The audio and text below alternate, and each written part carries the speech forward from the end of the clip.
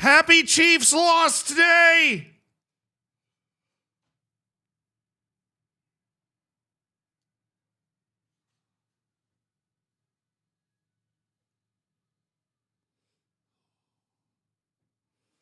Now, let's be honest. I didn't want anyone to win that game. But if somebody was going to win that game, the best possible outcome was the Chiefs getting absolutely blown out. And that's what happened. So in a bad situation, we'll take the best possible option we can get, won't we? We'll take it in a bad situation. Because it was. I hate the Eagles and I hate the Chiefs. But you know what? I was rooting for Kendrick Lamar. Amen. I thought Kendrick was great. I don't know what people expected. I think people just don't really like rap concerts, honestly. If they've never been to one. I mean, it's not like Kendrick Lamar is going to stand up there and sing it like Beyonce, you know. He's going to rap his songs with some messaging. That's what he did.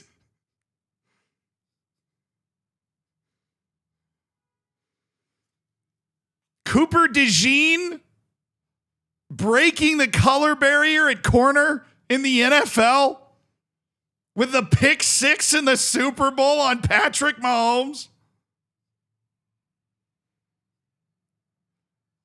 I was doing backflips. Cooper DeJean is not a safety. There is one white corner in the NFL. And he had a pick six in the Super Bowl.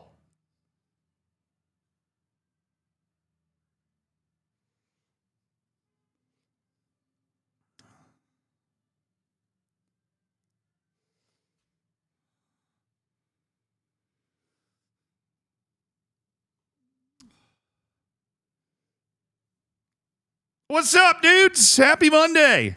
How you doing? You doing well? Big active weekend, FA Cup nonsense. Nonsense in Bangladesh. Nonsense in Romania. Riley Moss erasure. Hey, Cooper actually gets to play corner all the time, though, Shirley, but I respect the ball knowledge. And, of course, the Super Bowl was last night. How many of you watched and had no idea what was going on? A lot of you had no idea, be honest. Or you just didn't watch, that's totally fine. But I know a lot of you watched at least a little bit of it and didn't even know what was going on. Nothing wrong with that. Watched for Kendrick, nothing wrong with that either.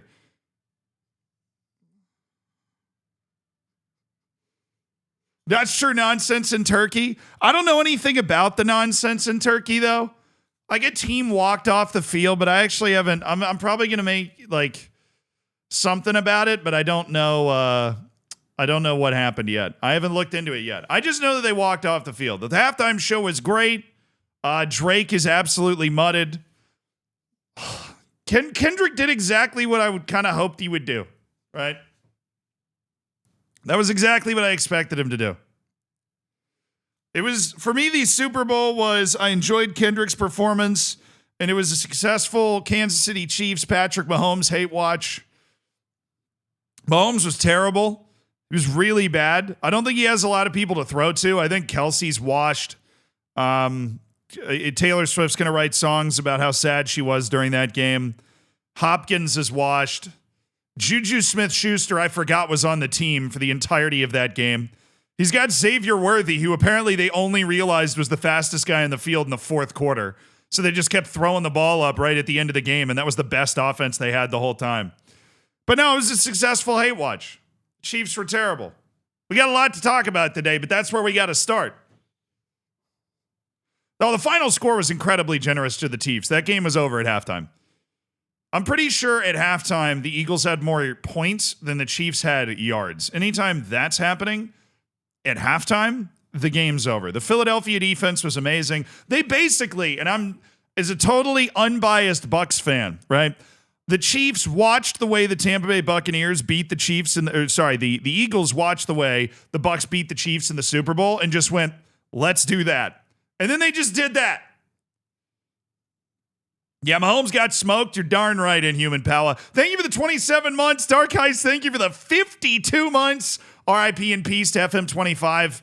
Yeah, it's crazy. Thank you for the 52 months, though, dude. Cynical, thank you for the Prime. Now, Last Striker, thank you for the 6 months. James, thank you for the 100 bits. I watched the whole thing, understood Taylor Swift dating one of the guys and that they got embarrassed. Yes. Austin Busby, thank you for the 28 months. Brother. I worked the Super Bowl last night and escorted Antoine Griezmann onto the field. He was super nice. Dude, that is awesome. He always seemed like a nice guy, too. Bass, thank you for the 27 months. Wife asked if I could stop singing Wonderwall. I said maybe. B. I think I carried that with my performance, if we're being honest. Troll, thank you for the 8 months. Paz, thank you for the 15 months. Mads, thank you for the 6 months. Why did the football team go to the bank? To get their quarterback. Yeah, and Chiefs might want a new one after that. James, thank you for the 20. Benny Cage, thank you so much for the 6 months. Go Birds. Congrats, dude. Enjoy it. Chill out. I hate Philly. Thank you for the 21 months. Shunt, thank you for the 34. Didacus, thank you for the year. Love your videos. Keep up the work in these dark, dark times. It's a video game at the end of the day. I'm just pissed that they didn't, get it right and that they kind of lied to us and stuff. But what are you going to do, right? Halfland, thank you so much for the Prime, brother. Thank you for the 3 months. Dennis, thank you for the 16 months. Azelio, thank you for the Prime. Lately Bass, thank you for the Prime. Bejeziak, thank you so much for the Prime. Pale Ginger, thank you for the 39. I have a conundrum. I signed this winger for like 90 million a few seasons back. He's got great attributes, but only has about 12 goal contributions a year and averages a 7.0. Then do I get rid or immortalize him in my personal Hall of Saints? His name is Mateo Mas.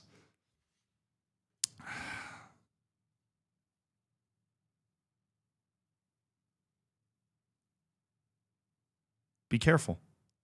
That's all I'm going to say. That's all I'm going to say. I'm just going to say be careful. Okay, you're on dangerous ground when you start criticizing Saints. Just be careful. That's all I'm going to say. Just be careful. Let's not get hasty here. Let's not do anything that we're going to regret. Why is your eye red? Dude, I had something in this eye for like an hour and a half. I'm not even kidding. This stream was delayed by like 45 minutes because I could not get it out. I put so many eye drops in it that I'm pretty sure the FDA would be offended by the number of eye drops that went into that eye. But it's clear. I'm good. So that's why my eye is red. Yeah. I was crying because of FM25. That's the actual reason. John, thank you for the 47 months. I appreciate it. I invented a thought-controlled air freshener. It makes sense when you think about it. Okay. All right. Pretty good dad jokes out there today. Thank you for the 47. Ben, B+. Thank you for the 16 months. Coops, thank you for the Prime. Batch Hockey, thank you for the 8 months. Who's more cooked after last night, Mahomes or Drake? Drake got called a pedophile in front of hundreds of millions of people.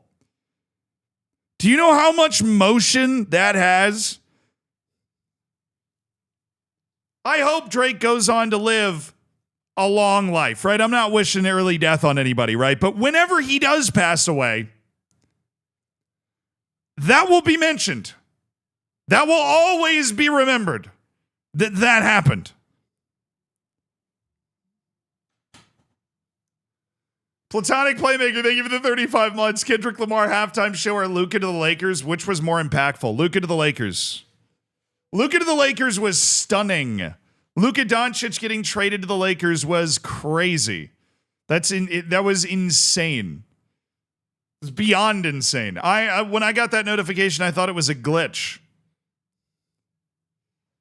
Mahomes was terrible. Yeah, but it's like nobody blames Mahomes. Nobody ever blames Patrick Mahomes. It's always my defensive line was terrible. My receivers are terrible. You know what? Sometimes you're just bad. And Patrick Mahomes was just straight bad in the Super Bowl. Both of his interceptions were bad.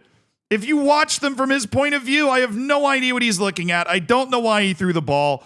He threw 2 terrible interceptions. His line also sucked. His receivers are also bad. I said that earlier. But he was bad.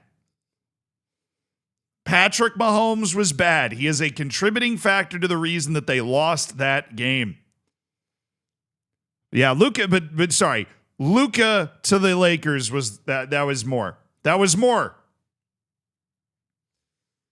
Luka to the Lakers. I'm trying to think of a football equivalent. Luka going to the Lakers would literally be like Mo Salah getting sent to. It's like Mo Salah getting traded to Arsenal, right?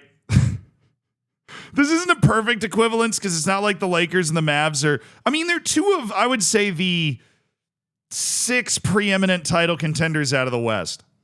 It would be like Mo Salah going to Arsenal in a swap deal for like Martinelli. And you're like,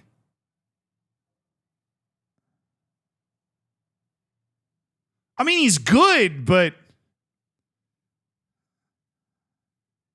no. Mo Salah is Luka. Martinelli is AD.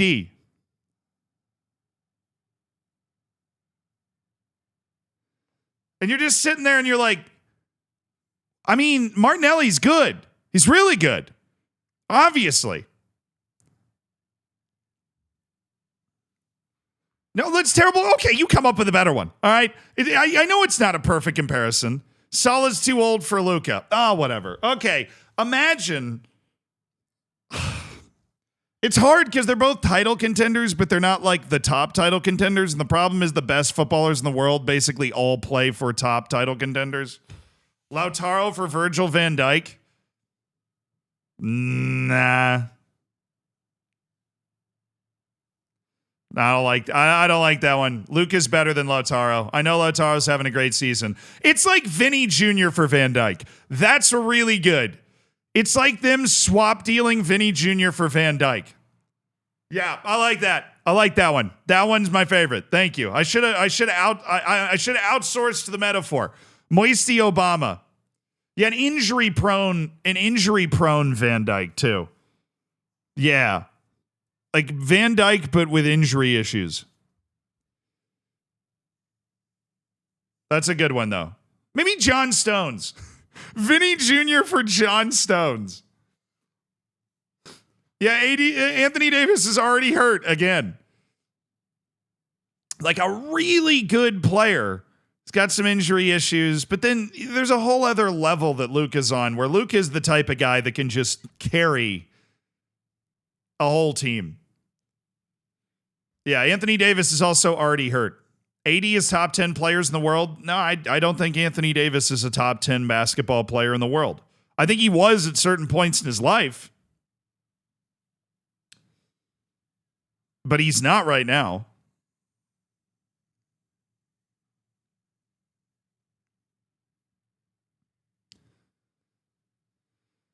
Yeah, no, I think it's I'm not going to name all of them, but it'd be like, I would say even guys like Shai Gilgeous-Alexander, you'd take over Anthony Davis right now. All right, Palmer for Lukaku. Yeah, but it also works because Anthony Davis is like a brilliant defensive player, so having him be a center back in the metaphor just makes sense to me, like more in my brain. Yeah, if Anthony Davis wasn't injury prone and like cared all the time, then sure. The AD disrespect must be stopped. Yeah, all right. I watched Anthony Davis try to carry the Pelicans anywhere but the bottom of a trash can for a decade, and he failed. Team me up with LeBron James, and we'll probably be able to win something. I'm aware LeBron James needs help, and Anthony Davis was able to provide that help. Okay, but let's stop pretending that Anthony Davis was, at any point, ever a top 5 player in the NBA. He is really good. He's better than what Chris Bosh was in his prime, right? In his prime. But Anthony Davis is made of glass, right? And he is not the type of guy that can lead a team to a trophy. He's just not. If you have a LeBron James type guy, you can slot Anthony Davis in there, but you can slot Kyrie in there. I love Kyrie, right? But you need guys like Kyrie and Anthony Davis need somebody like LeBron to attach themselves to. He was a top 5 player early in his career. Then why did his team suck? Why did his team suck if he's actually a top 5 player? Why were the Pelicans so bad? They were terrible. And bad and bad and bad and bad and bad and bad. This is injury proneness. I mean, you're saying like basically he was hurt most of the time and he couldn't play.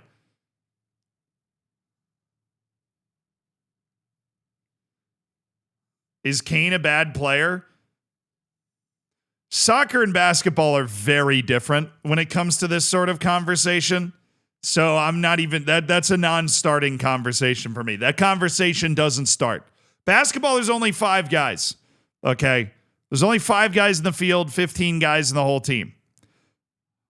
Where you got, it's not, it is a team game, but it can be dominated more by an individual than soccer can be. Luka Doncic has played like 5 NBA seasons and been like all NBA in all 5 of them. He's gotten votes for the MVP award basically every year of his career. He's a Martian. He's ridiculous. Who cares? I don't care if he lays down and doesn't play defense at all. He also led the playoffs in steals last. Nobody wants to hear that.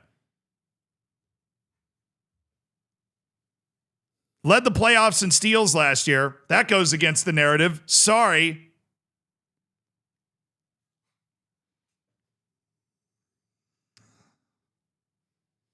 Oh, look, Anthony Davis, I don't mean to slander him. There's just a difference between the guys that can win an MVP award and the guys that can be a star in the league. Anthony Davis is a star in the league. He never sniffed an MVP award. Luka Doncic has done nothing but sniff the MVP award since he got in the league.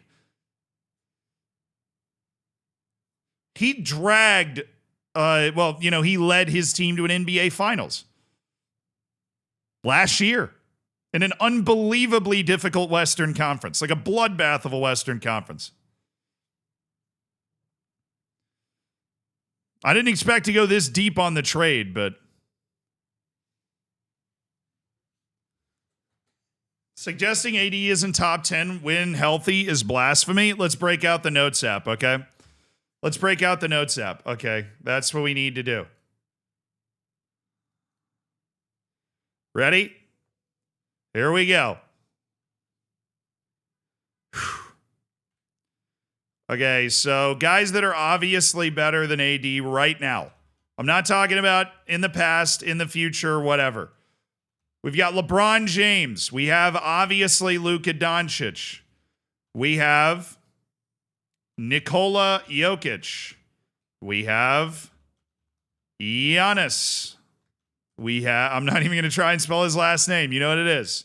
We have Shai Gilgeous. Alexander. Now the interesting thing is, do you put anybody on the Celtics in this list? I honestly feel like I might just not put anybody in the Celtics on this list. I feel like that would be, I don't like Jason Tatum. All right. I'll tell you what, Wemby definitely goes on here. Wemby is just a better player than AD is already. Victor Wembanyama. But that's, yeah. Okay. Steph Curry, obviously. Steph Curry is still Steph. The GOAT shooter of all time. Now, I see a lot of you guys saying Anthony Edwards. I would agree with that 100% of the time, that Anthony Edwards is a better basketball player than Anthony Davis. All of these guys, in my opinion, inarguably better players than Anthony Davis. Inarguably. Kevin Durant. Oh, yeah, Joel Embiid. I just forgot about Joel Embiid. Joel Embiid is so much better than Anthony Davis. Okay. Tingus Pingus. Who the hell is Tingus Pingus? Kristaps Porzingis. Oh, yeah. Embiid, dude, look, I know Joel Embiid is annoying. I know he's annoying. I don't like Joel Embiid. He's way better than Anthony Davis. He's way better than Anthony Davis. Joel Embiid is like a 40-15 guy. Why not KD right now? Who would I rather have on my team right now? Kevin Durant or Anthony Davis? No, I don't like Karl Anthony Towns. I'd take Anthony Davis over Karl Anthony Towns. I am not locking Anthony Davis out of the top 10 with a Karl Anthony Towns poll. Honestly, I would totally take Jalen Brunson over Anthony Davis. I just don't want to have to defend it. I'll do Durant. Kevin Durant's still the easy money sniper. I never liked him either. These are guys that are at the end of the list just because, I mean, I just don't like him, so I forgot about him. And then Durant, I don't think is as good anymore.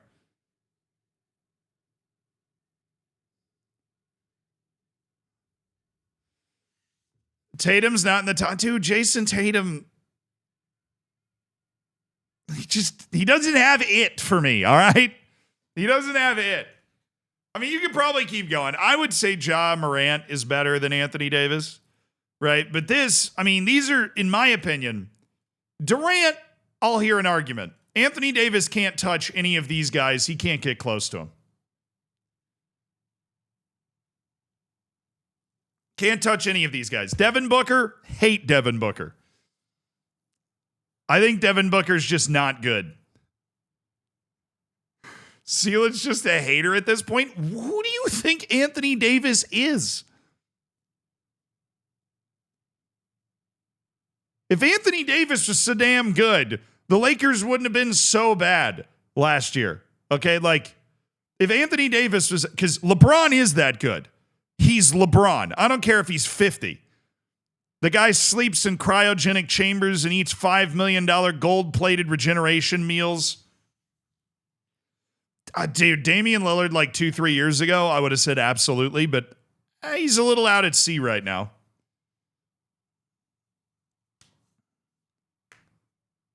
I put Jimmy, I wanted to go with somebody better than Jimmy Butler. I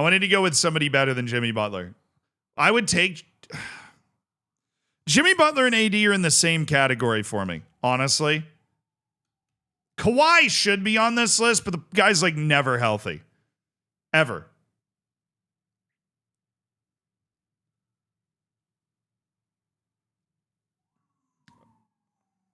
Zion Williams. No, he's the new AD, man. Zion Williamson. He's the new AD.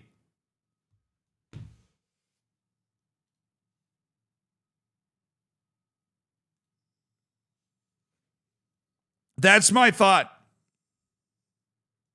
Anthony Davis is not a top 10 player in the NBA. He's just not.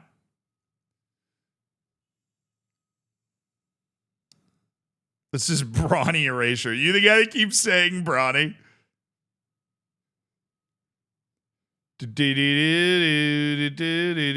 Dalton Connect. Caitlin Clark. Let's go. No, these aren't in order, okay? We were just coming up with 10 names of players that you'd rather have on your team than Anthony Davis. I have these 10. Destroyer Sand, thank you for the 20 months. Sorry, dude.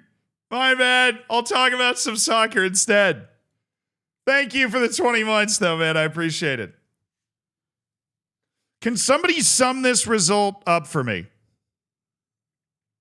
This dude, honestly, Jalen Brunson, Domantas Sabonis, I'd take over AD, but those guys have zero brand names, so I didn't want to put them on that list. How did this happen? Can somebody sum this up for me? The pie face effect. Why do I hate Mahomes so much? I'm just a hater. I don't think he handles adversity well. I don't respect people that don't handle adversity well. He's the type of person that if I played against him in pickup basketball, he would drive me crazy. He's just annoying, and I've never liked him, and I still don't like him. I'm sure he's a perfectly fine guy if I got to know him, but I probably will never get to know him. So I hate him. I'm just a hater. I don't know.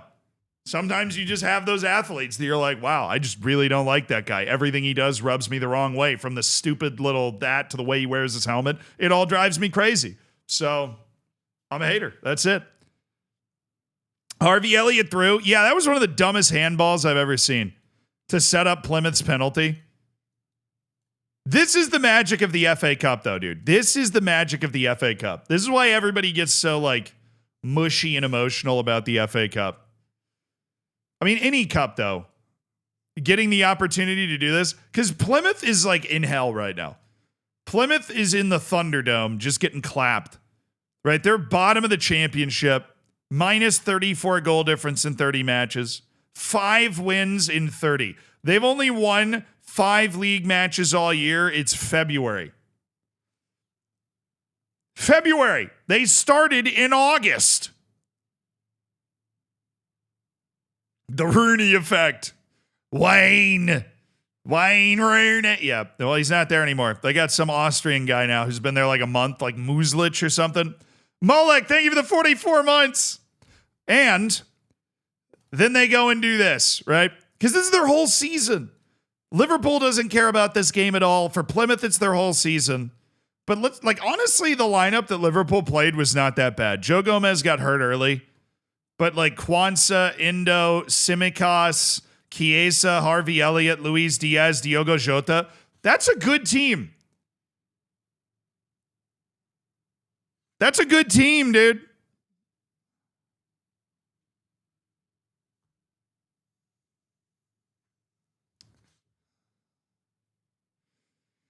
Plymouth winning the FA Cup for a League One European run. I mean, I would love that. That would be unbelievable. It would be the full magic of the cup coming back. Wait, Muslich used to manage Floridsdorfer? Did I meet him? No, this isn't the guy that was there when I went. It was close, though. He managed Floridsdorfer in 2020. Only missed him by like 2 years. Miran Muslich. Dang. I actually did not know that. So, the good news for Plymouth also out of this, right, is that they actually, Millwall and Preston are in the next round as well. So they can get a pretty easy draw to get all the way to the 6th round as the worst team in the league.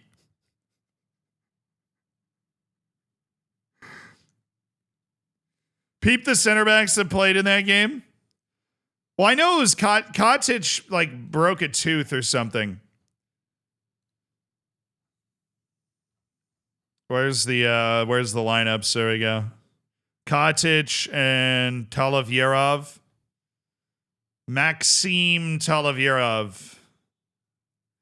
Oh, he was at Lask. So he's a January purchase there. There you go. Maxim Talavierov. Dude doesn't even speak English. Just maybe he does. Just out here. And he was purchased from Switzerland. He's playing at Zurich. This is the guy that busted his tooth. Nikola Kotic. Everybody wants to come play in England eventually. The money's just too good.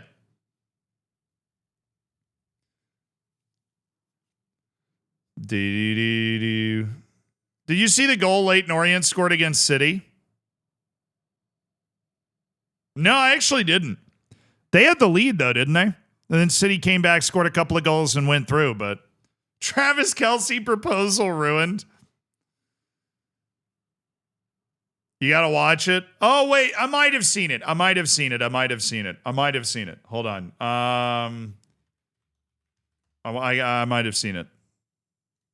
I think I saw a ridiculous screamer.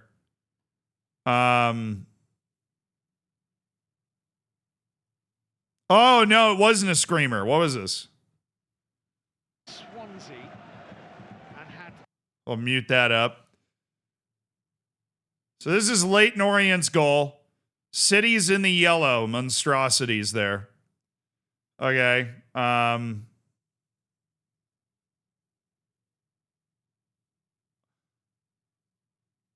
feel like I got baited there because I saw the own goal and I'm like, oh, it must have been a stinker. So when these types of goals, I always want to like rewind it and see what this guy was seeing. Dude, Ortega's not even that far off his line. Look, I'm going to say something.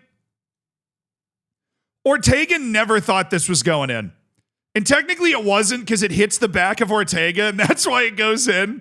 But like, Ortega never thought, the way he's moving, he just doesn't think this is going in. He is not like giving it his all here. Right? This guy, it looks up, and I mean, Ortega's like around the penalty spot. He's not crazy far away from the goal. He just doesn't bust his ass to get back. I mean, this is a dream goal to score if you're a guy on Leyton Orient, but he doesn't even get credit for it. He doesn't even get credit for it because it hits the bar and then goes off Ortega. But that, I mean, that's an insane goal. But I'm looking at Ortega a little bit like, this sort of goal should happen. It's supposed to happen. When you're like outside your box and the ball gets turned over in possession that you're involved in. Ortega's not involved in this possession at all. He's, I think, somewhere around the penalty spot when this ball gets played, and he just doesn't think it's on target or going in. He's not playing that super intensely. He's just kind of jogging back. Maybe he thinks he can fingertip that over. Maybe he's trying to let it go. And I mean, if it is he's not wrong, because if it's just a little bit higher, this is going over the goal, and he doesn't want to touch it. If it's just a little bit higher, it's going over the goal, but it just dipped on him, and now he looks like an idiot. City tried to claim it was a foul on their player. Oh, no. Absolutely not. Oh, I would have been so mad if they called this. He's just beat to this ball. It's just a stupid touch. And he pulls the guy down. If anything, it's a foul on the City player. He takes a bad touch. He's getting beat to the ball. The guy's trying to shield him out, but that's not a foul, right? And then he goes down and pulls down the Leyton Orient player. Like, yeah, if that can't be a foul. Eris, thank you for the 20 months. Like, it's a foul if you're obstructing a guy getting to a ball, but if you're in between the guy and the ball and you're just shielding him off it, that's not a foul. Yeah, it was a bad touch, and then he just got grown man strength. Hey, Mumbling American. Thank you so much for the 16 months. No, that's a crazy goal, though. That's a glorious goal for Leyton Orient, even though they ended up losing. Glorious moment. Oh, yes. It's going to be fun for teams like Ipswich to be able to just beat somebody up, too. Little respite.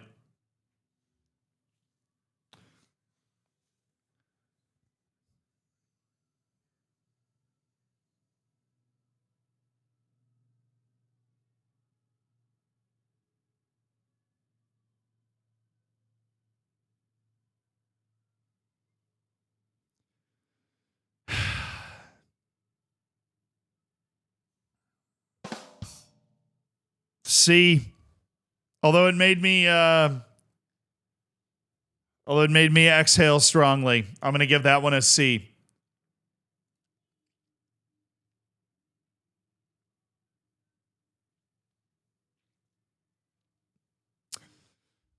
Caused me real pain. It hurt enough. It has to, but now I'm sorry. It hurt a lot, Bob. And thank you for the 14 months. But that was that. Okay. We do have some very important news. We have some very important news out there today. Let's say it's some administrative work. First time this has happened in a while, chat. First time this has happened in a while. Are you getting married? Surprise! No. Are you banning me? Yes. We had a meeting. You weren't invited, and I don't know how else to break this to you. There is a new sheriff in town. A new mod of the stream has been crowned. After years of intense training, multiple boot camps that would rival even the Green Berets and SEAL Team 6, there is a new mod that is being added. Say congratulations to Propane Burrito, who is the newest moderator protecting the realms of Zealand and men and making sure that all is safe here and on the Discord and on the Reddit. Long may they reign. Congrats, Miles Jacobson. Yes, and we are also modding Miles Jacobson. But congratulations and welcome Propane Burrito to the mod team. A shiny new sword by their name.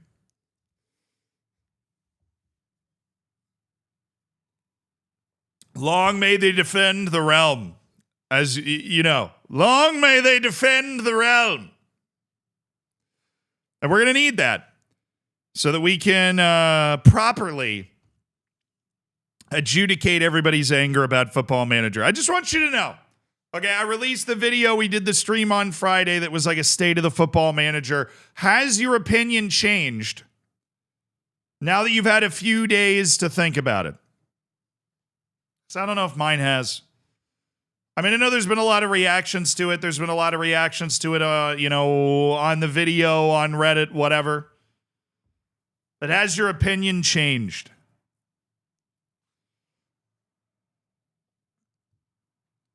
Yeah, mine hasn't either. Hasn't really. I mean, I don't think mine's particularly a hardcore stance. I'm surprised at how many people that thought. I'm surprised at the number of people that thought that my video was a hardcore stance against SI. I mean, they promised a game multiple times and they didn't deliver it after they picked the time that they switched over to Unity. I don't know. I'm not going to rehash old points, but I was definitely surprised at the number of people that thought I was going to. I thought there were going to be more people saying I wasn't hard enough on them, but it's actually been more people saying that I'm like too hard on them. That did surprise me. But I don't think that really hasn't changed. Wouldn't go so far as to say any video I do is journalistic, but try to be reasonable. I always try to be reasonable and honest, when I'm talking about this stuff, and that's just the way I feel about it. And that's separate from a lot of people will always be like, well, he's upset they canceled the game because that's how he makes his living. I mean, how many people, I'm in just chatting and there's 950 people here, I'm fine. I just want to play the game. I don't know. I'm doing all right. I'll just turn into a Civ streamer and move to Alaska. But I just want to play the game, man. They've got 20 years worth of goodwill. Yeah, I mean, I guess I gave that deserved more credit than I thought, according to some people. But I agree with your points. Maybe you had more expectations and felt more let down. Yeah. I'm not hating on Alaska. That's my if I ever want to check out, I'll just get a cabin in Alaska and just move there and that'll be life and it'd be pretty sweet. They can't even share basic screenshots of different menus at this time or something minuscule like that to tide us over. I know. I feel like that's a bit of an L.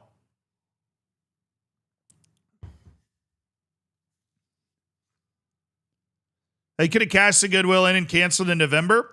Hindsight, that would have been the smart thing to do if they'd just done that. If they had just canceled the game in November, that would have been the smart thing to do. If they knew that they probably weren't going to be able to get it done by March, they should have just canceled it.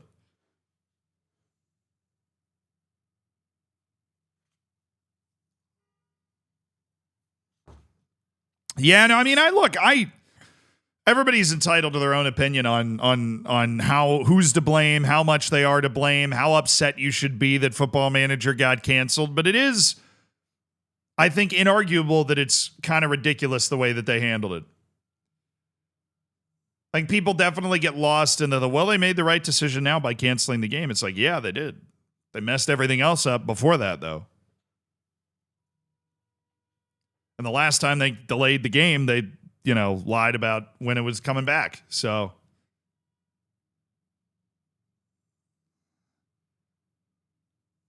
somebody at SI is wondering how early they can open pre-orders for FM26. Oh, they're already open. Yeah. Can we blame Hassan Abi? I don't think for this one. They might try, though. I know Kanye was talking about Football Manager clearly on his meltdown. I think that was Football Manager related, but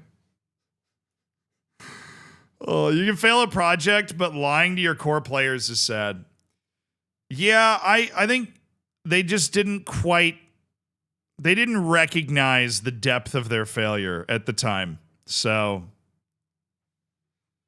they didn't recognize the depth of their being able to assess your actual status is just very important.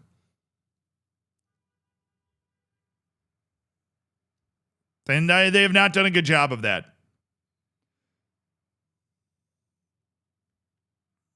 A very important thing. There's no doubt it let us down, and it's annoying even after 2 postponements they couldn't finish it. On the other hand, I have respect for one thing that we rarely see in the gaming industry. They are actually telling us they're not happy with the product they made. See tons of games coming out at the moment not being nearly ready for release. Yeah, if they released a game that was really buggy and sucked, it would have been worse. Because now what they've done is they have delayed the reckoning further. The problem is every time you delay that reckoning, when this new game finally comes out, every time you delay it, the expectation goes up. Because everybody's going to be pointing like, you had 2 years to build this game. 2 years with the studio building one game in a studio designed to produce a yearly sports game.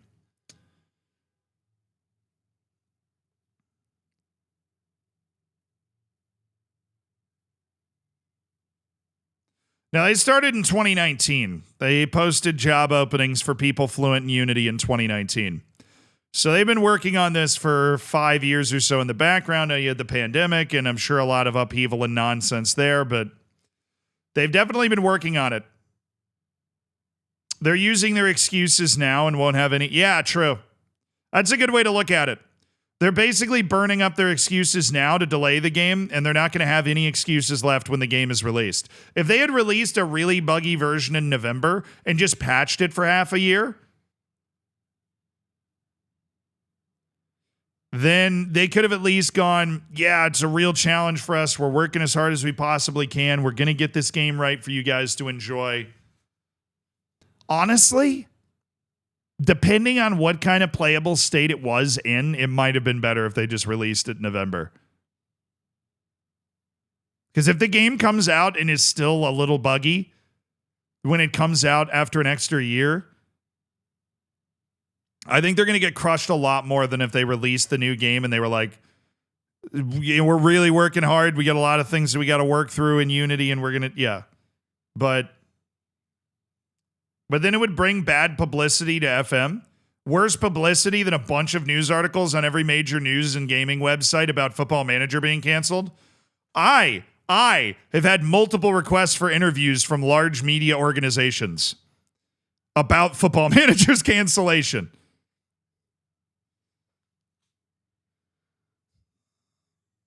I have.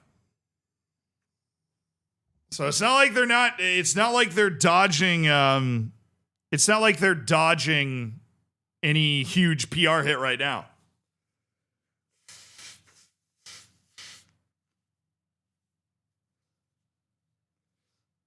Why didn't you talk about it?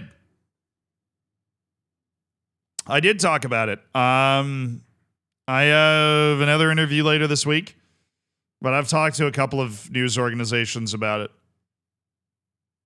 They likely can't release a buggy game because they're not even at that point yet, and that makes me sad. That's honestly, I think that they might, like, it. There's a difference between a game that has bugs. There's a difference between dropping a No Man's Sky where the bones are there and then you're able to tweak it out, right? And there's a difference between that and having a game where the bones all in, you don't even know what shape the skeleton is yet. And that, I feel like some of the bones fell apart when they were trying to get the game out in November.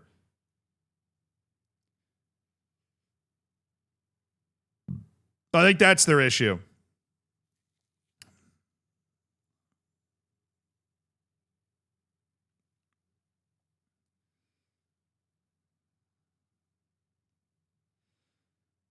Hear me out. SI just done. Dude, Shift Control. I made a video suggesting SI drops the yearly model years ago.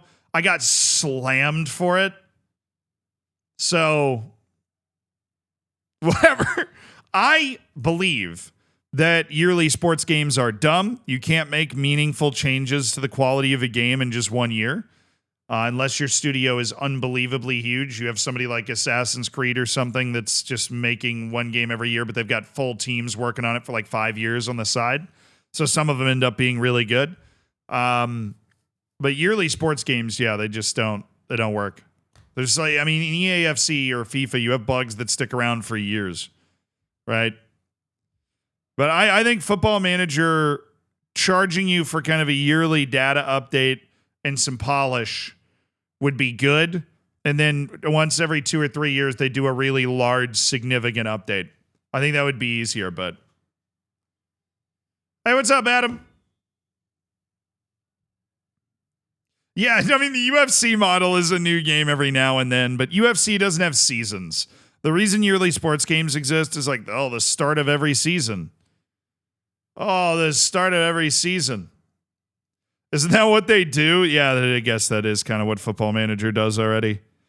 Every 2 or 3 years, there's like a big update, and then there's kind of like the polishing year, right? What I think of we talked about the Super Bowl and everything already, but I loved the halftime show. I thought it was really good. That it was exactly what you'd expect from Kendrick Lamar doing a concert, right?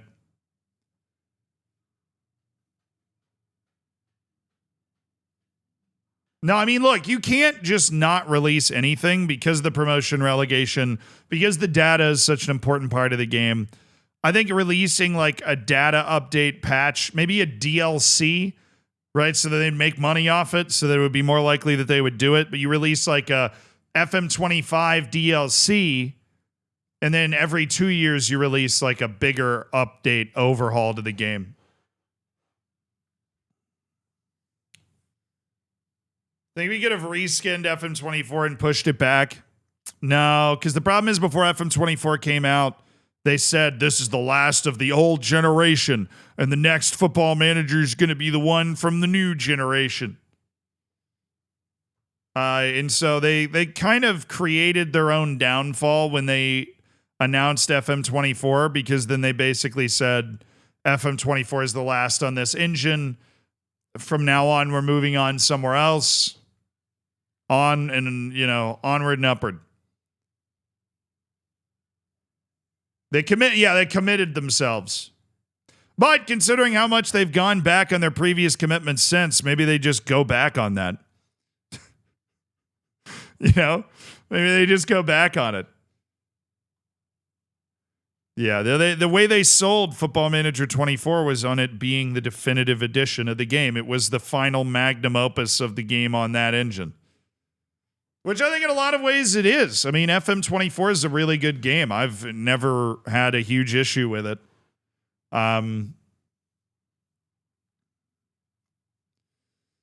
Never really had a huge issue with it. But FM24 is a good game. Yeah, there's like 1 or 2 transfer bugs, but there's like, let's be honest, there's always going to be that in Football Manager. I don't mean to give them a pass, but there's so many different levers to pull that somewhere in that code, there's going to be a disaster waiting.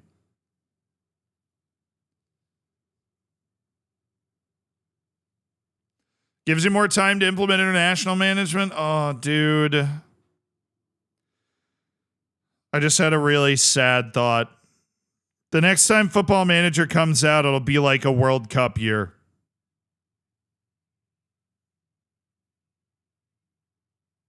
So yeah, they better add international management back. Because it'll be the year the World Cup's happening.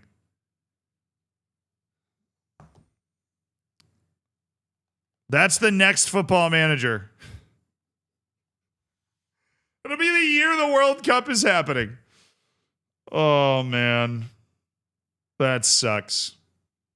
I mean, that'll be great because the World Cup's going to be here, and hopefully I'll be doing a lot of exciting things for it, but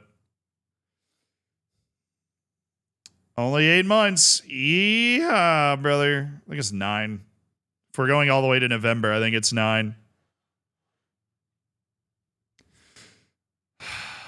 No international football with women's football makes no sense. I couldn't agree more either. The international game is just so much bigger than the club game on the women's football side. It's got to be there. It's got to be there. Es geht the new. Thank you for the 25 months.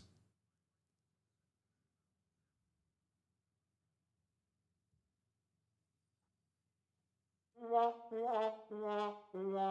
I think the next FM will be dumbed down? No, I think that fear is unfounded. I think people are worried it'll be dumbed down because the UI is more user-friendly to console and mobile players. But the UI doesn't affect the depth of the game. It just affects the way that you're able to get around the screens. In which case, the very little UI stuff that they have talked about, I thought was good. I know a lot of people didn't. I thought it looked pretty good. Because it made sense, like, they did away with the inbox and the left side, and it was more like interactive panels to get around the club. I think it was good. It affects, your feel for the game and where things are and everything, but it doesn't affect the depth of the game. As long as they're, and we don't know that because we know basically nothing about the game, right? We don't know how they have changed the depth of the game. But I think them changing the UI doesn't dumb the game down. I've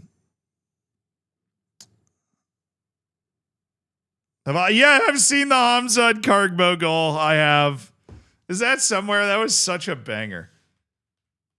That was such Hamzat Kargbo, the legend, absolute legend of.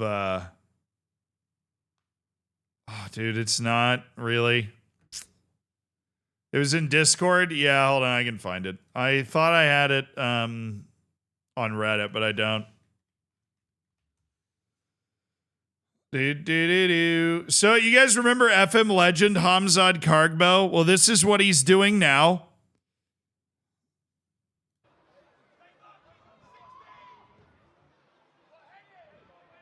That's Hamzat. Don't worry, it's coming back.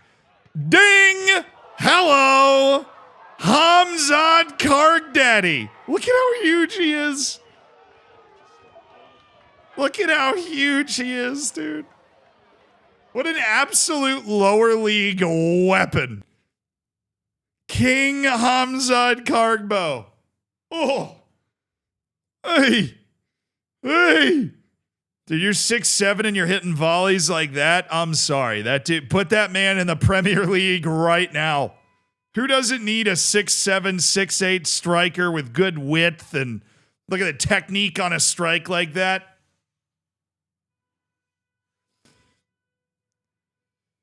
I just can't get over how much taller he is than everybody else. They look like children. They look like children next to him.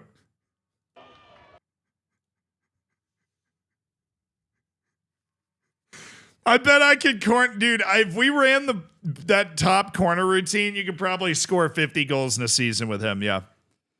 Well, actually, I don't know. At the top level, and everybody's bravery and aggression and height and strength is so high that him just being super tall and strong isn't like a huge separating factor. Probably not.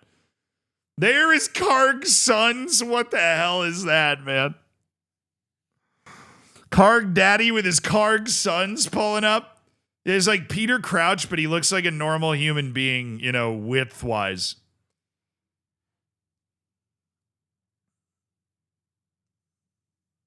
Yeah, what a goal that was. Happy for him. Very happy for him. New FM challenge created. True. I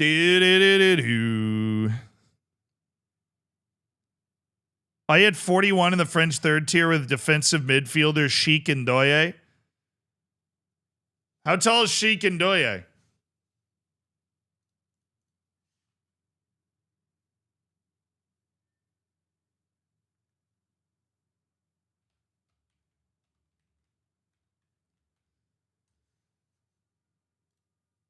Is it like a he's only 6'4", dude. Soccer players are so short. I'm sorry.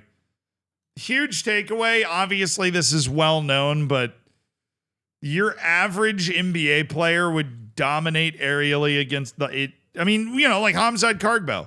Hamzat Kargbo clearly has some technique in those boots, but that dude was able to make his football career stick because he's just huge. Not having to use only 6'4". Steph Curry, just To put this in perspective, Stephen Curry, who is notoriously short, is 1 inch shorter than Sheik Ndoye.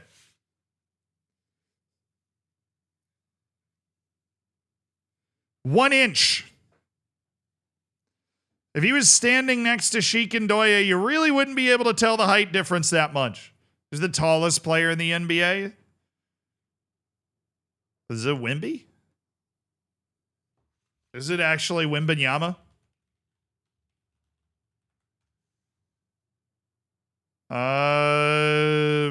That's tallest ever.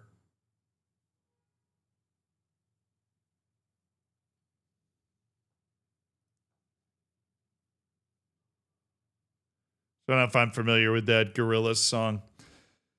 This is the tallest players ever. They're 7'7". Manute Bol's the famous one. I don't know who George Morrison is, but I know Manute Bol's, he had a long career.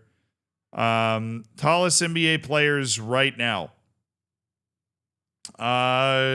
This is on every team.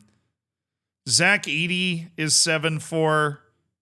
Wembanyama. Yeah, Wembanyama and Zach Edey are tied for the tallest players in the league right now. They're both 7'4". Which is obviously ridiculously tall, but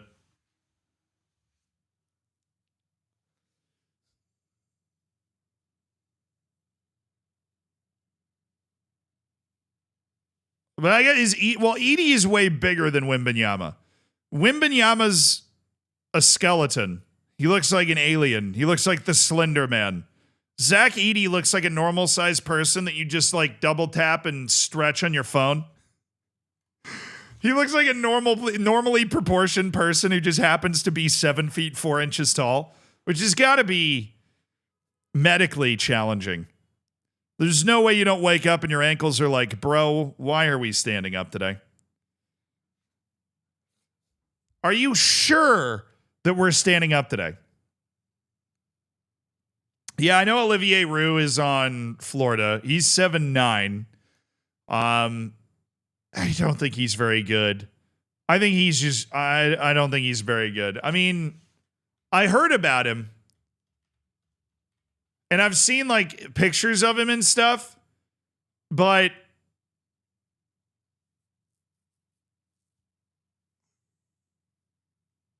like there's a certain point, I'm going to be honest, where you might just get too tall to be good at basketball, especially at the NBA level.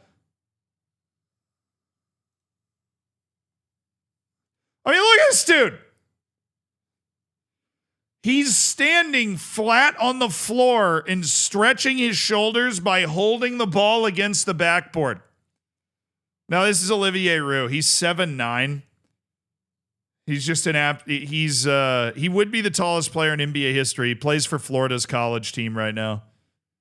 But he's like redshirting. They're basically just trying to be like, hey, man, here's what a basketball looks like. Hold it really high, and nobody will be able to take it from you. All right? Like, just hold it way up there.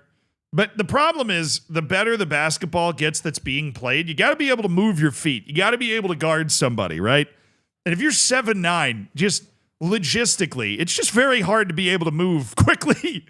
Right? This is why Wembanyama's a freak, is he's so tall, but he moves like a gazelle, you know? He moves so well.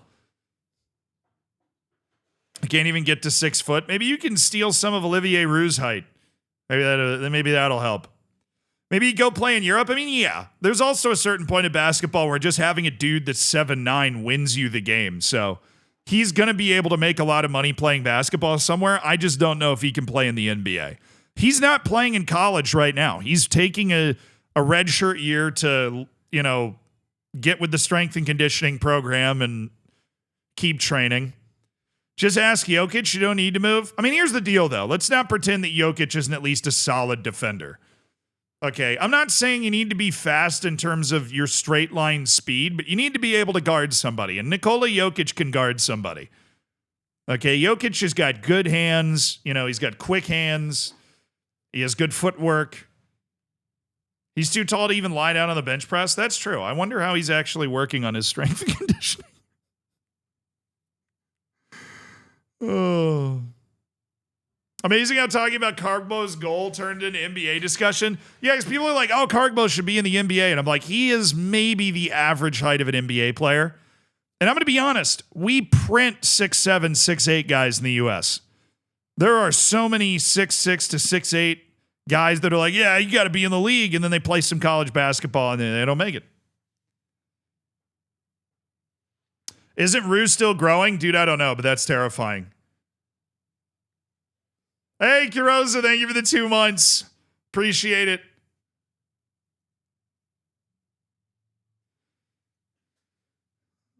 He may be 7'9", but could he beat the Space Jam monsters? You want to hear something crazy? I've actually never played Space Jam. Average height in the NBA is 6'9". That's crazy, dude.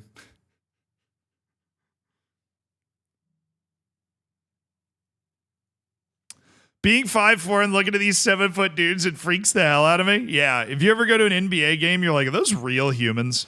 They don't look real. Oh, watched. Why did I say played? Why did I say played? I know it's a movie. I meant watched. I meant watched. I meant watched. I meant watched. I'm sorry. I meant watched. Somebody just said, talking about Olivier Roux, there is a measurable time difference or like time delay between his brain and his limbs. That's hilarious. Yeah, I mean, you ever see those like NBA players with soccer players pictures? Those are crazy.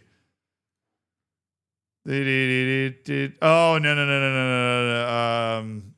Height. Well,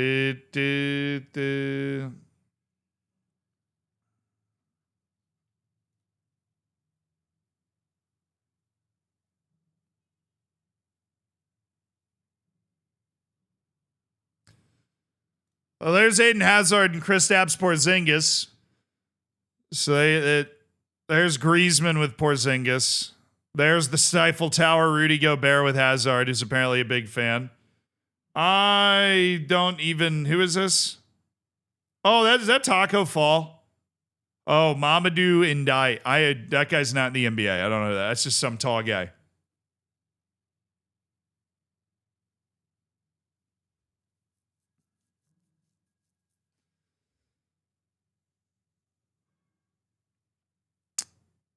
There's Joel Embiid with Paul Pogba, who's actually one of the taller footballers. There's Didier Drogba and LaMarcus Aldridge.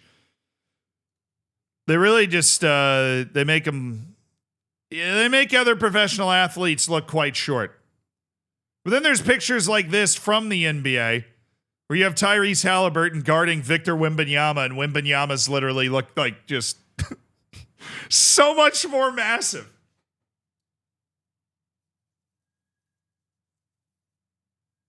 Wait, is there a picture of Yuki Tsunoda with Kristaps Porzingis? I'm here for that. I'm That's what a normal person looks like next to these guys, dude.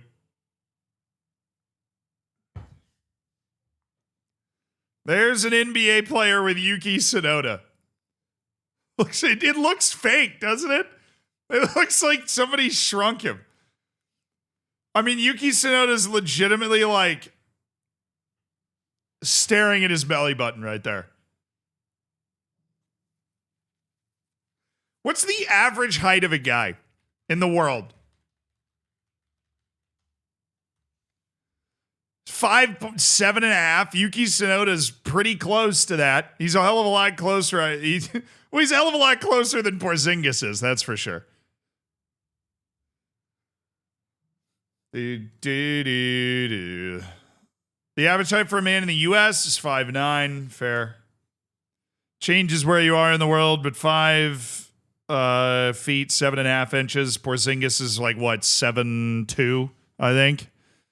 Oh, then Shaq and... Well, Simone Biles is really short.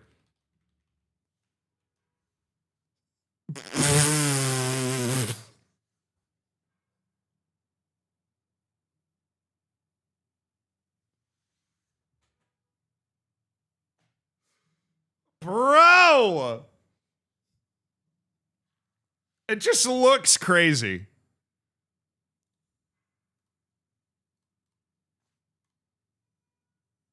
It just looks insane. She's in heels, too. Dude, she's in heels.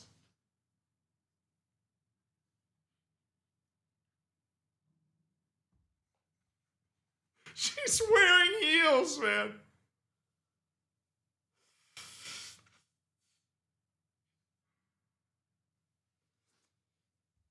No, but yeah, this is edited. This one's edited. This is the real picture right here. So, gymnasts are actually way taller than NBA players. Yeah. Gymnasts are way taller than NBA players. They're actually the tallest athletes. And that's I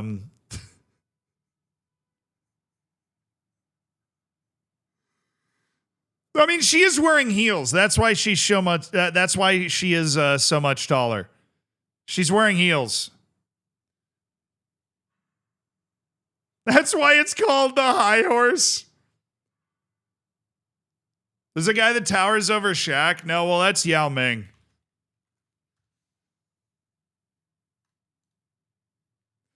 Yao Ming is that Shaq. That's the same Shaq from that other picture, and that's Yao Ming. Yao Ming was the best really tall player in NBA history, in my opinion. He was 7'6", but he was actually like an all-star. He was good.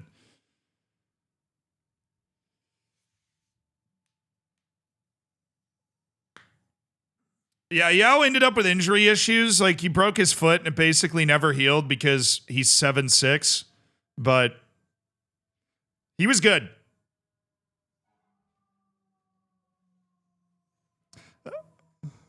Congrats on the Z, dude. Thank you for the 36 months. Enjoy your Z Bacon Prince. I appreciate the kind words. And Fizzy, thank you for the 46 months as well. Thank you. And Chuck Ye, thank you for the 38 months. Yeah, he's 7'6". Yao Ming was good, though. Yao Ming was good. That's him blocking Shaq. He played for the Rockets in Houston. He was China's best ever basketball player. He was actually good. He wasn't just a curiosity. That dude played well. Now we need to see Yao Ming next to Simone Biles. Very true. Let's put Yao Ming next to Yuki Tsunoda and solve the China-Japan. Is he Asia's best ever basketball player? Yes. There are a couple of random Australians, like Kyrie Irving was technically born in Australia. But if we're talking like not including Australia, he's definitely the best basketball player that's ever come out of Asia, yeah.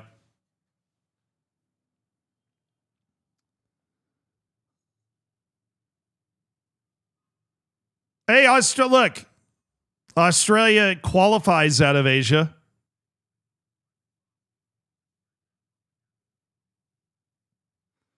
Yeah, Ben Simmons is better. Susan, thank you for the 20 months. I'm getting paid by big basketball millions of dollars to spread their propaganda. Right.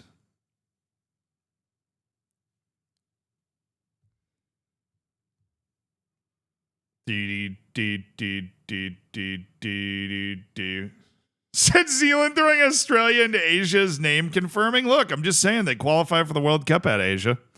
So, you know, they don't know anything about the continent of Zealandia, and it shows. I will say that. They don't know anything about the content of the continent of Zealandia at all. Yi Jianlian. I haven't heard that name in years. That dude was supposed to be pretty good, but he is not.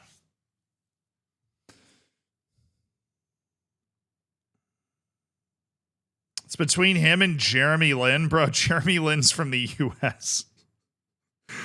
Jeremy Lin is definitely American. He's Asian American, but there is a difference. Definitely from the U.S.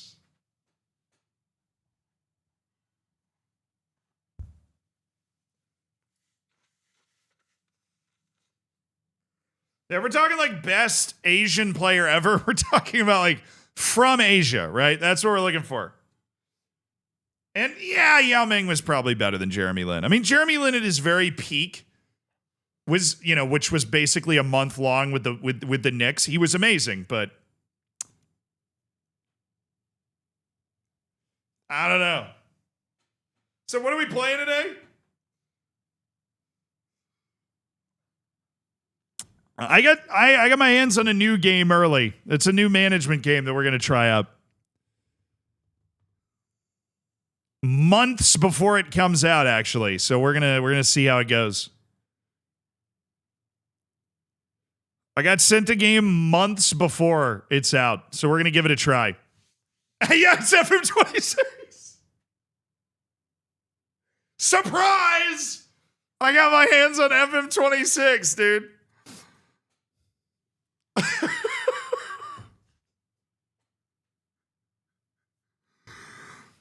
Oh, that's hilarious. Oh. Get in, lads. OnlyFans manager. It is a management game. Can you guess what we will be managing to get like today? If you guess it, I'll tell you. What will we be managing today? It is a management game. A like tycoon management game. It is not OnlyFans manager. That would be great. Ass cheeks. I'm pretty sure that's just OnlyFans manager. F1 manager, they discontinued that game. So it is a tycoon management game. Whole Foods manager.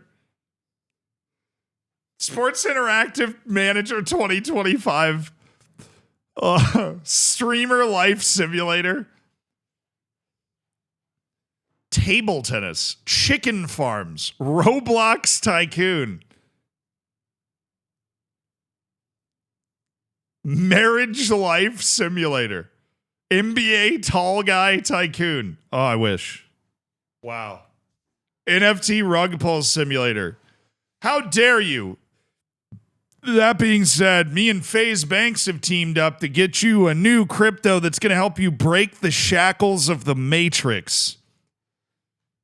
Also, have you seen my Lambo?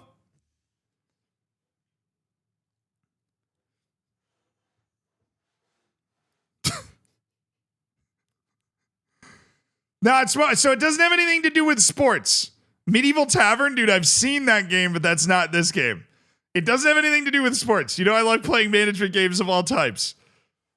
Isn't Game Developer Manager like an actual thing? I think I've been sent that multiple times. Museum Tycoon? Ooh. Ooh. Hair Growth Simulator. Welcome to Turkey. Airport. I used to play an Airport Tycoon game on my phone. Somebody got it. Somebody actually got it. I totally did not expect anybody to get it. Somebody got it.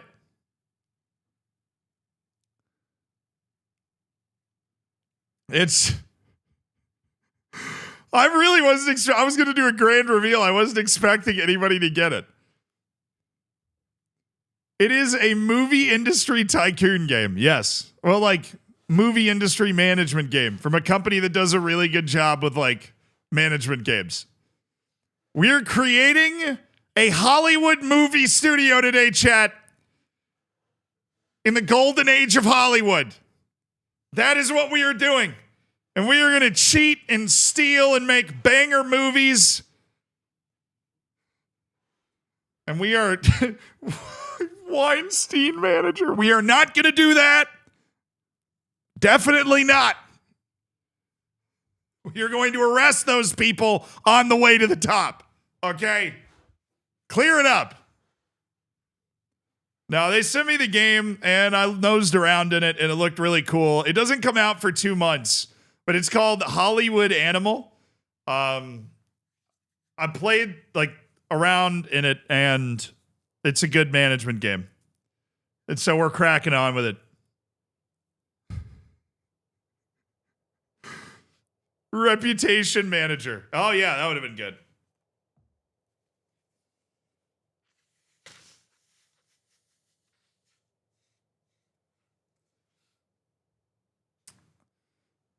Oh, they've got this thing at the beginning, too. Hollywood Animal covers a large part of the 20th century, portrays many features of the film industry and society as a whole, among them manifestations of discrimination, intolerance, and various forms of violence. So it's a disclaimer. I would imagine for the various horrible things that happen in the movie industry being included in the game, that there's like a disclaimer for it. So that's fair.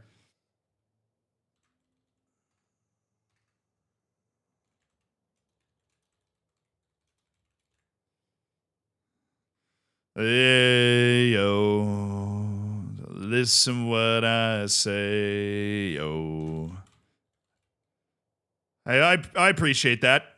I appreciate having that sort of thing in it. Now, there is like a code that allows me to play as a particular character in the demo. I think I need to check. I think you guys are able to play the demo too if you wanted to. But I believe so. Oh, what the? There's music? Well, yeah, there's music.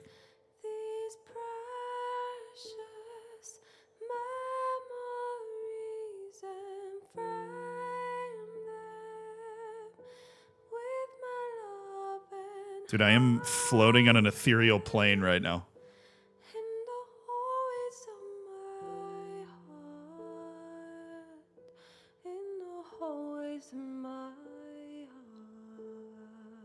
All right, anyway, I got distracted by that. I have to look up the thing that I'm supposed to type in. So you hit Q and P, and then a passcode comes up on the demo, okay? And then what do I have to type in? X, FM base, 15. Apply. Sweet. Okay. Now it's set up for me to be able to play. I'm hacking the game. But apparently, they told me you could do that on the demo too, and it'll work for you. Does this come with the Weinstein DLC? That would be unhinged. No, this game's good though. Yeah, FM base returns. I don't know. They came up with the code. They sent it to me, and I was like, "Damn, the FM base throwback. The hedonism of the 20s gives way to the Great Depression. I see." You're rubbing your nose raw, it's glowing. Dude, I've fallen into the depths of a cold on Sunday, and it was brutal. The advent of talkies heralds the golden age of Hollywood. Okay, can I run my studio? I'm digging the art style, but what do dude, I would never keep a snake as a pet. Can I be honest? Film companies fiercely compete for market and influence. The strong devour the weak. Onward. Current demo gets taken down on February 14th. Oh, I know the game comes out in April. So you have 3 days to play the demo if you want. You can go 3 years in the demo. So we can go a max of 3 years today. Yeah, we should make the Wrexham documentary. Okay, the music, certified banger. What logo do we want? I don't know. Whatever strikes me when I see it. Why would I do vulture? That just sends the wrong message. We do zebra. All right. Funniest name for the studio wins. Beaver? Is there a beaver? There's a peacock. That's a bear. That's a bison. Yeah, there's no beaver. We'll do zebra. Welcome to the movies, yeah. What's the name of our studio? Come on. What's the name of our studio? It's gotta have a name of you gotta have a name for the studio. Do do do do do do.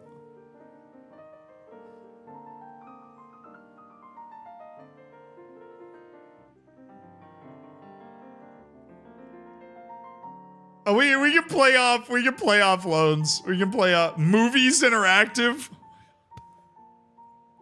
I can make it sports interactive, but then if I start doing illegal things, I'm gonna get sued, dude. Start like hiring the mafia to go after every movie studios, and Sports Interactive is gonna be like, "You did what?" Like, what I'm gonna get sued. Brazzers, hello.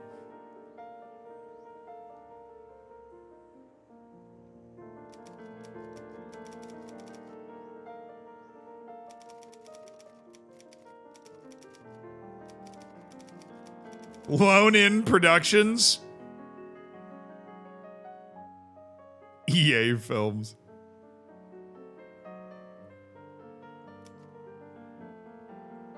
I need something off of Lone.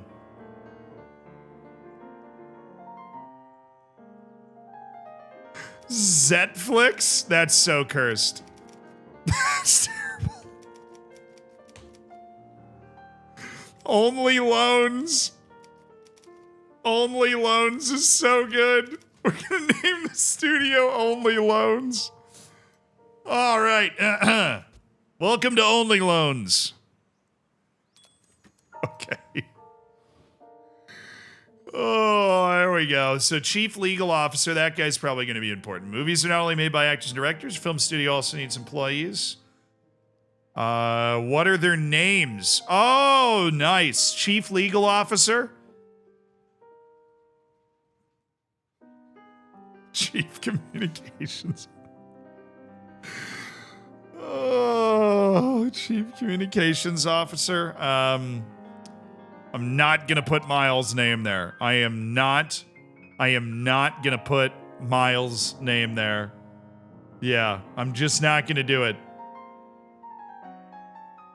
Chief legal officer will be Eyal, even though he can't be around the stream much anymore. We'll put that in there. Giles Jacobson. Perfect. Completely different. Chief financial officer. Newcastle. All right, Chic Newcastle. Here we go. Perfect. Wait.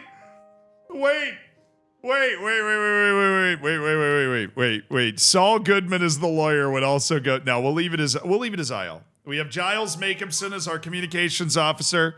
Chic Newcastle as our chief financial officer. Wealthiest owners in football, you know? Oh, my first film. Oh. You also received the footage from an unfinished movie. Filming was completed, but it was never edited. You'll need to complete the picture, but what movie is it? Messenger of Death? Blind Love or Limpin'? No, it's Limpin' Luke, bro. Give me the Western. Oh, that's cool. When you hover over it, it gives you this sound.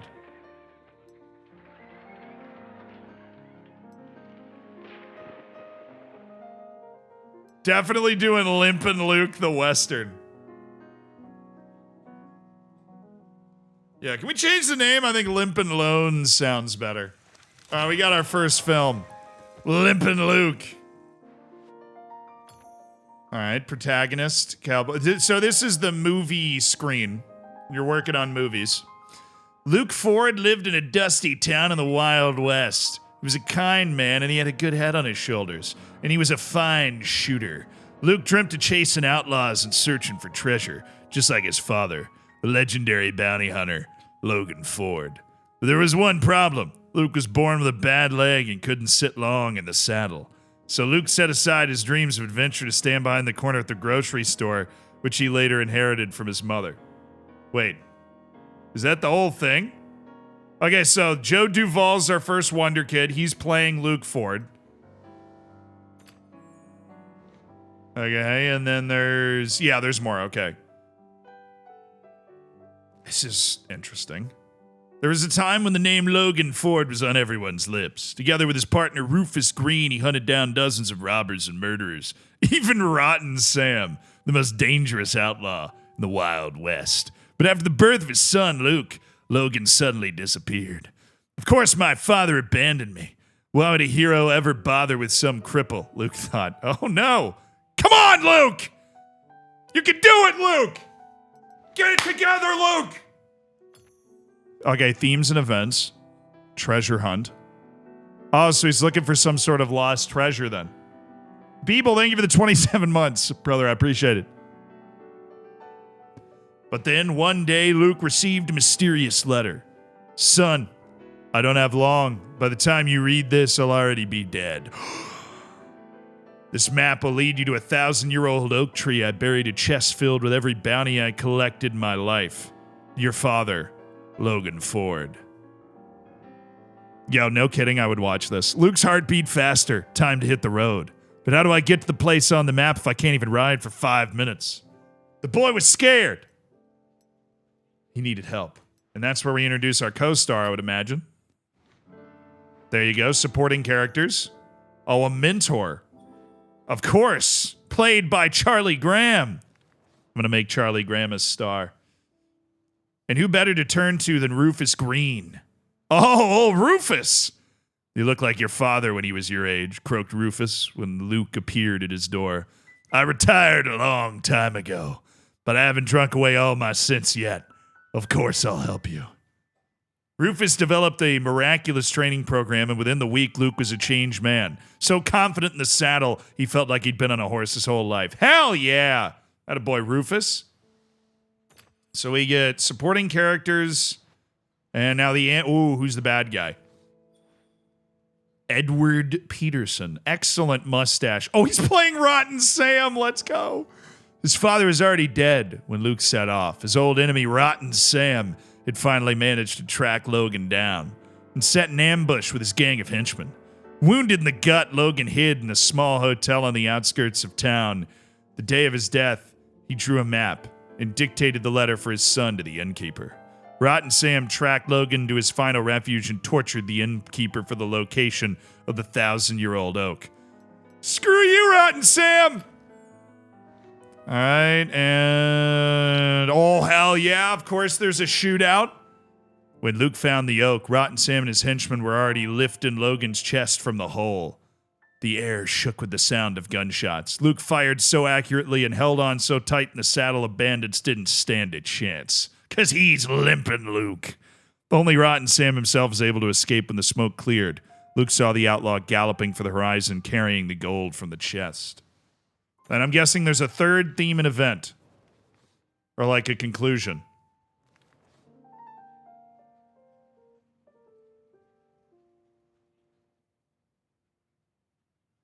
Luke turned to the open chest and found a battered little book bound in leather. His father's diary. Luke read an entry written 20 years ago. Rotten Sam has escaped from prison, and he'll surely seek revenge. My family's in danger. For their sake, I must disappear. That's why he left. I hope one day they can forgive me. I forgive you! Luke's tears fell on the page of the diary. Father just wanted to protect me. He never thought of me as a limp-footed nobody.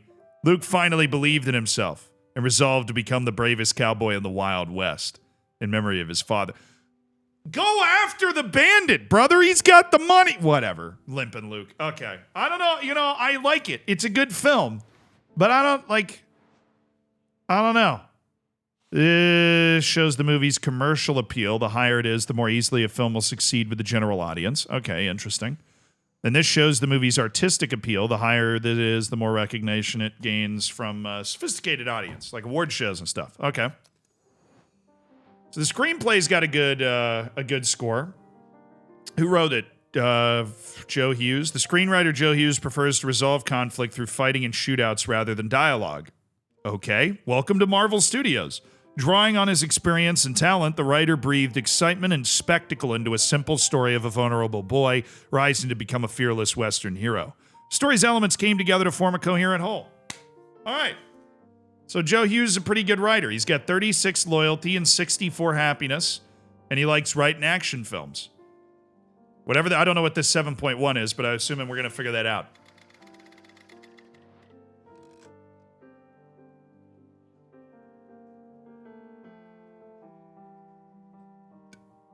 He's dead? So the film's ratings rose even higher. Casting famous actors is the surest way to boost commercial and artistic appeal, but other factors also influence the ratings, including quality scenery and modern equipment. Okay. Well, Joe Duvall, he was 27. We thought injuries were bad. Yeah, true. Okay, so Charlie Graham, who's I'm pretty sure the guy that played the supporting character, the mentor, Rufus Green. He's got good loyalty, so I think we'll make a star out of Charlie Graham. Joe Duvall had a commanding presence. How is he dead? do you mean he's dead? Oh, no. What happened? After the production phase, the film's commercial appeal declined. The lead actor became seriously ill and couldn't ride a horse or perform his own stunts.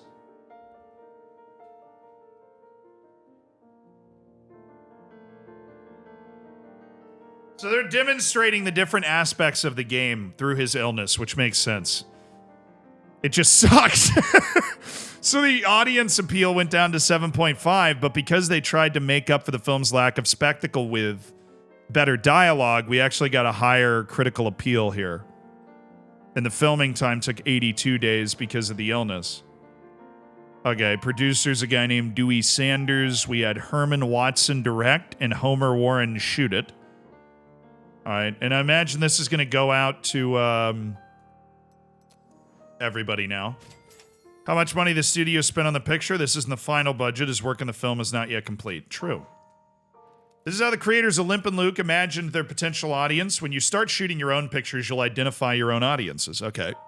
Limp and Luke is a shootout, a story of revenge, but also a touching story of the relationship between father and son. Its dynamic storytelling and spectacular scenes will interest men of all ages. Love the America of there being like a toddler with a gun in the background. All right, here's our studio, baby.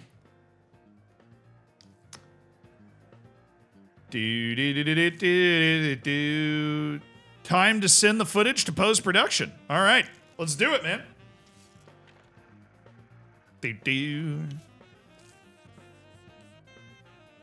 Yeah, I haven't exactly. We have like a cult classic film in our hands. Assign employees to handle editing and scoring. Oh, that's neat.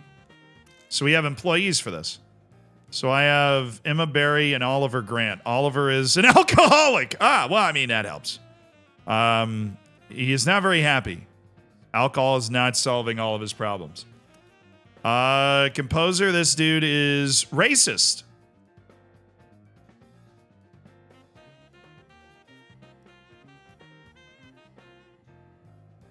All right, hot start in 1930s Hollywood. Here we go. All right, let's put the racist on composer because he's better. I mean, attributes don't lie, and I'm guessing the racism might come back to haunt me a little bit, but he's a better composer. So we're gonna have Emma Berry edit it. We're gonna let that alcoholic guy figure his stuff out, right? But she's a better editor. We also need to decide who will develop film and record the music and sound effects. Outside contractors are always ready to help with this. Okay. Film development. So this is important in 1930s Hollywood. You know, we want our first film to be good, so we'll go with the one that's got the higher quality, and they take less time too. And that only adds $6,000 to the budget. Music recording, that takes longer. We go C&B Orchestra or the Hollywood Concert Hall. What are you guys feeling? Do we want to get it done quickly for lower quality and a lot less money, or do we want to double it up and wait nearly twice as long?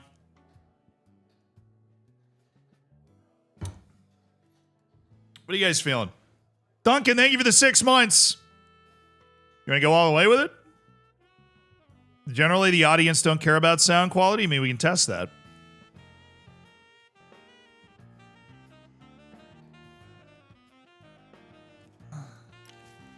So that's 28 days. It'll take 28 days to develop the film.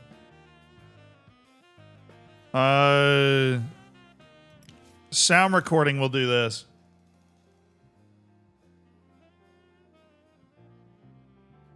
Yeah, Duncan, I love that. I don't know why the football world doesn't do more of that. So if we go 36 days, that will delay the... I don't know how long this stuff takes, like the composer and editor. I don't know how long that... We need to get a non-racist composer in. First order of business on the transfer market. We need a non-racist composer. Oh, maybe that's like something they can use to blackmail you. I don't know.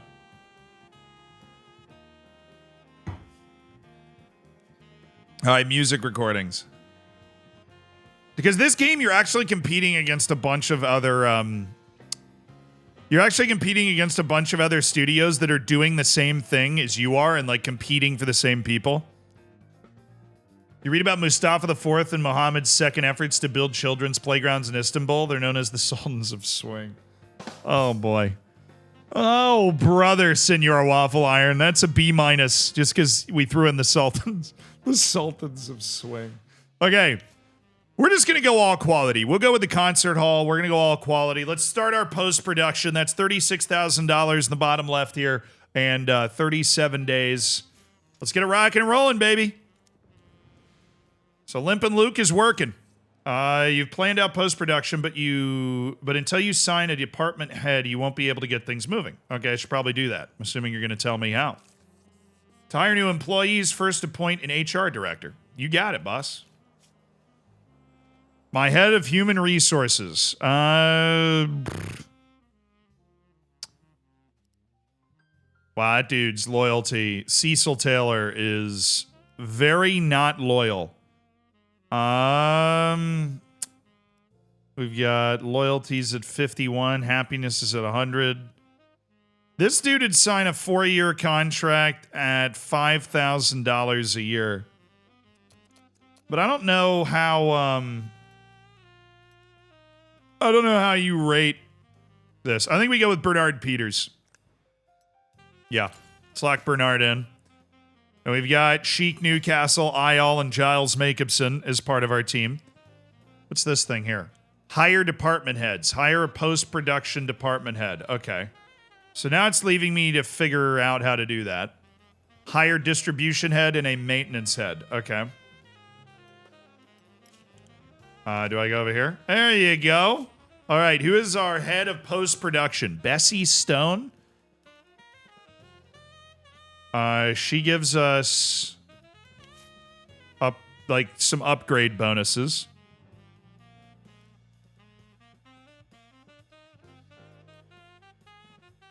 Dude, what is wrong with Jesse Hoffman? He's just charging a crazy amount of money, but he's not giving us any of these upgrade bonuses. I'm assuming I'm going to find out what those are, but I think I want those to be high. We'll grab Bessie Stone. She didn't get a lot of money, but she gives us the double upgrade bonus. I think that's where we're going. Boom. Give me that. So she's the head of post-production. Now we're rocking. Here you can see how far along the project is and how quickly it's progressing. Got it. Oh, yeah, that's Limpin' Luke down here. Got it. Thanks, Surplius. Okay, Limpin' Luke is getting cut. I've got no movies in theaters right now. We're going to pause because we want to appoint our other department heads. All right. Where's my money? I got nearly $5 million. Let's make some movies, baby. Who's the head of our distribution department? Douglas Fisher. Love the jawline on this lad. He is loyal as well. He's not very happy, but he does give us upgrade. I need to look up what these upgrade bonuses are. Problem is I can't because this game doesn't come out for 2 months. So there's no, guides I can Google. So these upgrade bonuses, when it's saying, I'm going to be able to upgrade something.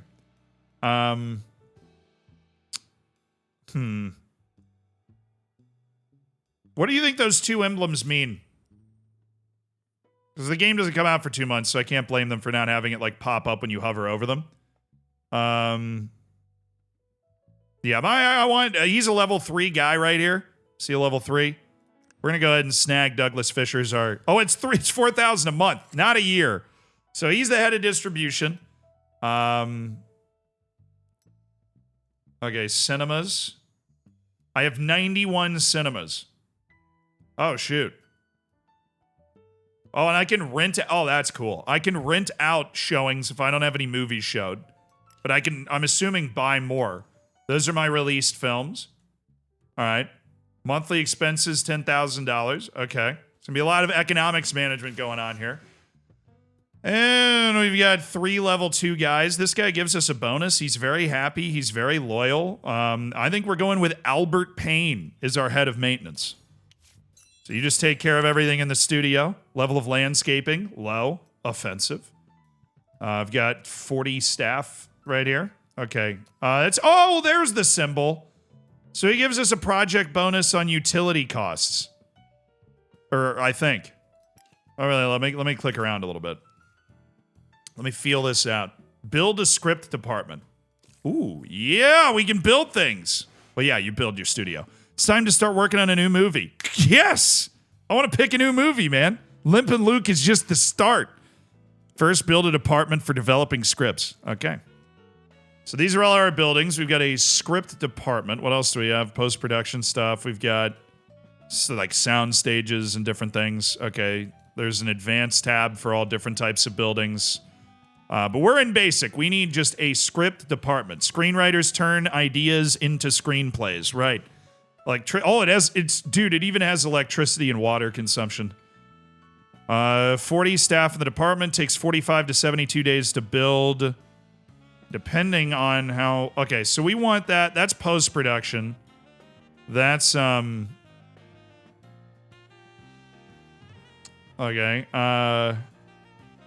wait. Put it away. Right-click to cancel. I just can't read.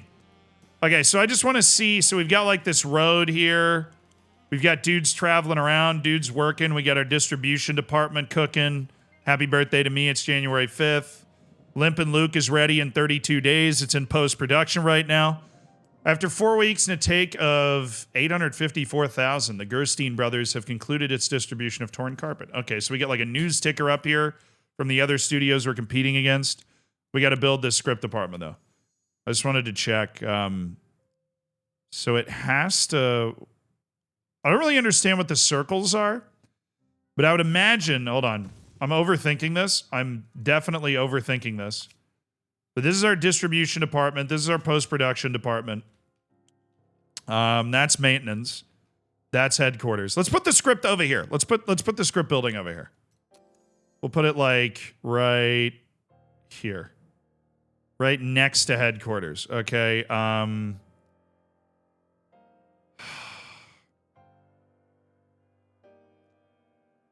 Do we want to just smack it together real quick? 160,000 smackaroos and it's done in 45 days? What do we think?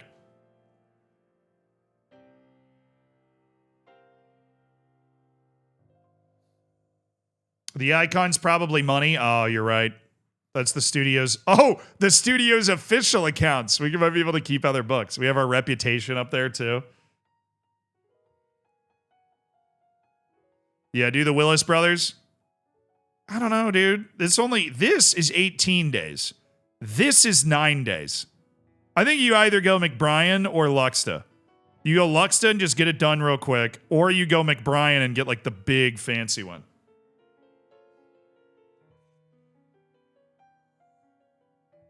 But mid is 18 more days for 25% more condition for more than double the money. Is it Marvel or any movies yet? No, I feel like I need this. We'll probably be able to upgrade it later, right? What about the condition? No, I know. I mean, you'd rather have it 100. Everybody would rather have it 100, but I feel like we need to get scripts going. I only have one movie. It's in post-production right now. So if I can fix it up later, I think we just go Luxta. We just slap this bad boy down. Oh, cool. It adds the road. So we just put our script department. You can speed up or slow things down up there. I got you, brother. I got you. What else can I build? It kind of set me free here. Oh, you can build more like post-production and distribution centers, which is totally fair. So that's unavailable right now. I think they just want me to advance a little bit. So we're building a script department. Weather's terrible here. Are we in Hollywood? Let's click around. Post-production. We can... oh, employee center. Let's get a non-racist composer, dude. Oh, they're all good. Wait, are they just at other... Or they're at other studios. How do I convince them to come over to... How do I convince them to come over to my place? I want Steven Riedler. That dude's only 21. He's really unhappy where he is, so maybe that like gives us the sales pitch. Only racists left. Well, he's a xenophobe, so I mean, he's also chaste. Okay, I mean that's nice. Let's look at our studio employees. I've got... Oh, wait! No way! That's... They put me in the game as an actor. That's so... So, guys, if you remember, Did you remember the sneaky thing I told you? If you want to play this version with me, hot-tempered.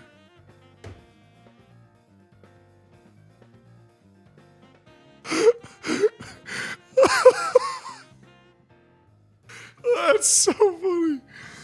Oh, genres, comedy, a couple of comedy films, roles, cowboy, sheriff, sidekick, evil monster, and bandit. We got a couple of good actors. Gabriel Rutkowski, David Gutman, our script writers. We got a couple good script writers. One's a racist. I mean, it happens. Apparently. It's 1930s Hollywood. We work with what we can.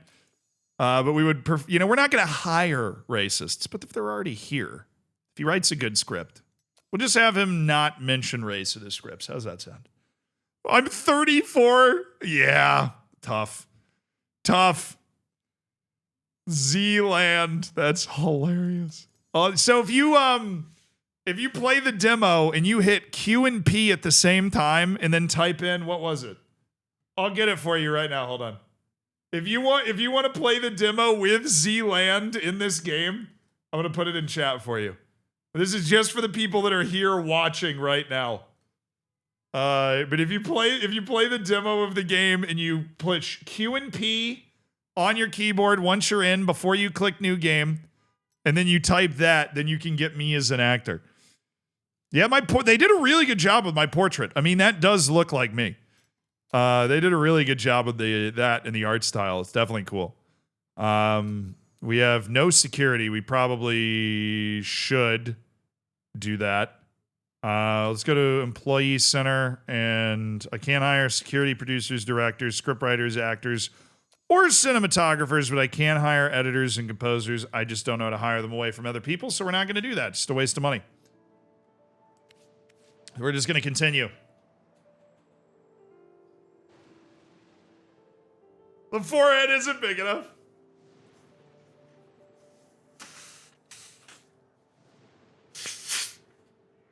Not true, dude. We definitely need the buildings first. At least I'm saving money on the script writing center. All right.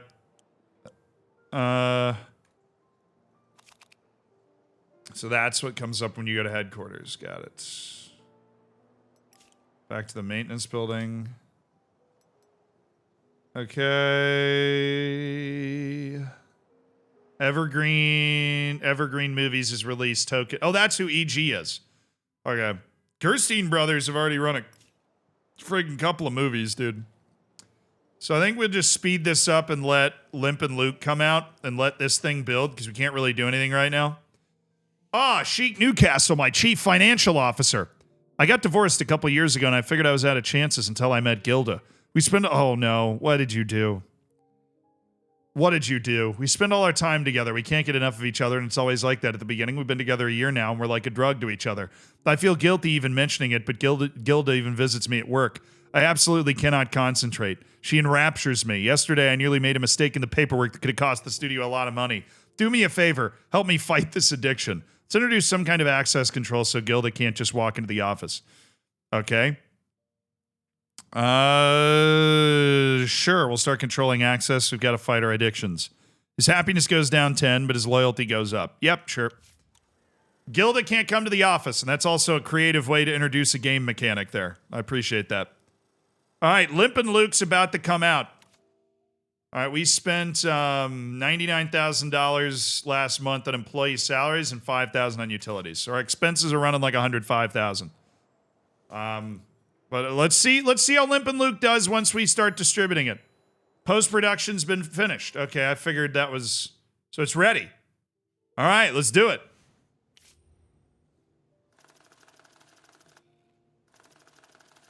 Total movie cost, no! No!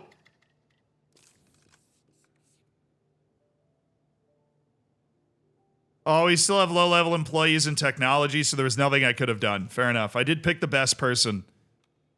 Dad, thank you so much for the 100 bits, dude.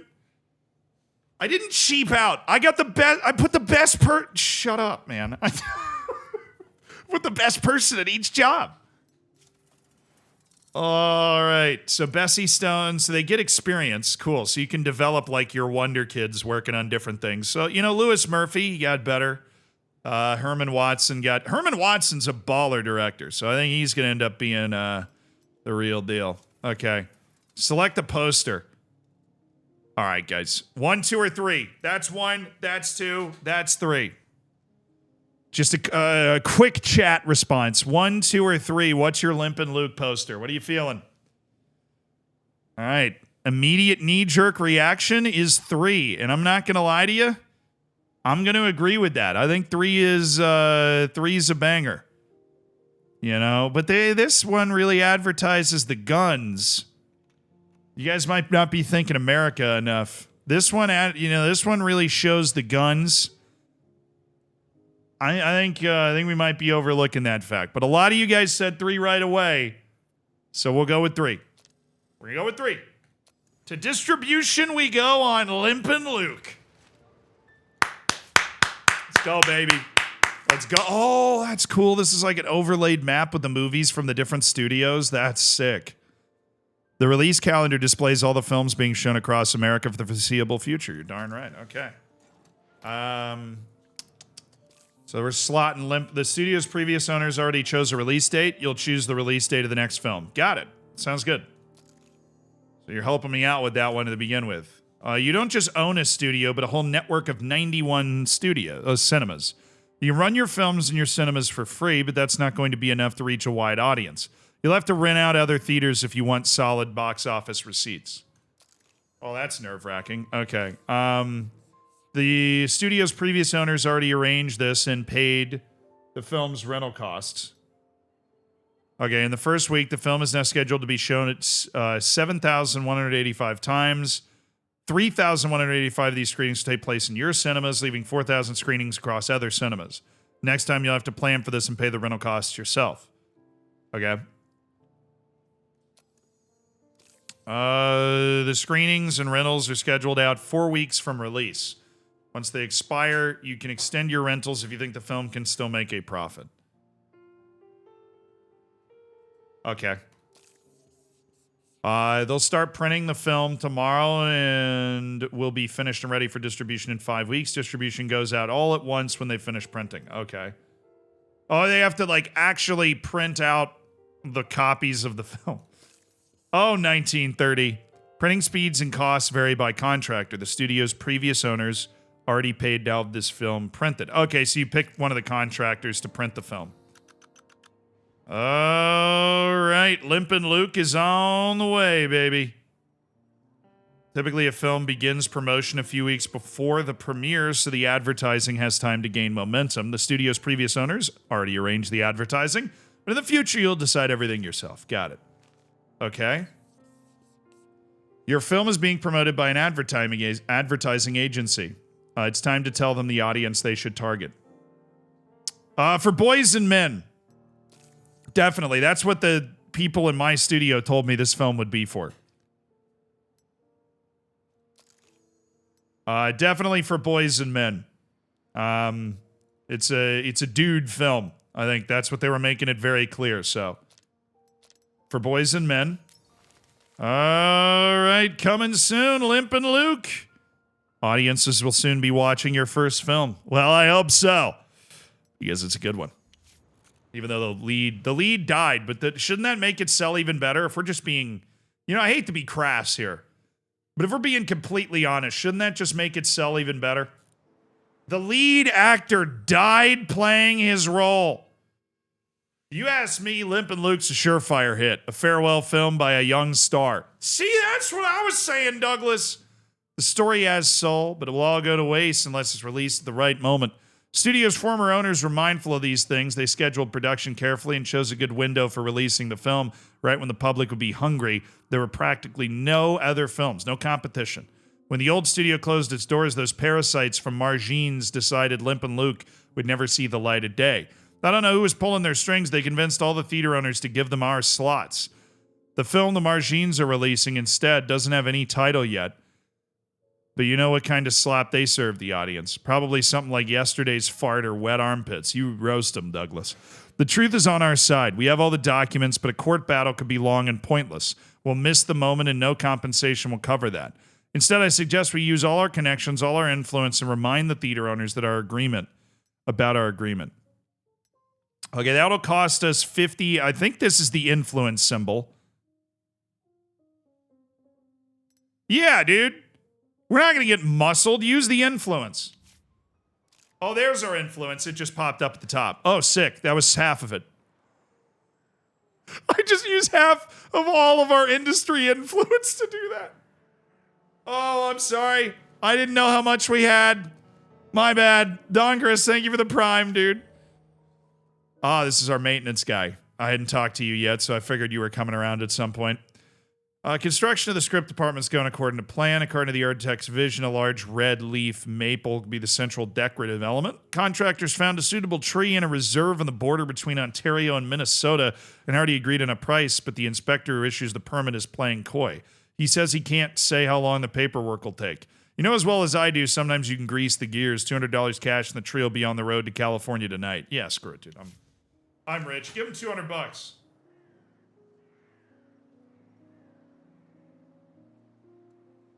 There's our non-official funds. I was waiting for that to pop up.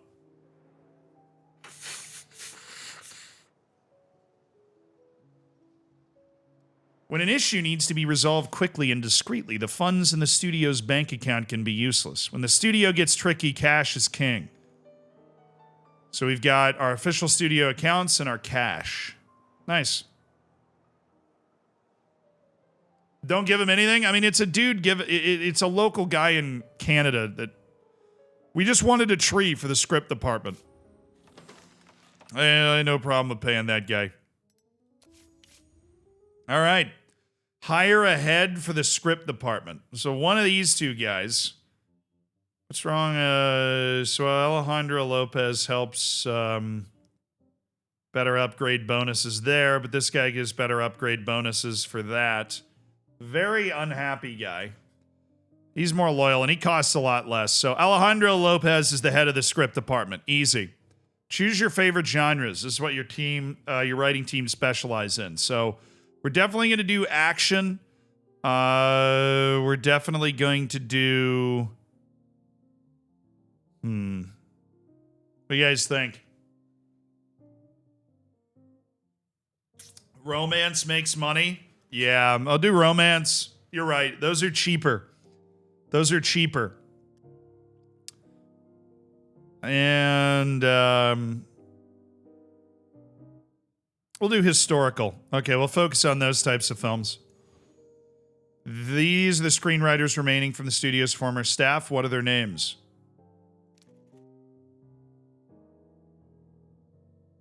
Well, I'm already in the game.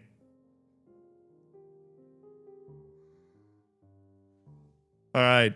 We have Pep Frogiola, who's sitting back there on the shelf right now. That's Pep Frogiola's right there. Easy. Pep Frogiola. Next. Oh.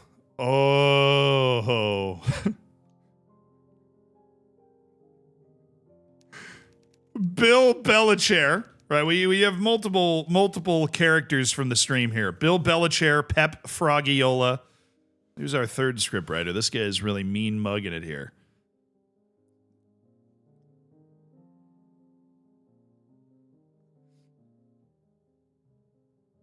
Danny Displates. I know, as Esteban. It's definitely just, he goes by one name.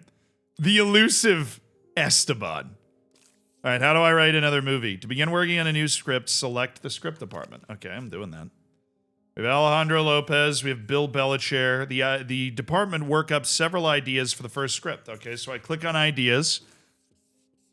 Choose an idea you like, and a screenwriter will develop it into a full screenplay. Got it. So there's action in a modern American city, cop. Then there's adventure in a modern American town, cop. And there's detective in a fantasy kingdom, knight.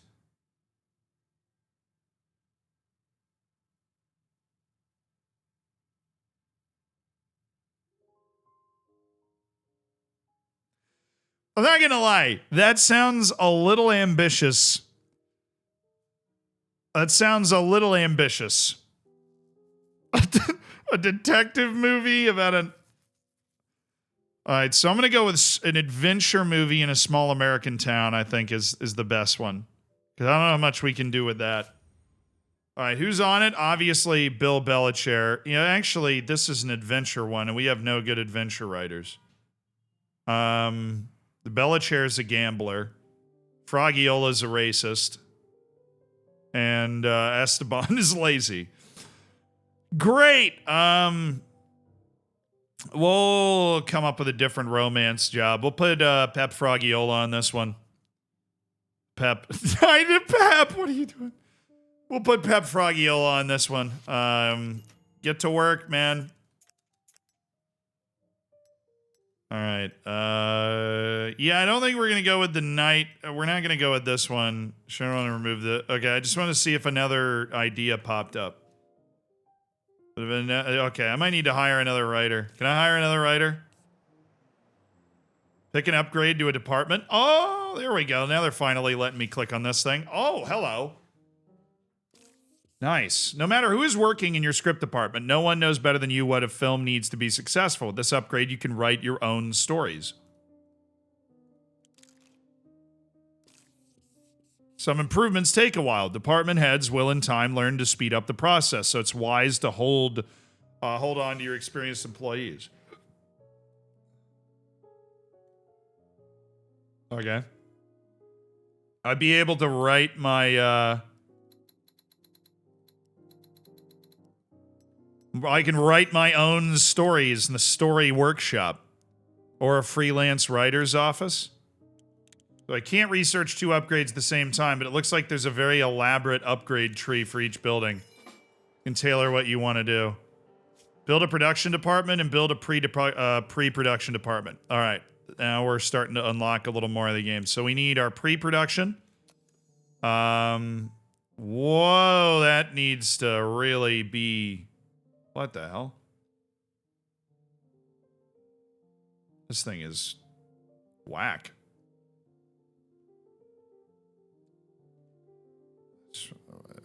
What? What's the radius on this thing? I wanted to put it all over here so that it all, like, made sense, but, okay, we've got our script writing, and then we will put our pre-production department right here. Sure.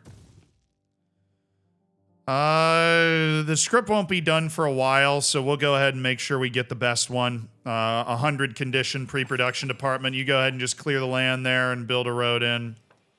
We got an upgrade available right here on our post-production building. There's a film lab for developing film right on studio grounds. Oh, nice. Or a concert hall, recording studio large enough to accommodate a full orchestra. That takes 900 days. Well, we better start it, dude. Yeah, let's bring a film lab right in. So that'll take 500 days. You just get to work on that. And then we got an upgrade available here in our distribution department. There's printing office. Opens the printing office where you can print duplicates of your films 5 days a week. Unavailable in the demo. Fair enough. Marketing and outreach. Opens the marketing and outreach building. Okay.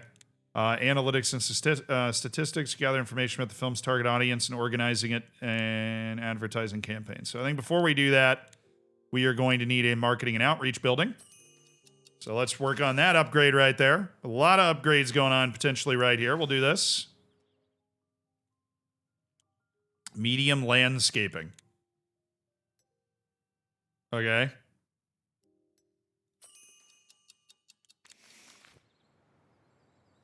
Yeah, you start working on that. And then what about this? This is our legal department. Okay, mid-level legal protection. That's like basic. Raise the quality of legal protection from low to average. We'll do that. That's no problem. What department is this? Finance department. I can borrow $500,000 for 1 year at 22%. Bro, I don't need that. Okay. What? HR department. Ethnic composition.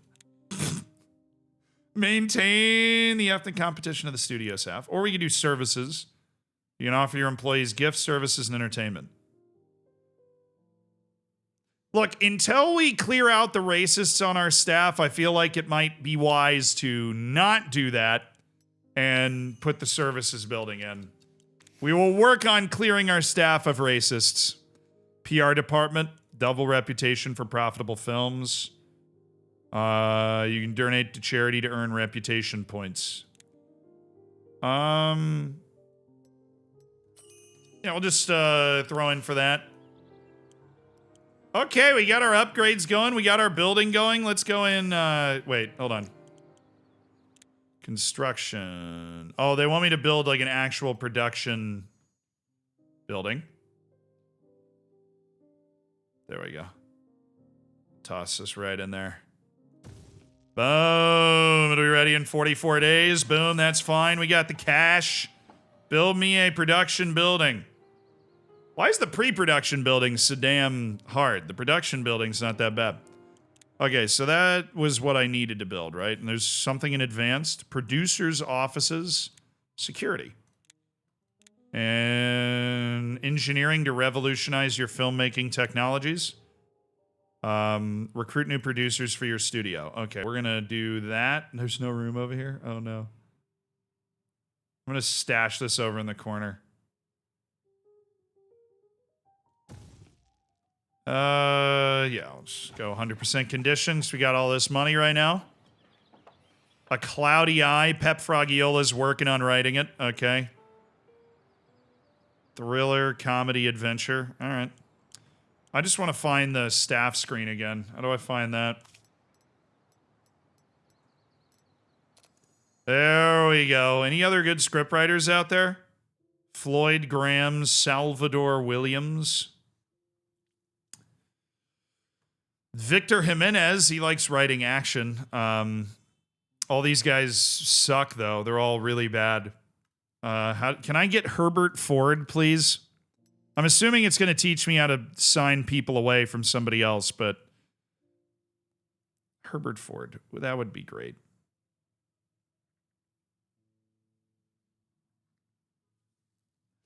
This guy's an addict. Fair. This guy's undisciplined. This guy is disciplined. Yeah, there's no good scriptwriters out there. It's the same as all these other jobs right now. We don't have any good options at the scriptwriter position. Oh, new one? Romance. Yes. We have a good romance writer. Bill Belichair. Start writing that romance, please. Start writing it. So we've got Pep Frogiola's working on our adventure movie. Okay. Hey! Oh, add a tagline. I get to add my own tagline to it. Ghost, thank you for the tier 1, dude.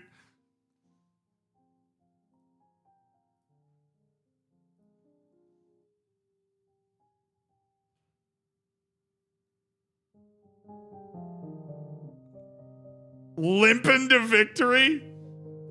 Come alone for the ride.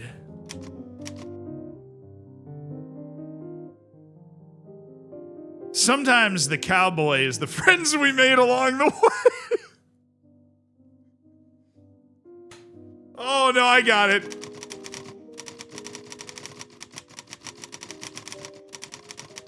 Cowboys come in all shapes and sizes.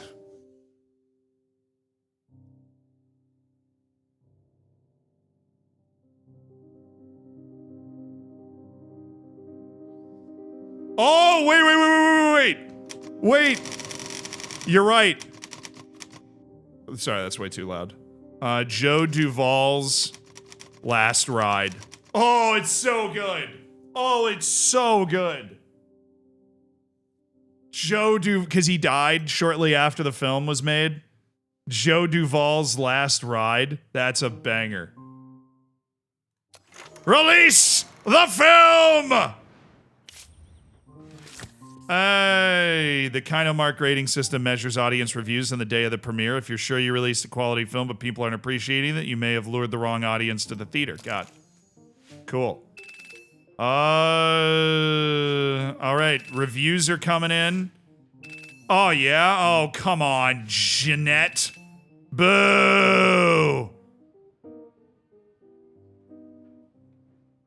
Fighting and shootouts have no place in society. Shut up, Jeanette. The perfect action movie, said Roy Cox. It'll brighten up your evening with fiery shootouts and memorable characters. The film lacks subtlety. All right, Cornelius. But the story is genuinely touching, and the shootouts are filmed with imagination. A worthy picture starring the inimitable Joe Duvall. Sadly, America's lost a great actor. Couldn't agree more. Couldn't agree more. Couldn't agree more. Attaboy, Douglas. Let's go, boys. Yes. All right. Look at that experience collecting. Oh, my actors collecting their experience. Edward Peterson, Charlie Graham. Elite. All right, that's how much we spent renting out the theaters. Oh, that was printing film copies. We haven't even paid for the theater rentals yet. This movie's expensive. Come on, as long as it's doing well, man. Limp and Luke's been released. Only Loans has released Limp and Luke. All right. Let's see if we have any other ideas that pop up. I'm not thinking that we want to do this fantasy idea. Let's see if you can give me another idea, please. Another idea, please. Thank you. I borrowed a little money from some people. They seem like good guys. They had honest eyes. I'm a great judge of people, but now some annoying jerk is following me around everywhere demanding I pay off the debt. I'd return the whole amount today, but I need a little time to recoup. You know what they say, you might be strong, but the cards are always stronger. That's all nonsense, by the way. I'll show the cards who's boss. So can you let me go a couple months while I sort this out? Yeah, I am sure I have other producers, Roy. I don't need you. Sure, yeah. Go not get murdered by the mafia, Roy. I don't need you right now. Oh, little influence, little Illuminati influence. We're almost done with our pre-production department. Oh, that's a nice view. I like that view. Requiring attention. Oh, because they're not happy. Yeah, well, we're working on it, all right? We're kind of a new studio, so just chill out, will you? You got a third idea for me? A thriller? Do I have a thriller writer? No. Esteban sucks, so... Do we have anybody that wants to write a thriller? Handpicked actors and directors, select sets and tech, and more. Oh, dude, this is so cool. Hire head for pre-production. Oh, yeah. This dude's $1,000 a month, and his loyalty is 10. But he's a level 3 pre-production head. Johnny Boyd's level 2. This guy also boosts us by 20. Yeah, I think we go for it. If we lose him, we lose him, but I'm bringing in Ben Grant to run our pre-production house. These actors remained at the studio after it changed ownership. What are their names? We'll leave them. I think it's better if we don't have super weird names on the actors. We'll leave them. Wait. Now it's the dudes. Well, obviously Z-Land is staying. Z-Land's staying. Directors? Oh, now, and here's where we can mix it up. We've got our directors. Interesting. Dude,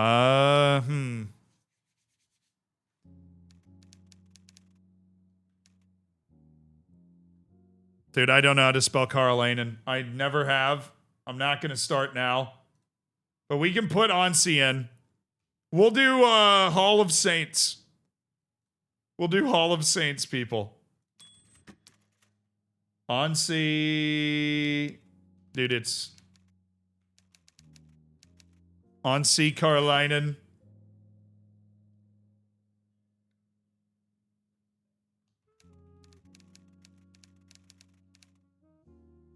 Lucas Fernandez. We'll throw a new one in there. All right. I kind of want to fire Esteban. Can I fire him? How does that work? Whoa. The legendary Lydia Globe is back in the saddle. Not legendary. She's a 0 star. Nearly. Yeah, honey. I know you expected me to start a new film right away, but getting used to talking is taking longer than expected. Oh, yeah, because movies have talking now. You've got to understand, a bird that's used to flying in the clouds can't just dive down to the bottom of the ocean without a little preparation. I'm doing speech exercises with masters of the stage, stretching out my vocal cords, drinking egg cocktails, getting that velvety voice right in the morning. You can already notice a difference. So please, I'm begging, I'm really begging, give me 3 more months to get ready for my first talking role. Yeah, you got it. Okay. Hey, is there any script writers that work well with thrillers? Anybody? No? There's no script writers that work well at anything. There's just Ted Hill, who's a miserable, miserable man. Juan Jackson works well with it. I need to be able to fire people. Script writers. How do I fire you?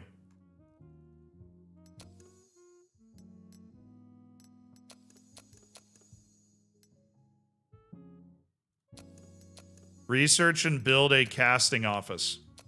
Oh, no kidding. Oh, in pre-production. Okay.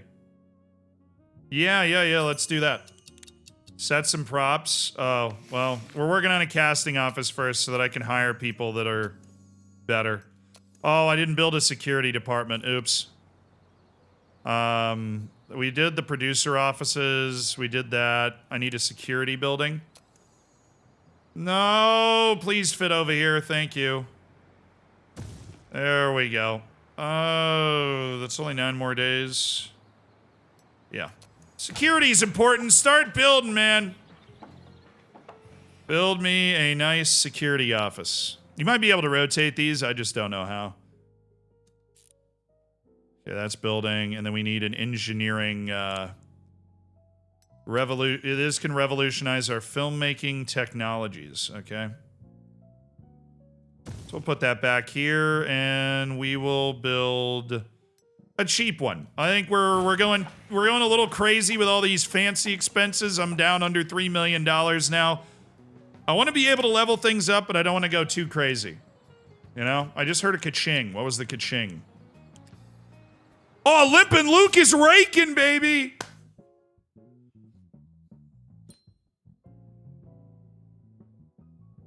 Oh, she just went off to work in her voice so she can steal more roles from us. A greedy... Dude! What? It's too much to hope for. That greedy did finally retire. There's got to be an ounce of justice in this business. Okay, so Jane Fisher's upset at me that I let her change her career over to make it in. Hey, Esteban, I can have you working on this. Like a Wild West thriller and the... No.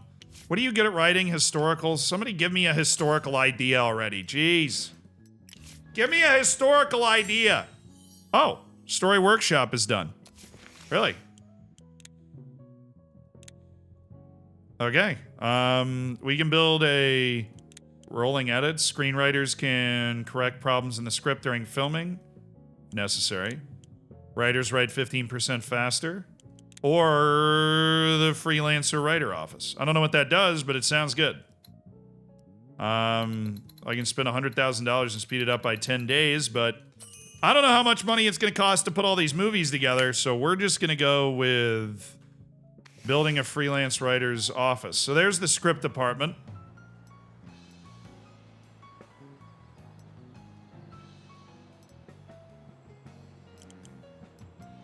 So now I have to build it. Oh, that's cool. All right, that's neato. Let's build it right here. So that's what that radius is for. You can like build stuff in the radius. That's cool. Yeah, I did not know that was a thing, but we'll start building that bad boy. This is neat. All right, I feel like maybe look at Limpin' Luke go.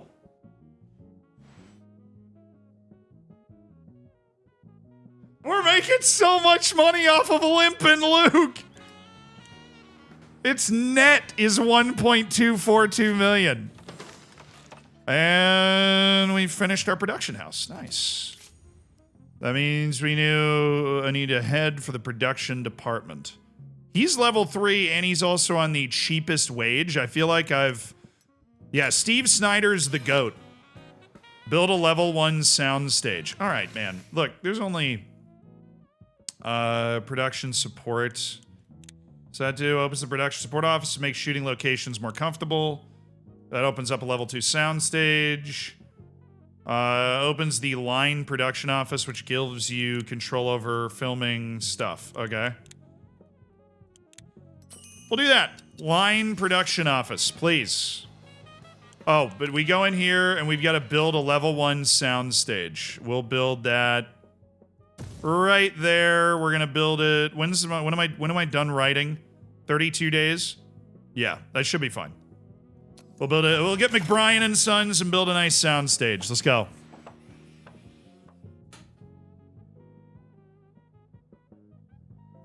Yeah! Look at that money. Oh, or the attendance is starting to go down, though. We're at 66% attendance. It's been the #1 movie in America for the last 3 weeks, according to that ranking. And it's telling me I can extend distribution and keep playing the movie for another 4 weeks under the same terms, because we're still making a lot more from the movie than we're paying in rent, which is when you'd want to extend it. We just made $1.7 million, so we'll extend our distribution another 4 weeks. Give me that money, baby. Limpin' Luke is a hit, baby, I tell you. It's a hit. Okay, this thing is a hit. Hey, I need another idea, guys. We need a historical idea that Esteban can work on, okay? What are we doing? We're not doing anything, right? I figured that much out. I figured that out. All right, I can build more sound stages. I probably should build another sound stage. So we got a couple movies that we're going to want to be filming, so let's throw that money we just made into some sound stages. Oh, they're locked. Okay. I'm just going to build 2 level 1 sound stages. I think that's all we can do. All right, influence boosted. What? The Gerstein brothers just made $6 million?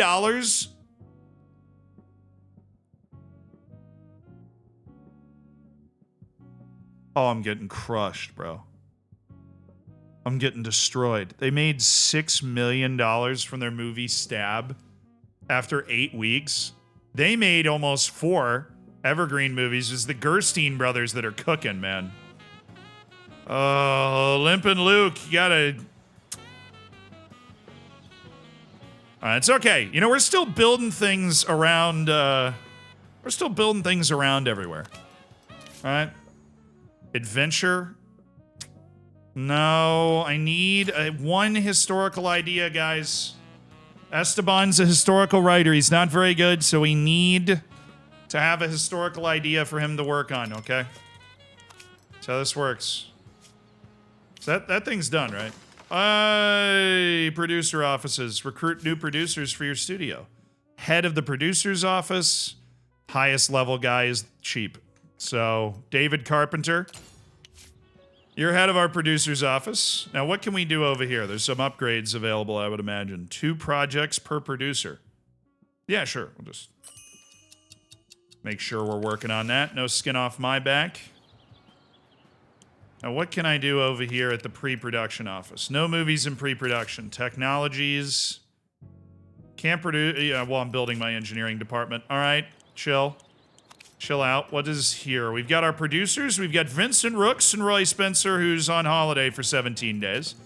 Any good producers out there? Willie Ford! Oh, he's the GOAT! Oh, he's the GOAT!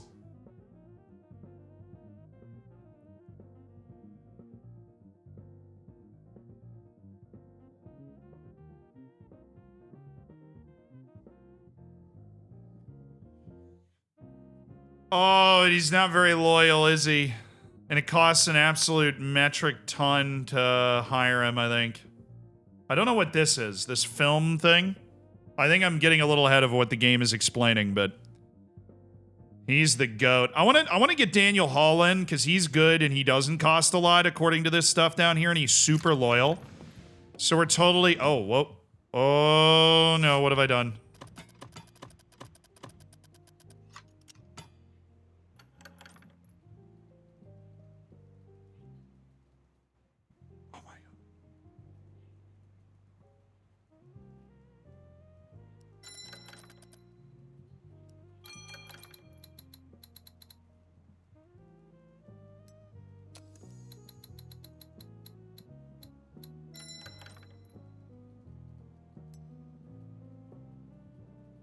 I'm in a negotiation screen.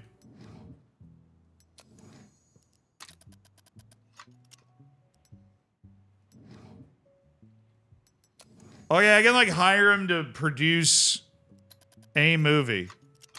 For time, I can hire him for a year.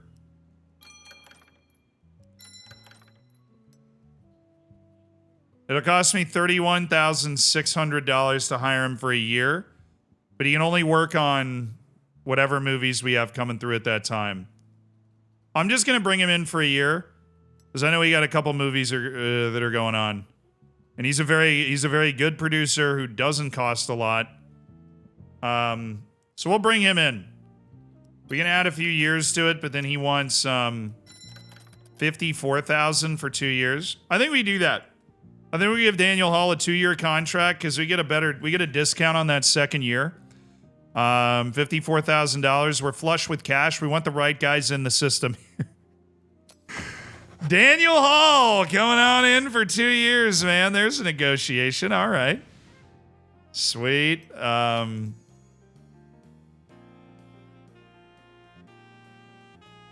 That's hilarious. Dude's awful, but has reached the limit of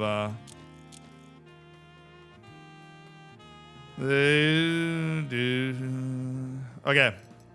The other producers, Willie Ford. I think we might bring in Willie Ford. If one of these two movies comes out and it was written really well, then I think we might bring in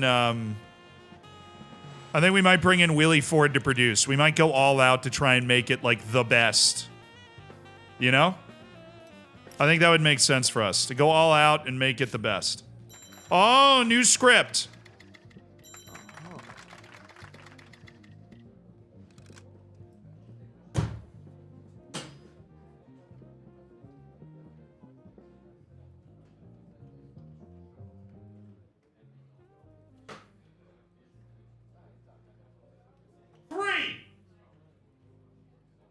A three.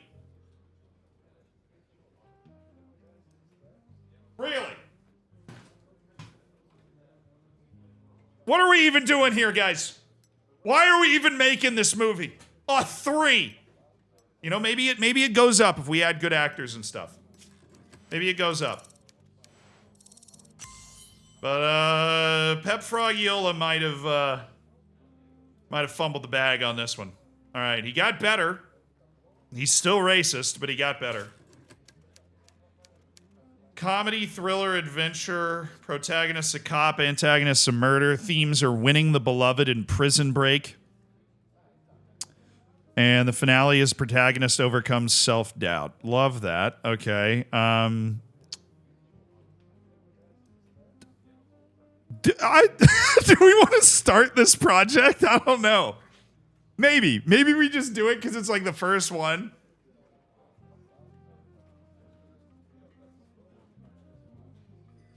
No, I'll shelf it. I don't like it. I'm shelving it.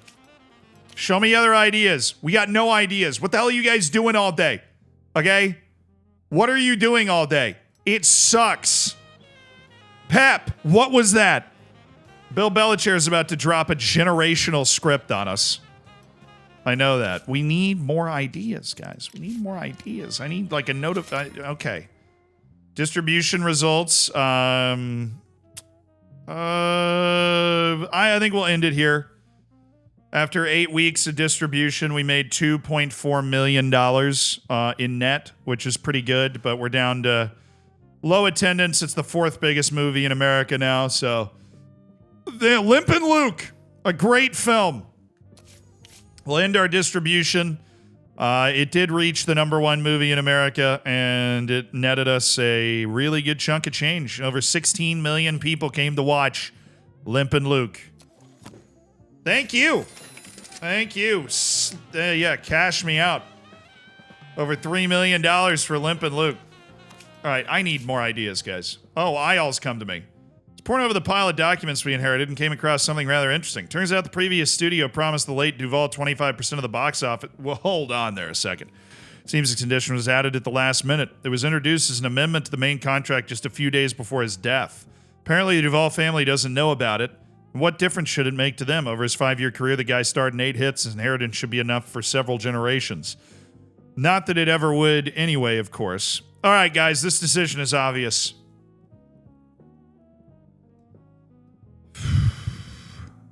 We owe him $800,000. I don't want to pay him $800,000. This conversation never happened. All look me dead in the eyes. It never happened. Okay? Never happened. Gestalt, thank you for the 52 months. Yeah, the art style is fantastic. It's a really beautiful game, honestly. Never happened.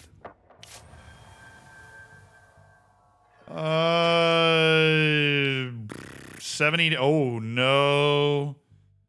Sometimes you may have to cross the line. It could be a matter of legality, could be morality, secrecy, and discretion are key. The more terrible the secret, the greater the consequences if the truth should come out. True. 70 days until risk increase or decrease. Okay, so the risk goes down, but I'm guessing other studios can, like, find it. People like to talk, so your secrets could come out at any time. This scale shows the probability that they'll be leaked. You can simply bide your time until the secret is forgotten and the risk falls to 0, or you're going to trust the matter to the gentleman from the security department. Ah.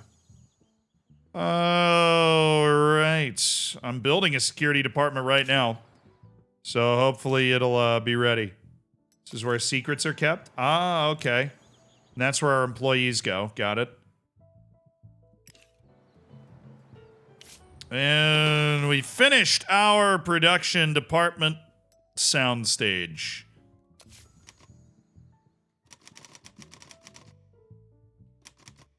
The Thunderdome.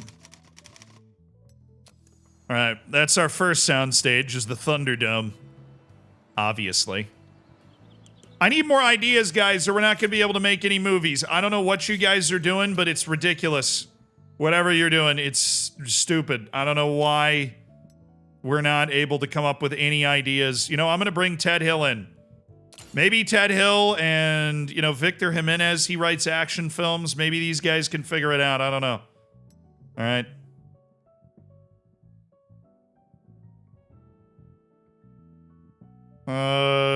Gordon Patterson is disciplined, so we'll hire a couple more writers just in case that helps us with the freaking ideas. I need more ideas, guys. Come on. I got one terrible shelved movie. I can't write my own script for another 3 days. And we built another sound stage. Nice. Okay. I'm just going to have to do Cloudy Eye, aren't I? It's not a very good movie, though. I don't want to do Cloudy Eye.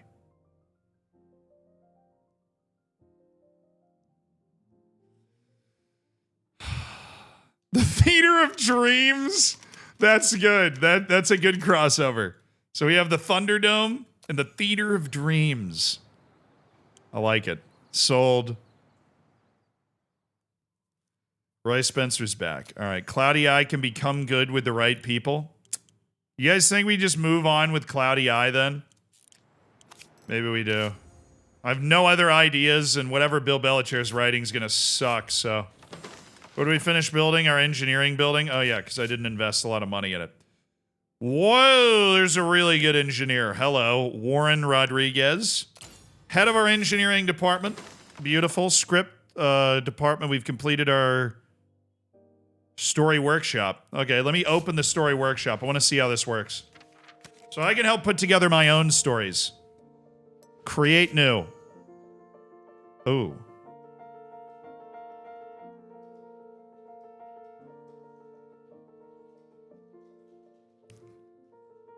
Passcode for Zealand? Hold on. If you want, if you ask for it, I'll give it to you. This is just if you're watching the stream, obviously. The passcode for Zealand is that right there. If you use that passcode, you'll be able to get in and have Zealand. Oh, yeah. Hidden Grounds. No. I mean, that's obviously our YouTube series, but...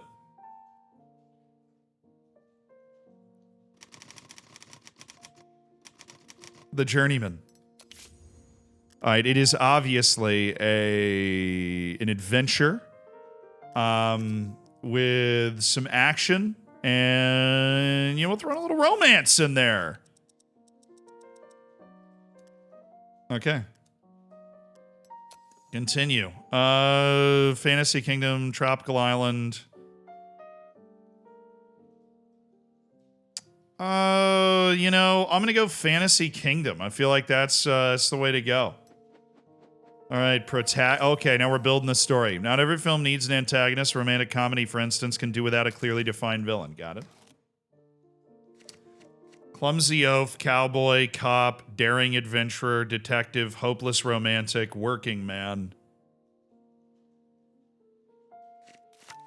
Daring adventurer. The antagonist is a tribal chief that he comes up against. Supporting characters. A femme fatale, perhaps. A love interest, of course.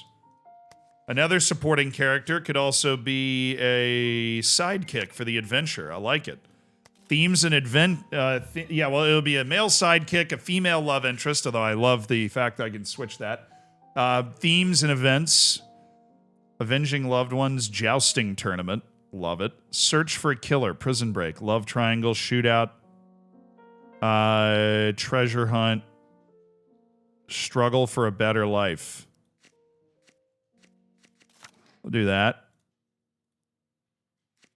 Oh, I have max number of story elements? Oh no, we have to get rid of the sidekick, don't we? And then I can put in a finale.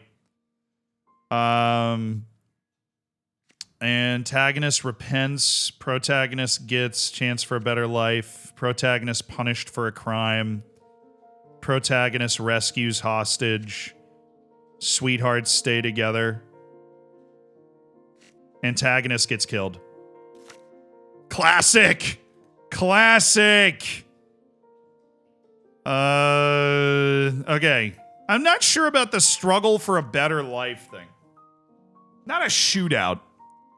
More of a,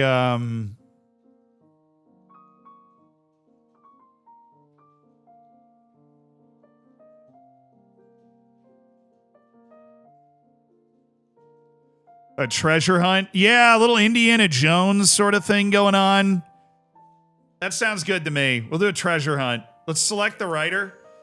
All right. We've designed a new idea for our movie. Esteban, no. Let's give Ted a crack at something.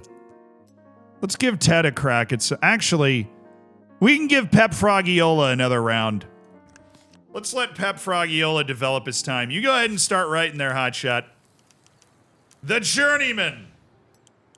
He's working on The Journeyman. Okay, he can show me some freaking ideas, guys.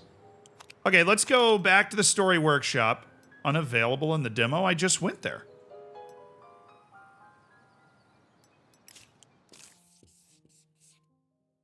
To move on to composing a story, click the... Oh, okay. It was just whatever I was trying to click on right there.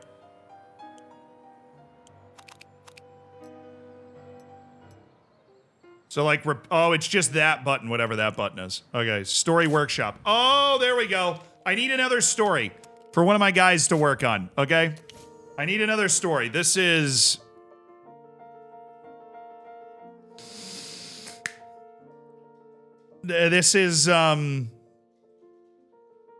Yeah, this game comes out in April. This is like the demo.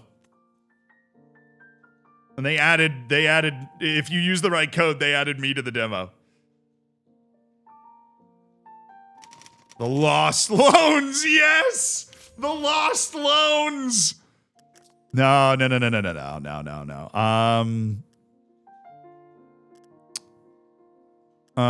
We need detective thriller. And then, some action. We'll throw some action in there. Detective, thriller, action. We'll do like 25, 25, and then stretch that one up to 30. Okay. Yeah, you get the idea. Modern American town. The Lost Loans. All right, protagonist for The Lost Loans is obviously going to be a detective. Duh. The antagonist is going to be a criminal mastermind The supporting character is going to be, for the detective, a sidekick. We need a sidekick. Okay. And then we need, probably not a jousting tournament. That would be a little hard to work in. The themes and elements, bank robbery, obviously. The finale is the antagonist gets punished. Actually,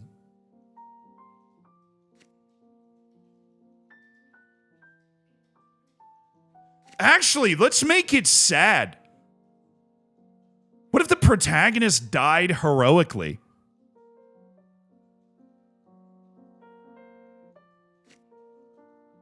He loses. What if we just made him lose? And the loans were lost forever. I like it. All right, who's writing this? Who's carrying this load here? We're gonna go ahead and give this one to Teddy. Teddy, my boy. Ted Hill, you're writing this one. Okay, you're writing this one. It's gonna be bad. These screenwriters are bad right now. We're developing them. We're developing our screenwriters to be able to write good movies. All right, and I completed. Oh, our services department. Nice. It's been completed. Aesthetic staff. Employees won't throw tantrums if you cheap out on landscaping. Okay, well, let's work on ethnic composition first. That just seems like a good move. Dude, wait, what? One of them is called illegals. Hold on. All right. Scarily accurate 1930 Hollywood game. Medium landscaping. Nice. Okay, we've got landscaping going. We can get an upscale look going. These are all unavailable in the demo, so I guess we'll just keep going. Upscale look. High level of landscaping for the studio grounds. It's cool with me. All right, we go here. Hold on. All right. What the hell, Bill Belichick? It happened with someone else. I'm not really optimistic about this movie, Bill. I am not. I don't think you've done a tremendous job, Mr. Belichick.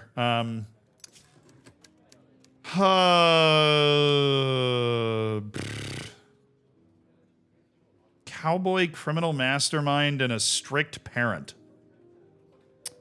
Okay. We're going to shelve that one for now, Mr. Belichick. We'll go ahead and shelve it. I need to pause because we're still advancing. We have, like, no movies in production right now, so I need to think about what we want to do next. Those are finished scripts that we can run with at any time. We have a romance fantasy kingdom cowboy movie that we can just give to somebody. Okay. Gordon, you're the worst writer we've got. Actually, Bill Belichick is a romance writer, so we'll just let him take a crack at that one. Let me know when you got a synopsis, okay? And I need to design... we really just need to throw a terrible movie to Gordon Patterson so he can just work on his writing game. I feel like that's what we're missing out on. But take me back to the workshop. I'm gonna hit the lab here. We're gonna cook up another movie. All right?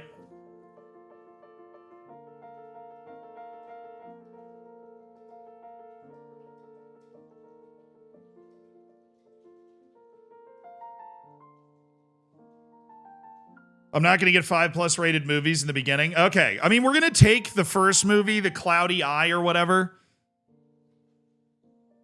And then we're going to run with it from there.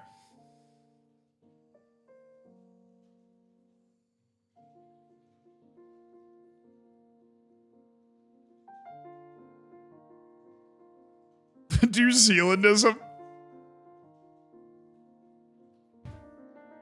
Oh, I'm getting a phone call. I'm a telemarketer. All right.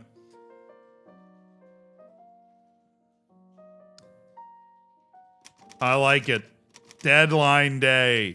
I like it. We'll do... Somehow we'll make this historical.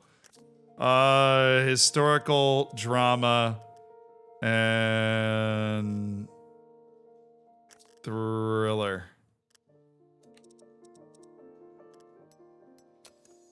We'll make it in the Wild West. I have no idea what we're going to end up adding to this.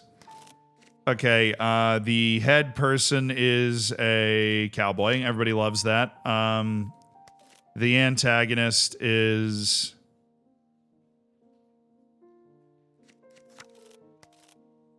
a criminal mastermind. Our supporting character is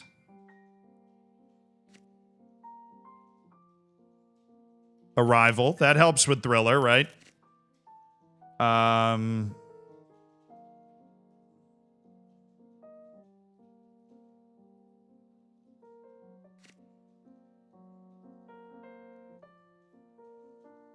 Maybe a search for a killer. And then our finale will be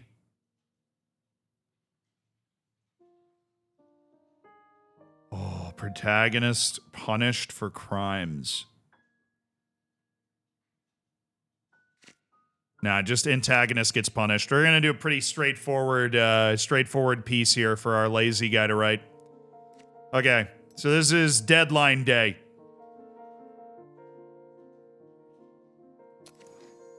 And we're going to have Esteban write it because he's comfortable writing historical pieces.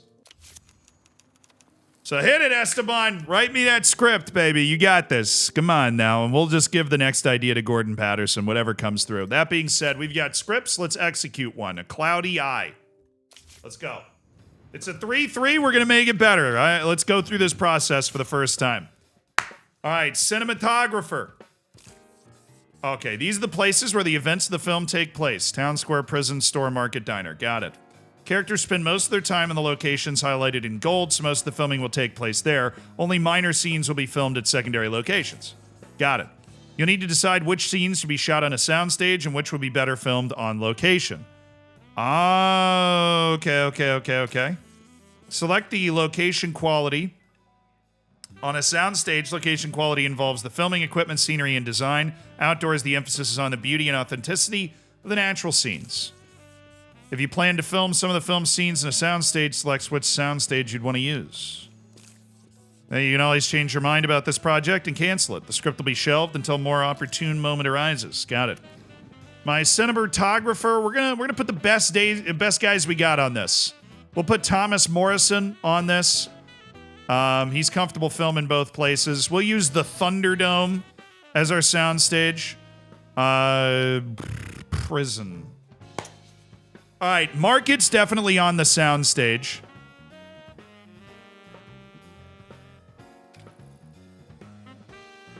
One-star quality. Yikes. All right, the town square we're going to film. Oh, I don't have...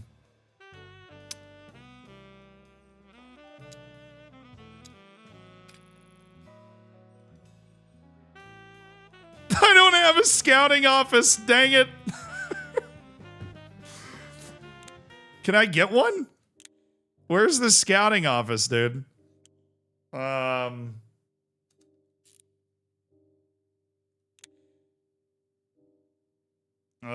can build services, but I don't have a scouting office at all. Is that somewhere in the producer's office, or I'm just not going to be able to...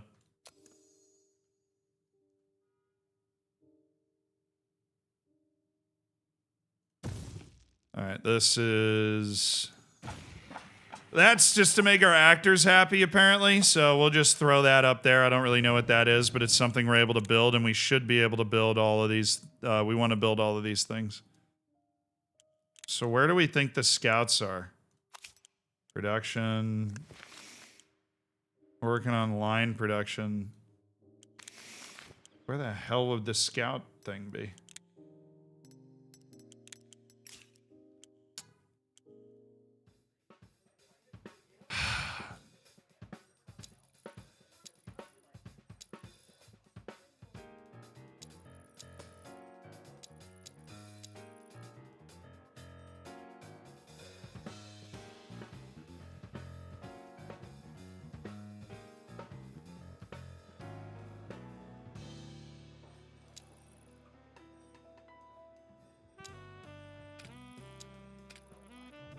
All right. The total filming times the sum of all the filming days at each location plus all the Saturdays and Sundays in between. Right. Don't want to have anybody working on weekends. Fair enough.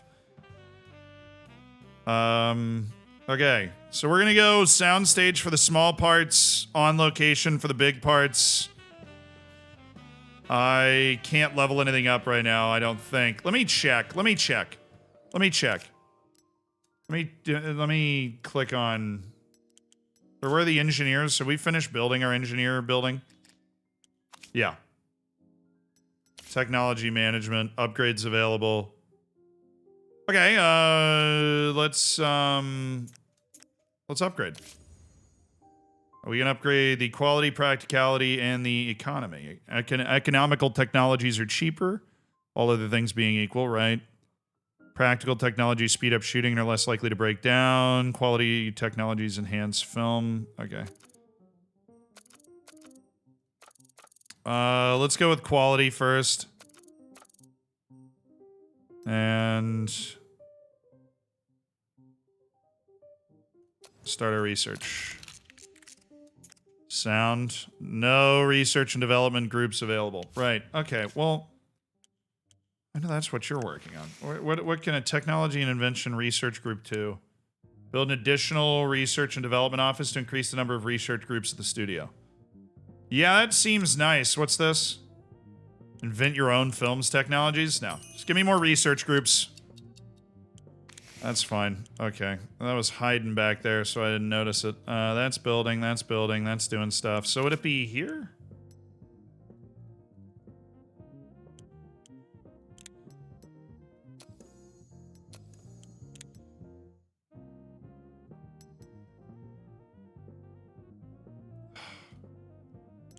Where are the scouts, man? I need scouts.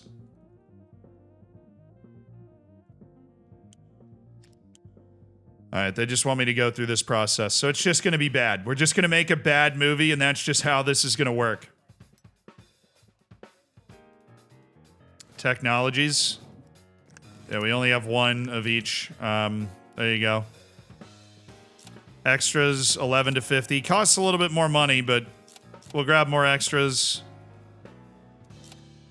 And we'll grab plenty of crew. We need to make this as good as possible. So more extras, plenty of crew. Okay, total cost is coming up to like 300,000. That's before we're even on the team. So our producer, that's where we're gonna take Daniel Hall, and we're gonna stick him right on this. We'll take our best director, Ansi Karolainen. We're gonna stick him on this film. All right. Who's gonna play the cop? I mean, obviously me. I'm more of a drama. This is thriller, action, adventure.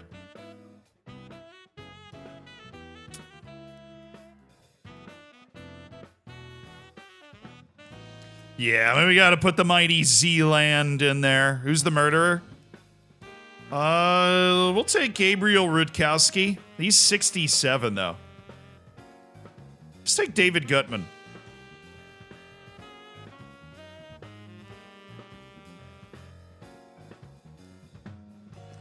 I'll put David Gutman in as the murderer. He's 28 years old. I feel like I might fit a little better. All right. To begin the pre-production process, you'll first need to officially stamp and approve the plans. Got it. Oh, that's cool, UI. All right, so it's cheap. Hopefully me and Mr. David Gutman can help level things up here. But I'm stamping the plans. Start the project. Film the movie, boys. Film the movie. We're filming.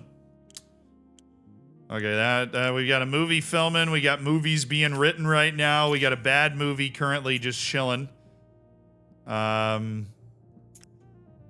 Happened with Someone Else by Bill Belichair. Actually, let me... Where the actors get hired? Up here. Those are my... those are the actors. Okay, we need better actors. I don't know what we're looking at. I can't hire actors right now? Research and build a casting office. Am I researching that? I'm gonna be mad if I'm not researching that.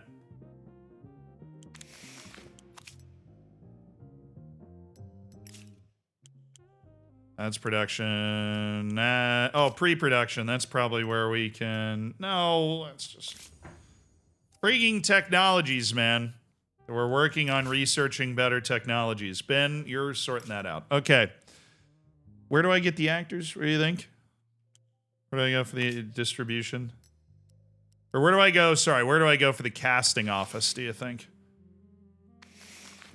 Will that just be in here? No. So right now, it won't let me hire any new actors because I haven't built the casting office.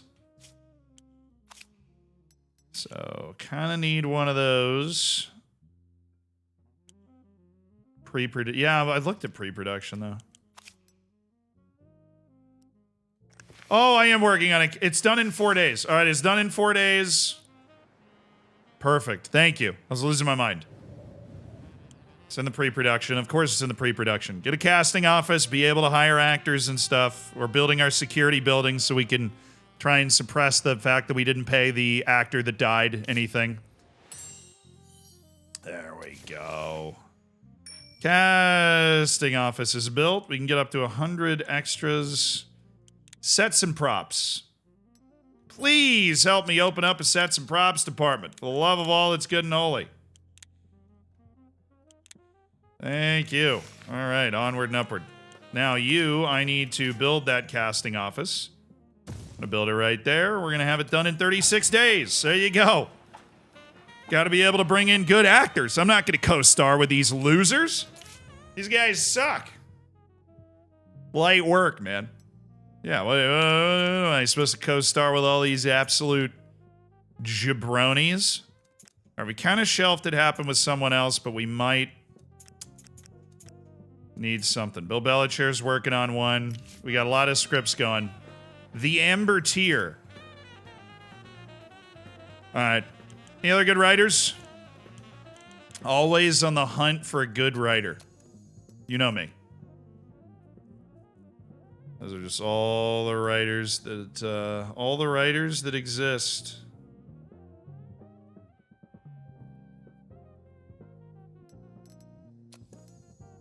The tunes are very groovy. They're a little quiet, but I could turn those up, I guess.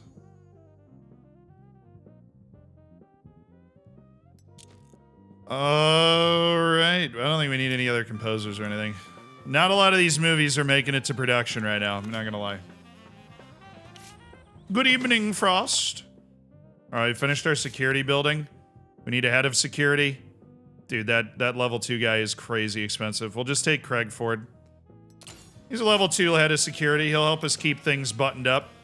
What can I research here? Operations Center. You can organize kidnappings, murders, and the like. Right. Okay, yeah, totally. Where you're going to organize surveillance and investigate employee beatings, kidnappings, or murders. Yeah, let's play defense. Bodyguard. Employee protection or protection against surveillance and espionage. Yeah, let's just create a security service first. This is a good idea. Oh, no. What the hell, bro? The fact that we stole his pay leaked? Are you serious? Uh-oh. Uh-oh.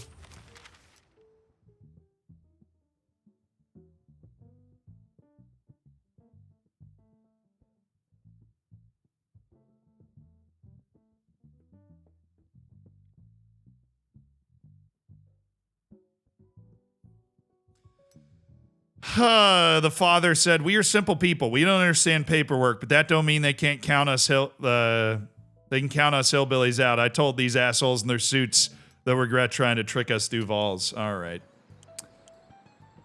Great, it leaked. Yesterday, my friend... Oh, what's this? This is the best actor I'm not currently using. She asked me to help her get home. Oh, your friend got drunk at a party. Oh, no. We dropped by her studio on the way, and I must say I despise the Gersteins, but their studio is impressive. Apricots growing everywhere, golden koi swimming in the fountains, and marble sidewalks. I was offended when I heard the Gerstein brothers, they call our studio a barnyard. They say the only vegetation here is tumbleweed. You have to cover your face with a scarf so you don't choke in the dust. Thought maybe we could improve the grounds a little. I'll have everything in order in 4 months. All right. Increase amenity level in 4 months. That was a promise. You can change the level of amenities in the maintenance department. Aren't I working on that? I guess. Ted Duvall and his 2 sisters burst into the waiting room and started yelling, demanding to meet with you. I explained it's impossible, but they only yelled louder, shouting insults. I had to call security. In the end, Duvall threw a note in my face. You rat thief! You think you can make a monkey out of me? You're just the smartest guy in the world? That's okay. He's mad. We don't need to read all of it. He's upset. They're threatening to go to court if we refuse to pay. We'll see him in court. I am not... What, you think I'm going to just bow down and give him the money? Absolutely not. All right, we'll just... to upgrade the higher level, the more lovely and comfortable the studio grounds, the more employees will probably appreciate it. Okay. We are able to level up our landscaping to level 2. So our... Oh, look at that! Look at that! Nicer landscapes all around. Now everybody spends their lunch breaks lying on the lawn under the shady palms, leafing around the latest reviews, drinking champagne. All right, cool. Gabriel, hope you're having a good time. Oh, boy.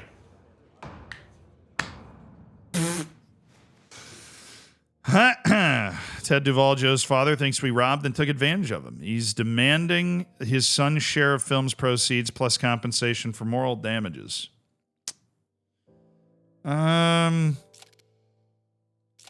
Chances of winning are 10%. We can... Why can't I get legal protection? I can spend 50 influence to up that to a 35% chance of winning. But why can't I get my legal protection? Time to earn your money, Isle. Exactly. He sucks, though, apparently.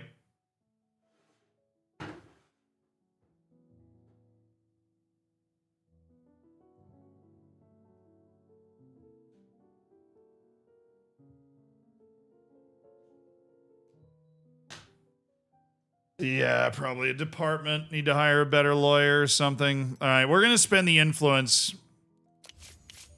Let's get a call from Ed Miller, a journalist in the LA Tribune. He says he fell in love with our first film and wants us to honor him with a tour of the studio. I'm no idiot, of course. Miller doesn't write about movies. He's an investigative journalist. Recently, a cement plant in Santa Barbara was closed after one of his articles was published. And for the record, the cement they made there was excellent. Thanks. I don't know what this guy hopes to find out, but he likes to pluck colorful facts out of the air.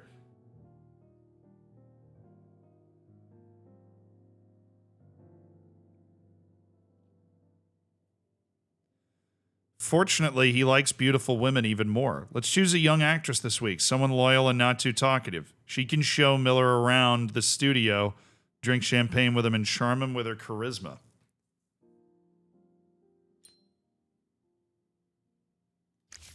Agreed. Best to be on the safe side.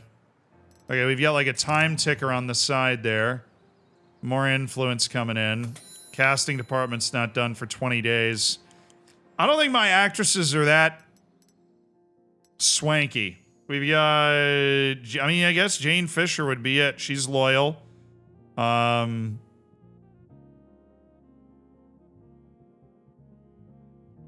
She's conceited, but she's very loyal, and she is a young movie star, so I think that might just do it.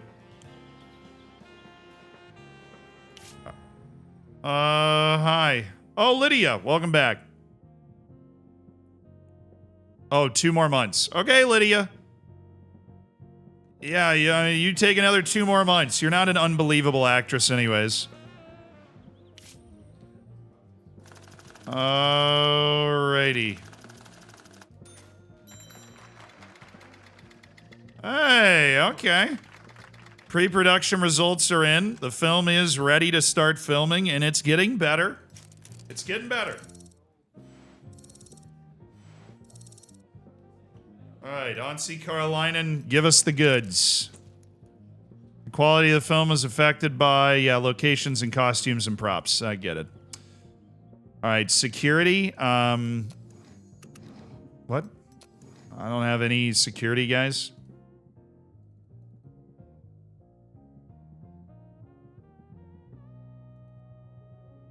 Second crew.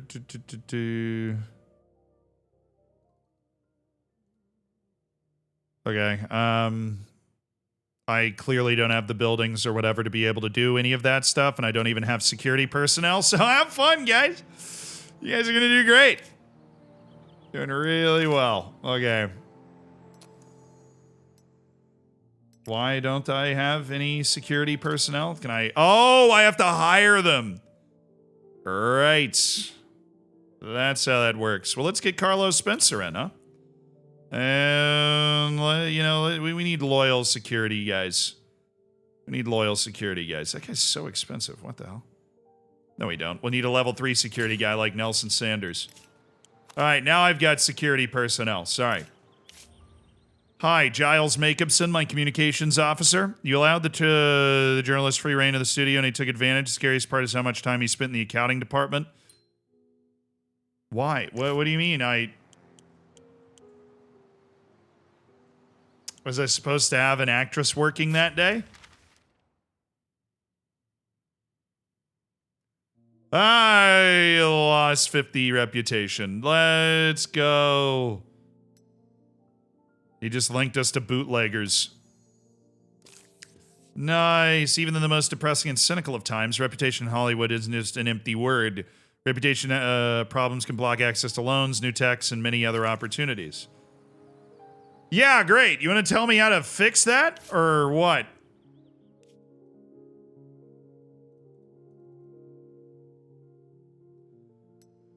Come on. Please win. I don't want to pay him $1 million. Please.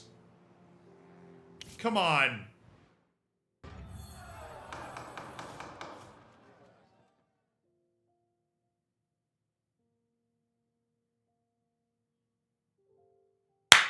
Let's go, baby. Come on. That's what I'm talking about right there. Good win, boys. Good win. All right. An adventure detective in the Wild West. Hey, Gordon, you're working on that one just to get your numbers up, man. I just need you to practice writing so that you get better. Oh, sweet.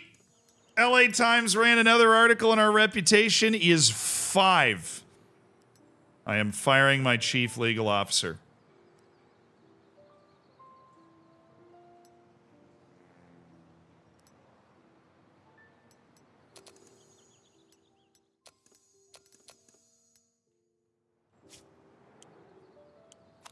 How exactly do you think I'm able to add those other things to this? Oh. All right, casting office is done. Let's go up there and check out what we can do. I mean, that just apparently... All right, our script department's added an upgrade. The freelance writer's office. Cool. Script doctor. Yeah, probably not. Sequels. Create sequels of movies. Some writers develop new story elements, rolling edits. Writers write 15% faster. I like sequels. That's cool. Sequels is definitely neat. I don't really get the point of this. We have a good movie, we can just write another good, do another good movie after that. All right, I'll throw $200,000 to speed that up a little bit. Because that could make us a ton of money. That could be super duper worth it.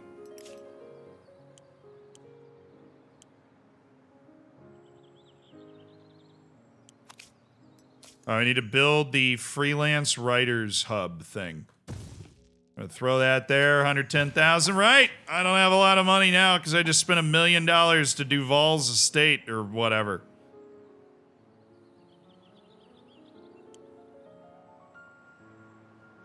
Freelance writers office. Okay. It's all kind of coming together though, visually, It's coming together. We're moving and grooving.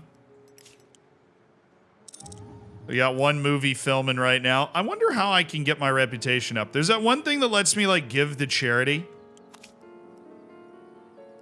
Let me do that. Chief Financial Officer. Oh, yeah, I don't want to work on anything here. That's just a loan. The influential French magazine Le Regard d'Or is holding a semi-secret party in LA. People say they're preparing a big story about American cinema. Apparently, their editor-in-chief is fascinated by Hollywood. Be a great chance for our studio to make a name for itself, but unfortunately, only A-list actors invited to the event. Maybe it would be nice for us to have one like that. Great idea. By the end of the month, we'll sign somebody like that. Okay. Oh! Oh, The Journeyman is an electric script. Let's get this in production. Who wrote this? Oh, Pep. Pep Frogiola. Cooking with The Journeyman. All right. Our daring adventurer in a fantasy kingdom. The script ratings are even higher than the writer's score because of how well the story elements fit together. Hey, look, you know what I'm saying? You know what I'm saying, though? You know what I'm saying, though? What I'm talking about? That's what I'm talking about. It fits together. I'm starting this project right now. Let's get the team together, boys. Let's go.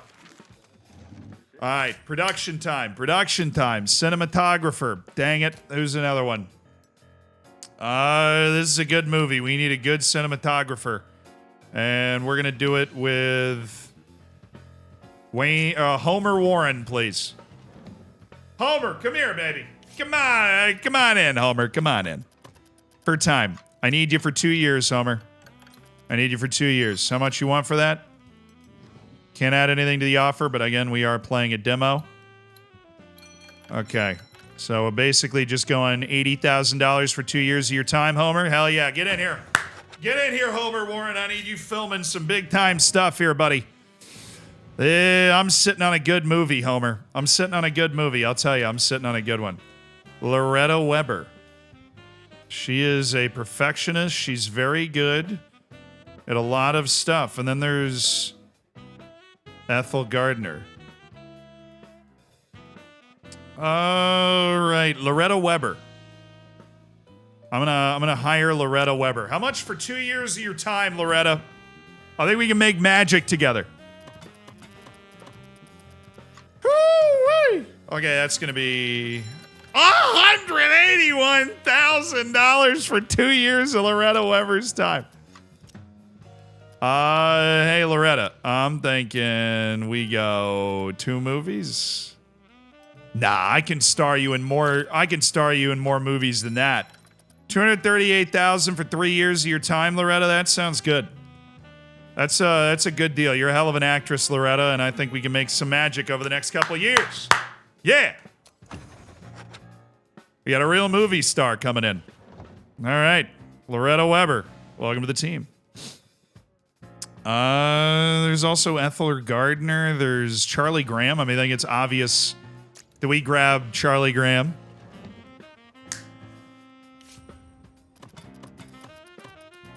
Oh, nauseating. That's nauseating. How much money is that? That's 230? Okay. We're going to get a good team in place here.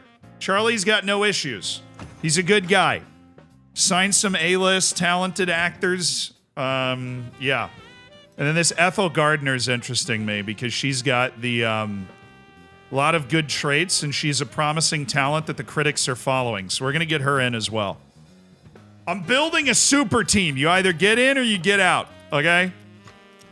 I'm building a super team. You either get in or you get out. Yeah, $133,000 for 3 years. I mean, she's going to be a star by the time we're done with her. Get in, Ethel Gardner. Get in. Alrighty. I'm happy with that. We needed to do that anyways. So Homer Warren's going to be our cinematographer. We're going to use the Theater of Dreams as a sound stage. Castle and surroundings. Let's film that on location. I think right now we just film on location for the big stuff and sound stage for the small stuff. We don't have the technological capability to do anything else. So That sucks, but it is what it is. Oh, there's one more. The Monster's Lair. Obvious soundstage material right there. All right. Let's continue. Filming technology. We don't have any other technology than the basic one. We'll level up the extras and get plenty of crew. All right, this is going to be an expensive movie, but I think it could be great. All right. $528,000 in production. Yes. We spent a lot of money to get good guys in for this as well. Do we want Rooks to produce this, or is there another? You know, we need a hit. We need a hit, and this guy's cheap compared to how good he is, so I think we just hire him. This guy's cheap compared to how good he is. I love how hard this dude's going on the trumpet right now. Jeff Hardwick, I'm going to grab you for $176K for 3 years. That's a good deal, Jeff. He's seducible. The dude... You know, it's Hollywood, all right? It's Hollywood. Where he could be racist or a gambler. He's seducible. All right, come on in. Hardwick, you're going to produce. I can't give this to Lucas. Do we have any other good directors? Oh, Joe Scott. Oh, my dude, he's crazy. And he's chased. Oh, he's nuts. I'm blowing so much money. This better work. We better be able to make good movies. Oh, his self-importance hurts. All right, how much money? Only $112,000 for 3 years of your time, Joe? Get in. We're getting the A-team together. We're not giving this to Lucas. This isn't some sort of dumpster diving movie. We are giving this to the best director we can get our hands on. That's Jeff Hardwick producing. Joe Scott in. The daring adventurer is going to be Charlie Graham. You know, he's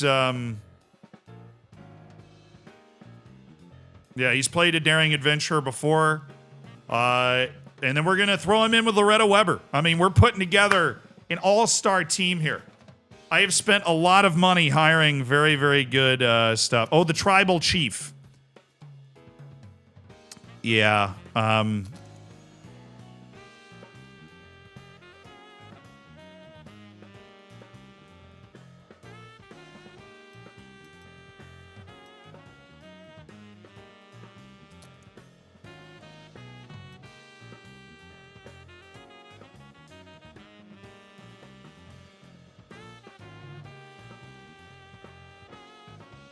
This kid's really loyal and he's 18 years old. I think we might be able to develop him into something.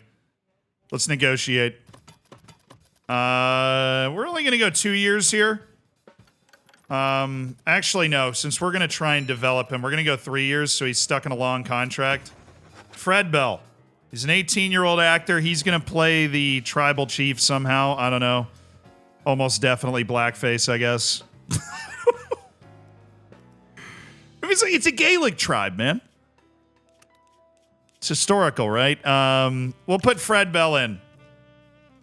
Even lately, I often hear that age is just a number. Even at 80, a person can feel young. But when people go to movies, their expectations are more conservative. Everyone wants the hero's beloved to be younger. We want the evil sorcerer to be older.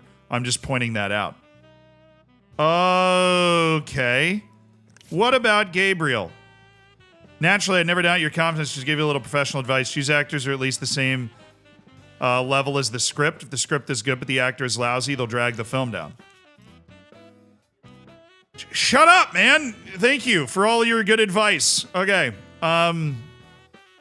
Is there any older man? There's no older man that can play this script.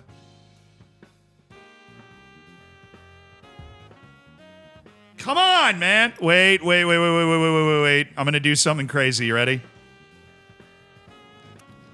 Fred Bell is going to be the daring adventurer. Oh, but Loretta Weber's 34 and she needs to be younger. Why is this so hard all of a sudden? Come on, man. All right, we're putting Gabe Rutkowski on this. He's not he is a little lower than the level of the script. There's nobody out there that I can't hire anybody that can play this role. Unless there's a younger woman.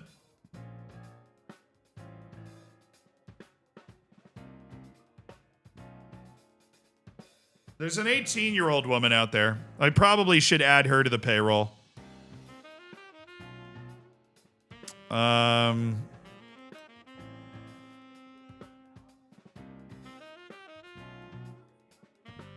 We'll take Janice Campbell. We'll level her up on some lower level movies. And see what we can do. Janice Campbell's crazy cheap. Literally $5,000 for a 3-year contract. Are you kidding me? That's just separate business. There's nobody else that can play this role and do it right. And we gain so much from having like Charlie Graham and Loretta Weber playing the other spots. All right. Oh, it takes forever to film. Okay. Yeah, there you go. Get it in production, man. This is going to be a banger. I'm feeling a huge movie. Here. Actors and directors who have made a name for themselves receive special, popular, or artistic recognition. This reflects public or critical appreciation of their talents. It could take decades to achieve such status, but sometimes all it takes is a few outstanding achievements. All right. I mean, good to know. I'm down to $2 million. Ethel Gardner shown as a bright light. Oh, yay, she went to the party. Thank you, Ethel. You got us some reputation as a studio, which we freaking desperately needed. All right, we have added ethnic composition to our studio staff. Illegals. Hire personnel who are living in the country without proper documentation. Allows the studio to cut costs in mothball buildings, cease to, but incur no utility costs, and the staff salaries have during that time. Okay.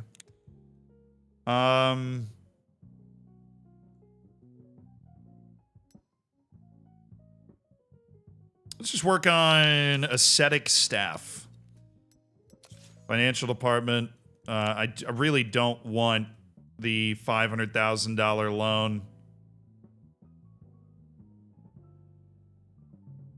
You know, we'll start working on it. I don't know. We'll start working on it. It unlocks a whole bunch of other stuff in the finance department, so we'll start working on it. Have I seen the Mappy Leon situation yet? Probably not. Oh no, something happened. Sometimes accidents happen during a production of a film. You can intervene and try and solve it, or you can just ignore it, although that's unlikely to help the film. Yeah, no, I'm not going to ignore it. What happened? Zealand brings a very dude, I brought a noisy dog to the shoot. Most of the crew is praying the dog will die. Forbid the actor from taking it on set. Find someone to look after the dog while he's away. Or we can kill the dog. How about no? Let's just pay the $500, all right? I will put my own dog up. I will put my own dog up. Oh, the lost loans?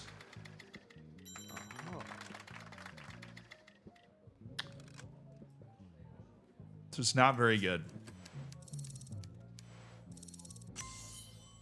Okay, Ted Hill just finished leveling up. That sucks. Didn't know that was a thing. Okay, good to know. Yeah, I'm shelving the lost loans, actually. Ted Hill leveled up? No. Dang it, Ted. Is there a way to tell how high they can go? I guess not. Have you heard about Wandering Malcolm? God knows what his real name is. Everyone just calls him Wandering Malcolm. For 4 straight years, he's been knocking on the door of every film studio he can find, script under his arm. He's an odd one. Sometimes really noisy, even a little scary. Sometimes he calms down and gets all sad and sits smoking by the road. He's refusing to submit his script for consideration or even share the synopsis. Says he's afraid someone will steal his brilliant ideas. He only agreed to sell it for $1,000 cash. This morning, he literally jumped on top of my car when I arrived at work. I managed to get a look at the title page, which is Rotten Fates. Well, the madman was scrambling around on my windshield. I was about to call security, and then I thought, what the hell? Maybe today we'll take the risk. He can't even write any worse than our studio parasites. That's fair. Yeah, pay him. Let's go. What is it?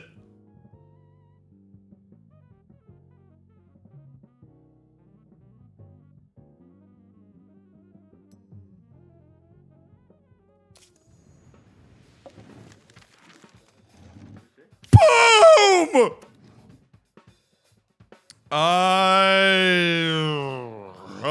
Right. I need a different cinematographer. You suck.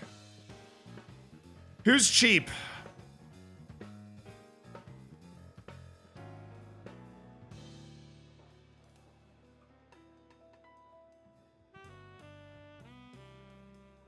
I mean, Gordon is only 18.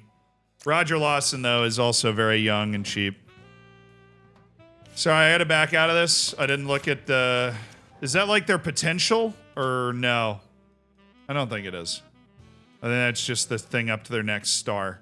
Because there's nobody that has potential over like what they're looking at. Okay, so we'll just take Roger Lawson and see if we can develop him into a brilliant cinematographer. No. I need my A-team for this, dude. I need my A-team for this. This is ridiculous. I'll hire Lawson, but we're shelving this right now. I need to bring my A-team in for this movie. Shelve it when the A-team are free, that's what I'm thinking. There's no way we should be working on this movie with anything but our best. This movie has a chance to be an award winner, #1 in America type movie. Rotten Fates.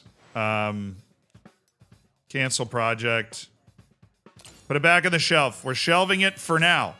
Okay, let's go to our scripts and see if we can develop some other good movie makers. Let's do It Happened with Someone Else that Bill Belichick wrote. Let's put that together. Let's start filming. Focus, guys. Focus. All right, we're going to take Roger Lawson.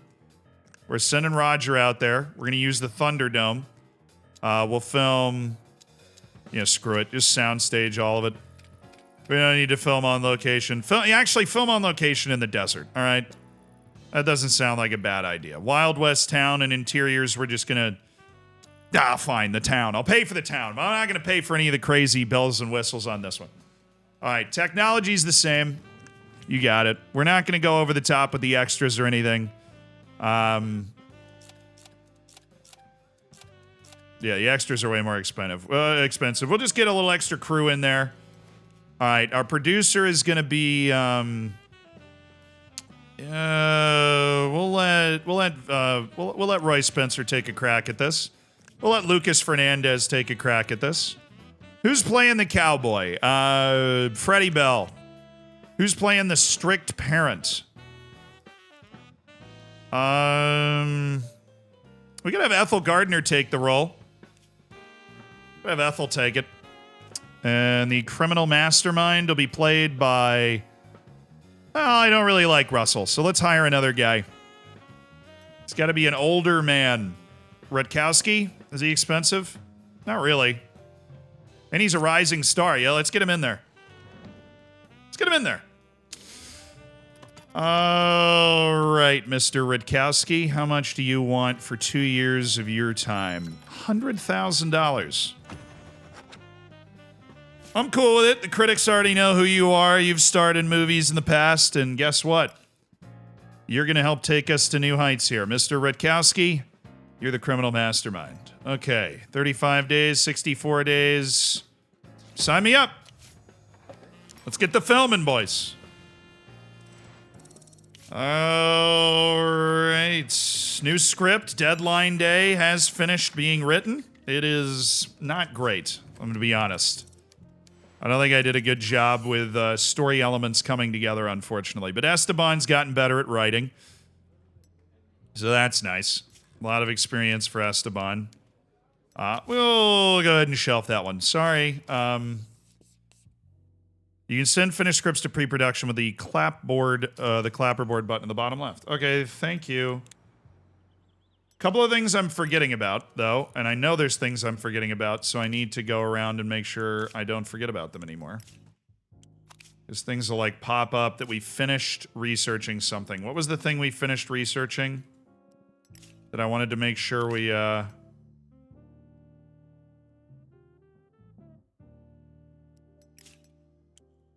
yeah, that's almost done. That'll be nice.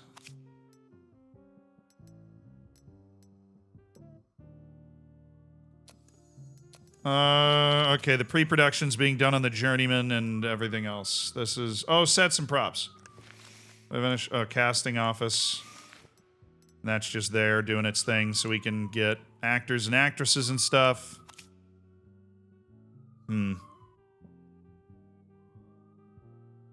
Strict Parent is 9 years older. Nice. All right, see you later, Propane Burrito. Oh, this was the thing. I wanted the freelance writer's office, but it's not done building yet. That was the thing I forgot. All right, onward. Okay, so many writers aren't doing anything. We've got Ted Hill, who's just a disaster. Oh, something's done. Our services. Perfect. Who is the head of services? I'm gonna take Brenda Sullivan. She's a little cheaper. Could have a woman in charge of something. All right, Ted Hill, how long's your freaking contract? Because I don't want you writing anything. You got any ideas, guys? Drama, modern American town, detective. I do have Ted Hill. Oh, I gotta make we gotta make up a couple stories. So we want a... What the hell? I went to Africa once. I don't remember much about the country, but you know what stuck with me? I'll tell you. There's not a single decent restaurant, and there's garbage and beggars everywhere. Forgot he was racist. Right. This is gonna get ugly. Some scientists believe Africans live so poorly because they're predisposed to mud, disease, and theft. All right, Pep. Yeah, how about you just shut up and write movies, huh? According to the scientific theory I heard, the decline... I can see why they put the disclaimer at the beginning of the game. Fear God and don't argue with science. I'm begging you. Get rid of the blacks and don't throw away your business. No. Oh, I have to fire him.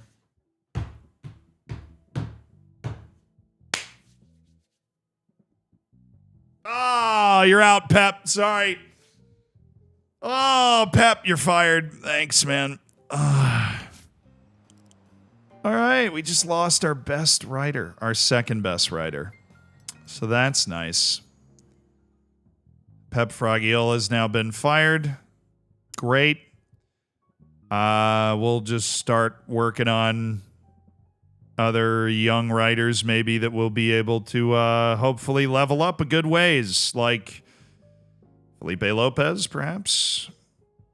Pep Fragiola's on the open market. Good for him, man. Very, very excited for him. Salvador Jimenez, you're hired, and yeah. Let's just come up with some ideas and hand them off. All right. Bill Belichair's got to write some beautiful scripts for us right now. Esteban needs something to work on. So, story workshop, here we go. We got to come up with a nice historical piece.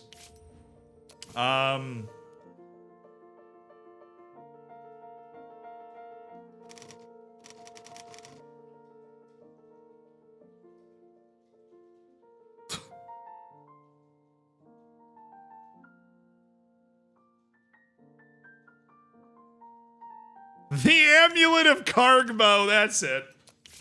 That's it. All right, it's going to be historical, action, and adventure.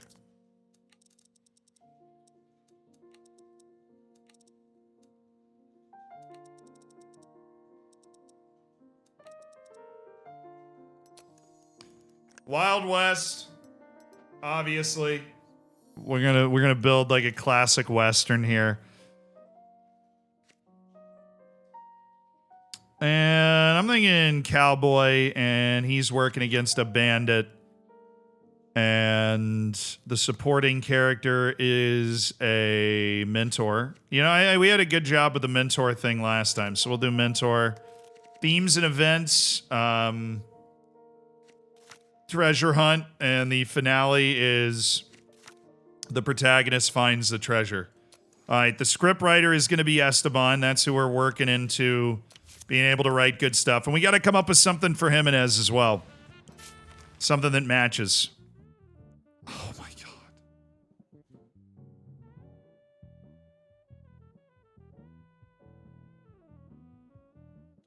Pep went to the media and slandered the studio, so our reputation is back down to 5. What the hell, man?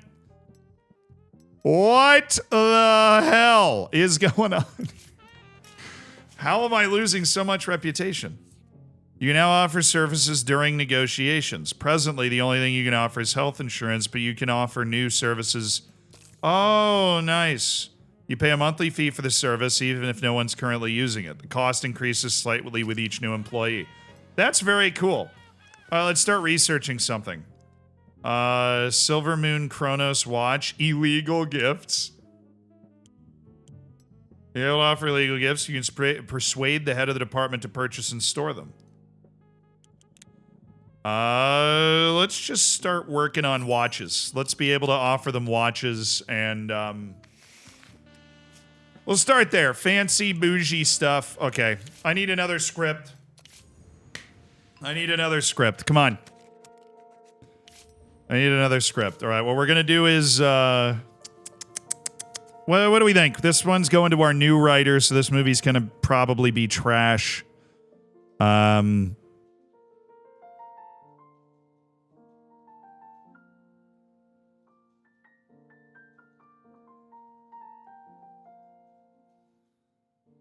Make it a comedy? True. We haven't really done that sort of thing before.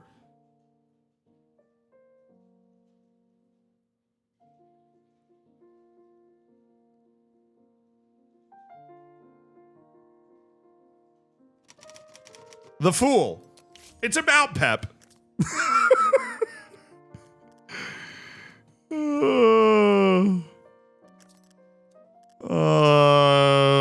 make it a comedy, romance. Detective doesn't really fit in there, so we'll do like comedy and romance. Maybe somebody falls in love with, there's a mean guy named Pep, obviously.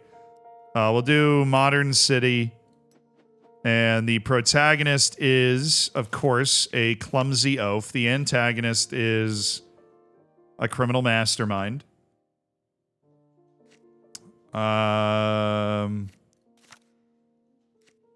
This is not required that we have an antagonist. Clumsy oaf, angry boss, and love interest.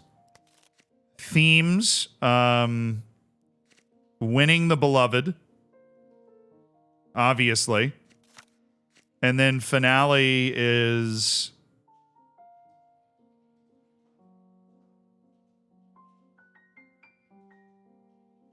sweethearts stay together. Yeah, that'd be good. That would be good. Yeah, we'll do that. Alrighty.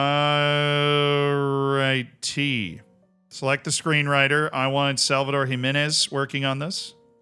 We don't really want Ted Hill because we know Ted Hill's never going to be that good. Salvador Jimenez is a drug addict, but I mean, he's a writer. So, he's working on The Fool. See if you can write me something good. Any staff we can hire here? No. Guess not. Now I can offer stuff in contracts. Good thing I didn't just negotiate all of my contracts.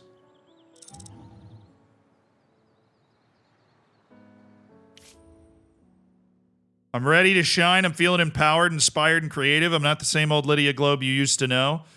Okay, now I can roar like a lion. Welcome back, I guess. New actress at the studio.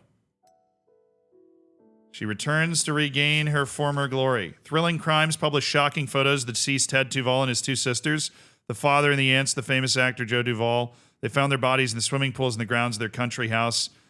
They believe the cause of their death was low-quality heroin. We were right then! We were right!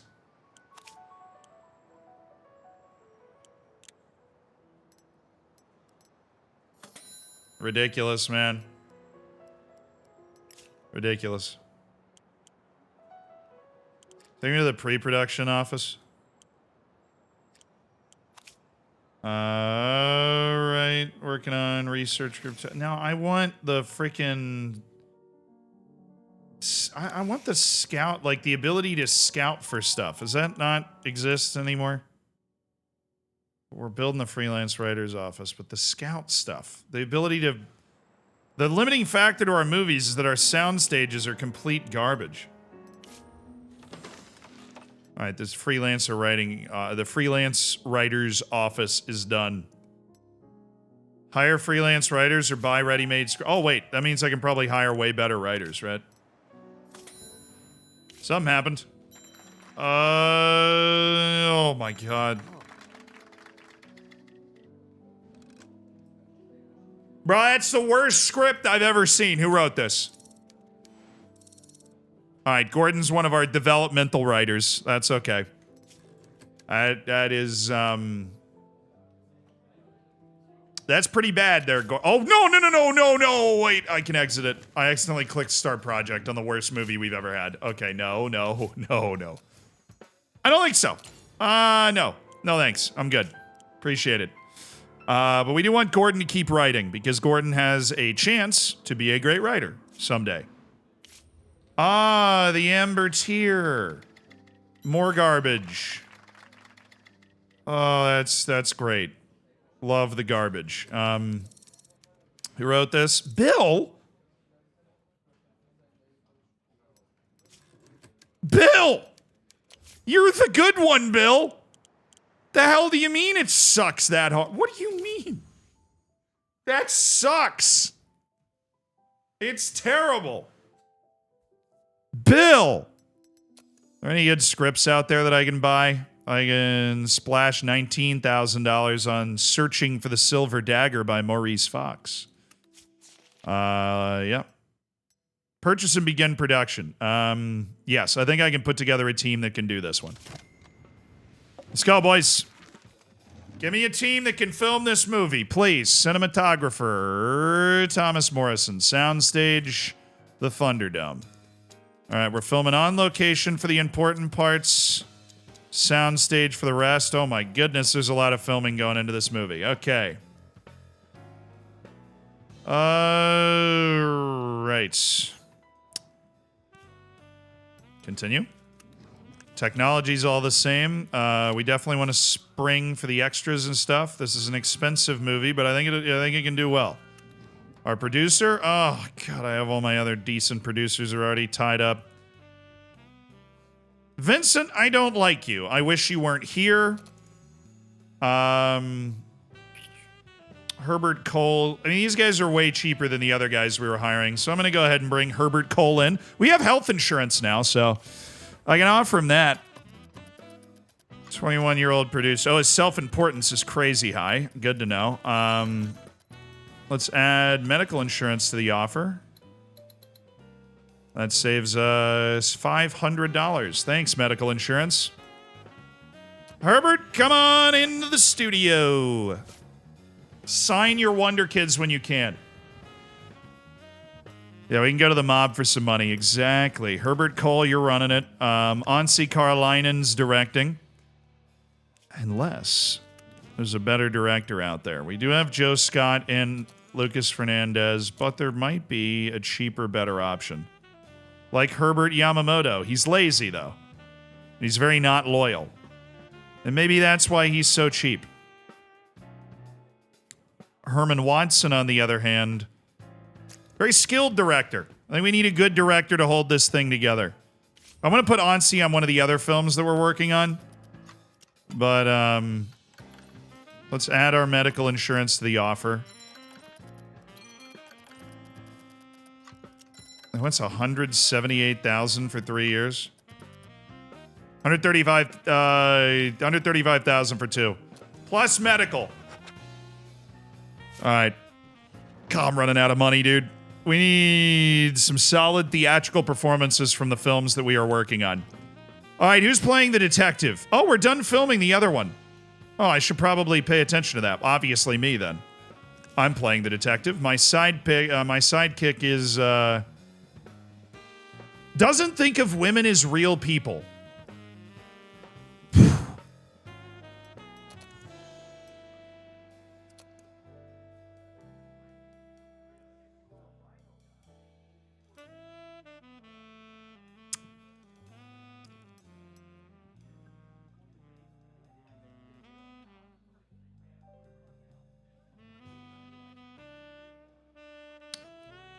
All right.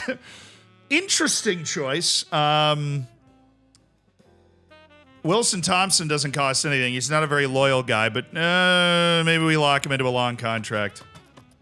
Because I don't think he's going to cost anything. His self-importance is literally minus 60, which is crazy.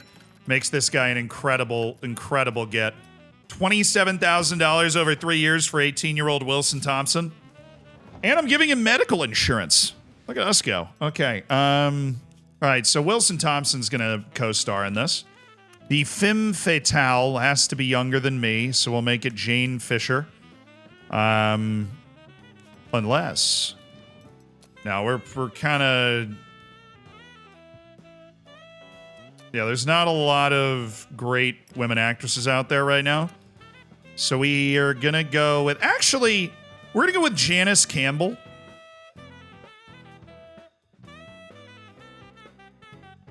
Nah, we'll go with Jane. We'll go with Jane Fisher. Oh, serial killer? I think Dave Gutman can definitely do that for us.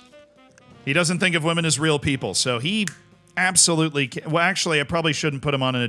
I shouldn't put him out there with him. Why do all you guys suck? Why? Are there any other cheap actors out there? Yeah, there's 20-year-old Lewis Harrison. His loyalty's pretty low, but he's cheap as hell. No, but isn't the bad guy supposed to be older? Maybe. How much for 3 years? I'll include medical. That's not bad. Give me Lewis Harrison, baby. We're going long-term contracts, developmental strategy. Lewis Harrison is the serial killer.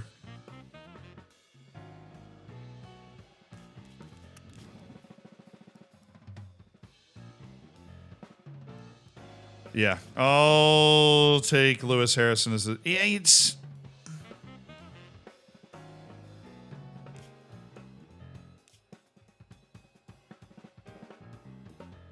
All right, cool. Good team. Good team. Good team. Gonna take a long time to film this movie. Cost $531,000, but we got a good team for that movie. It's a good project. We got like our secondary team working on it, and that'll help. The only thing that bothers me right now, the like one thing I can't figure out, is how to Okay, yeah, it'll take 53 days to...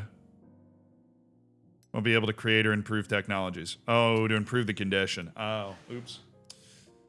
I can't figure out how to do the scouting and, like, improve these things. I don't know if it's in the game yet. Cloudy Eye is ready. Thank you.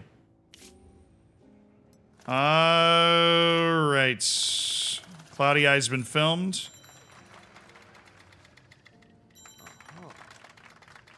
All right. It's not a great movie, but it's ready. And I got my experience. Dave Gutman got his.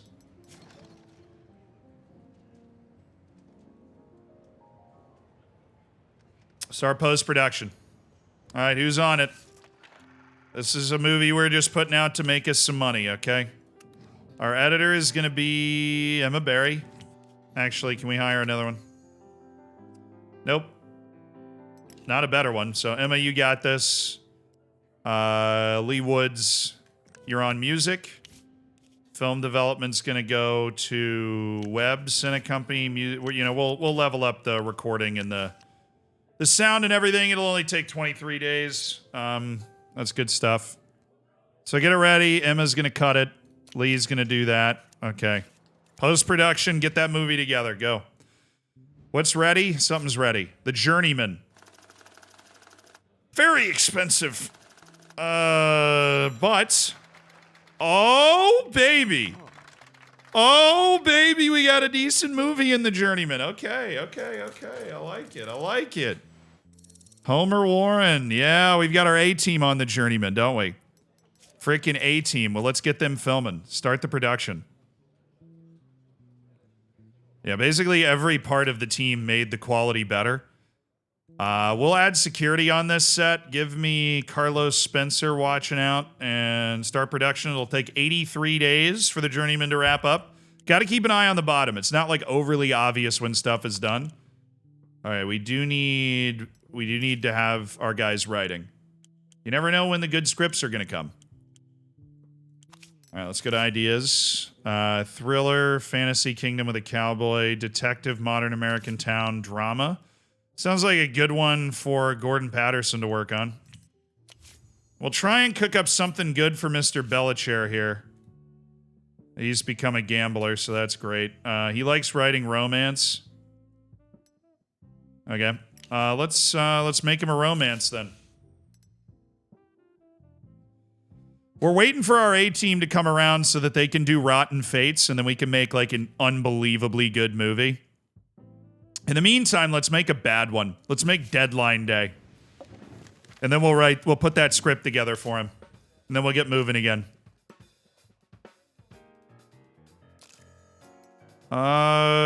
Okay. Apparently I don't have enough people to do all of this, but we'll just start out. Harry Ray. Oh, I don't have enough. I don't have enough sound stages. Well, I'd love to get more, but as long as our sound stages are still being worked on, so September 29th we'll be able to put a new one into the sound stage. Hopefully that'll make us some money, because we're losing money right now.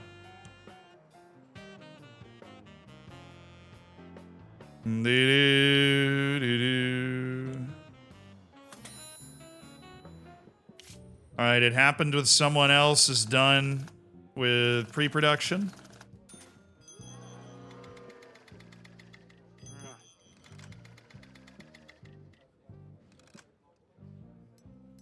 I don't want to talk about it.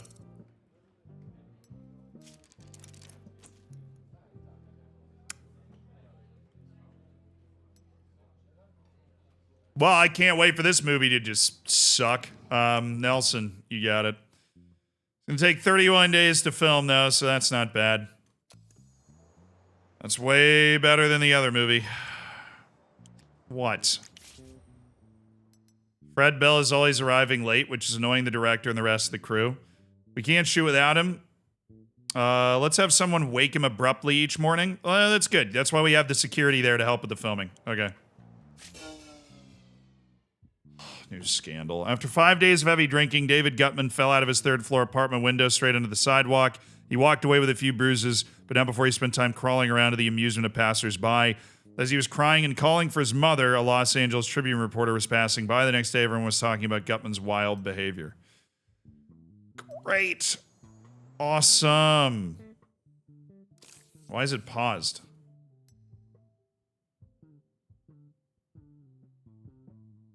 All right, we are behind schedule. Why?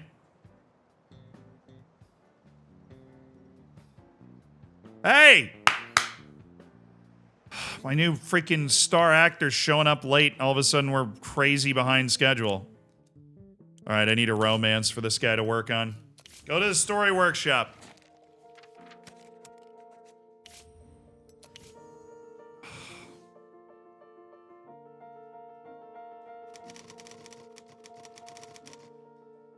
Love in Manchester. There you go. Romance.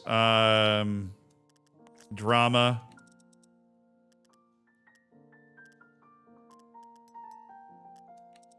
It's gonna be pretty heavy romance here. Congrats, you made the room! Yeah. Okay. Where's the... We'll do... Fantasy Kingdom. Modern American City. We'll just pretend that it's not. Protagonist is a hopeless romantic. Supporting characters are the love interest and a femme fatale. Interesting. Interesting. Love triangle, of course. And...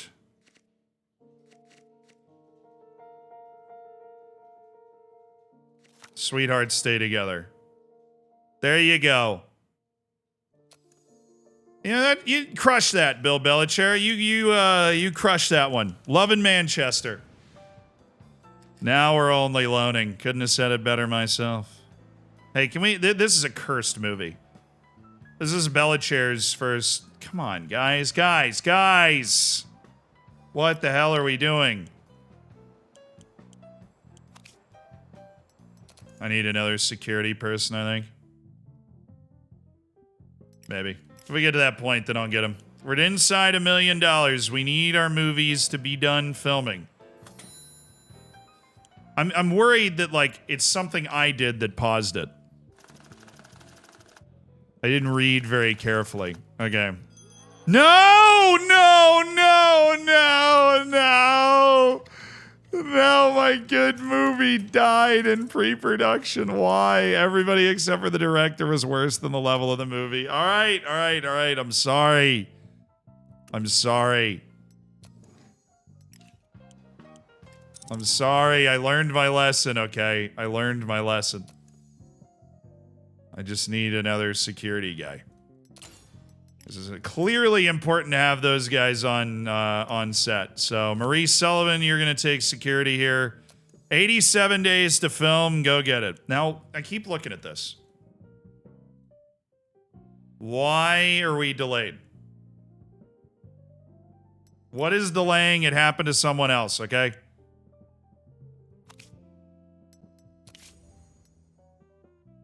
Somebody start this one.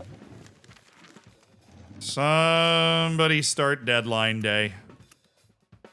Oh, those sound stages are super in use.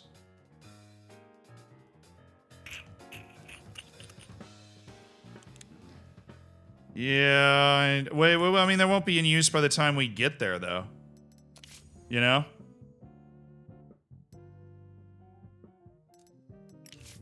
Oh, it's down here. Okay. So can I can't select them because the... Oh, come on. Hey, build me another one. I can do that, right? Built? Come on. Oh, no, I can build more sound stages. Let's go.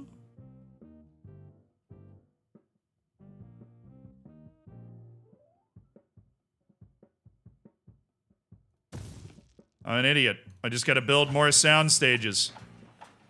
I just didn't know the buttons to help me get to the sound stages. I can build 6 sound stages. So that's what we're gonna do, baby. We're gonna build 6 sound stages that are top condition, and we are gonna run a movie mill. Just to get our money up, man. There you go. Hey, I could use a soundstage in 20 days. I'm not gonna lie. I could use a soundstage in 20 days. That would be nice. The other ones will build higher quality sound stages. Alright. But, I could use a soundstage in a couple days. Okay. The scouting office is in the same place you got the audition building. Oh, yeah, there you go. All right. Well, we're working sets and prop. Thank you. Now I feel like I know everything. You're the real hero, Simpex. Good eye. All right, we are... Oh, wait, is it paused because we're using the... Dude, it's totally paused because we're using the sound stages. Oh, my God.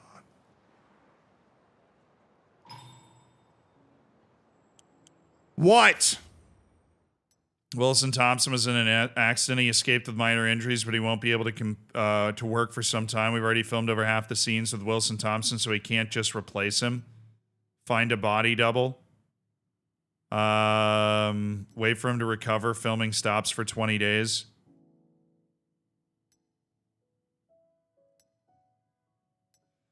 We just have to wait for him to recover. Dang! Oh, come on! Now what? Charlie Graham is angry about the quality of the script, says he's never heard of such wooden dialogue in his whole career.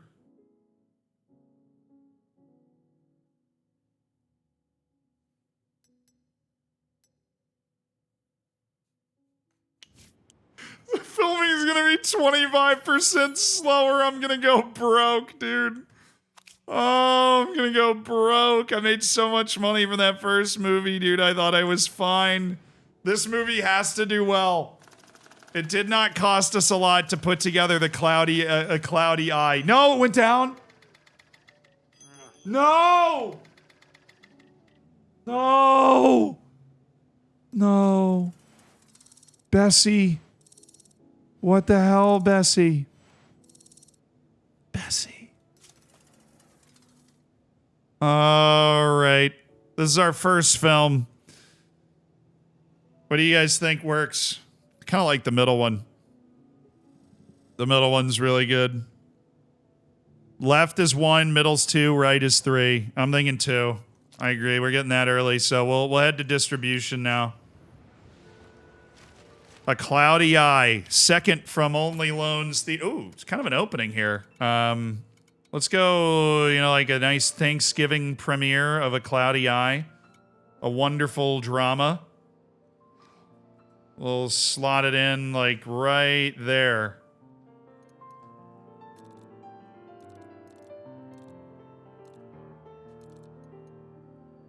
Weekly screenings. Yeah, we got no other movies, so...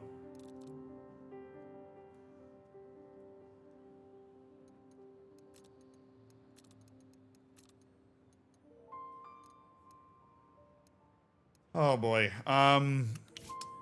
Film copy printing. If we want... Oh, this will take 6 weeks.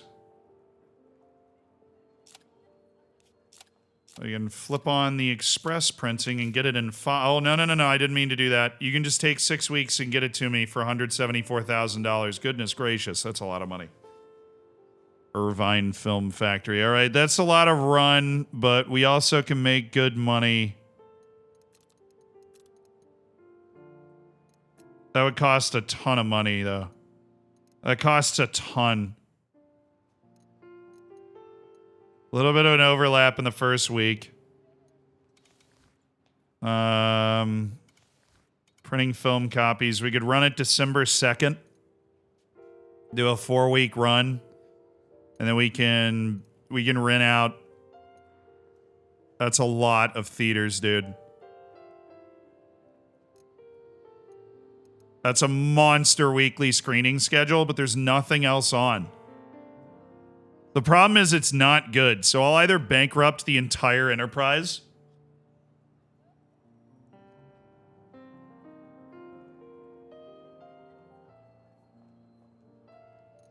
You'll go broke. Okay. Let's rent 12K theaters. And that. Like it goes a little lower each time.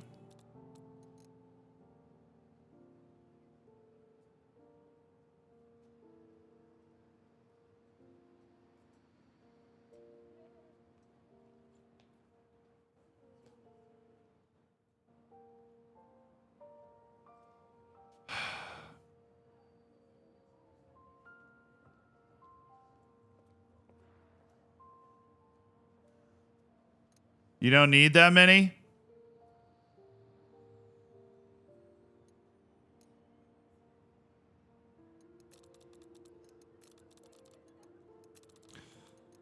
But I want to make money. Okay, we'll do that. It is on the calendar. A 4-week run of A Cloudy Eye. Wait, what is this?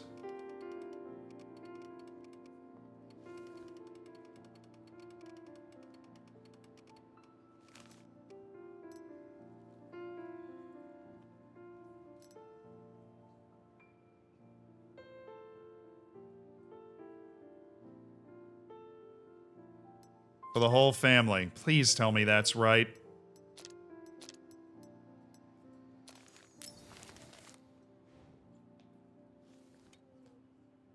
Is there a way for them to tell me that's right? I don't, I have no idea.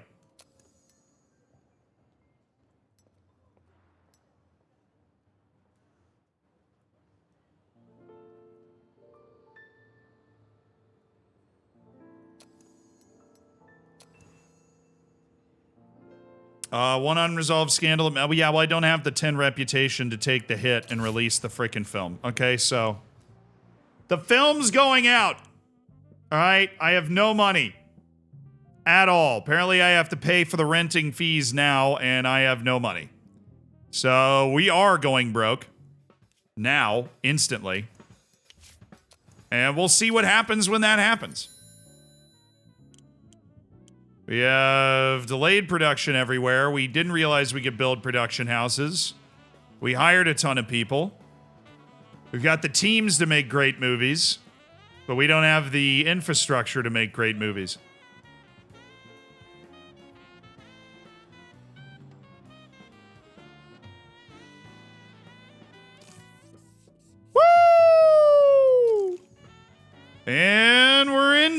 maybe. Yeah, not enough loans. Davius, thank you for the prime. Not enough loans. Studio's reputation has gone into the red. Until you fix this, employee attitudes will continue to deteriorate, contractor prices will rise, and many opportunities will become unavailable. All right. Cool. Wait, what? Took my family to see the latest movie last night. I got to tell you, it was a lovely evening. Can't remember the last time my wife and daughter laughed so hard. It was like going to an amusement park. My daughter sure thinks, wait. Only took 2 hours instead of 6. Of course, that's every man's number one job. Keep the women and children happy, wouldn't you say? My daughter sure thinks so. Never stops reminding me, Dad, you promised to make me happy and only be happy if I can become an actress. I swear she's talking about it since she was 8. She's already 19. I used to say I don't have those kind of connections, but now I'm the mayor. Anyway, I'm asking you to put her in one of your movies.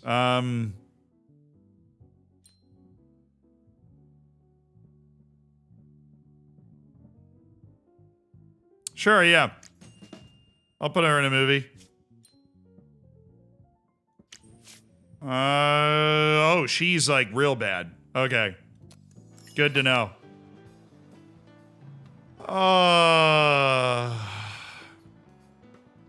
So we can't make any money until A Cloudy Eye goes out. The Journeyman's in filming. I'm building more studios so that we'll be able to make more movies. But, yeah, one of them's done in 3 days. I don't think we really have the money. We're just gonna have to push us into debt and, see what happens. Oh, the head of the Gerstein brothers. So you got the hang of the business. Don't worry, kid. I don't bite unless, of course, you count that time we were filming The Hungry Vulture. But first of all, it was a Bo Quince film, an exquisite one. I don't have to tell you how it is. Second, I was just one finger, not 3. I paid the papers to embellish the story just for a hoot. And third, they sewed Quince's finger back on and he was fine. Okay, why are we talking about me? Let's talk about you, the new king of the movie jungle, a lion, a shark. It's just about time for me to retire, don't you think? I can compete with stallions like you. So how do you like the industry? Anybody giving you trouble? If you have any problem with anyone, don't be shy. Talk to me. Uh-huh. All right. Pretty sure you're my rival, Mr. Gerstein brothers. You ever met Arthur Gerstein in person? Oh, I'm talking to myself. This is confusing.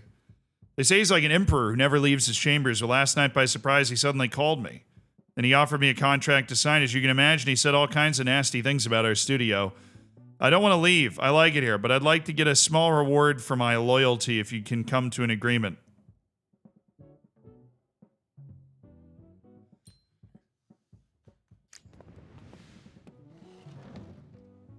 I'm really fleecing myself right now.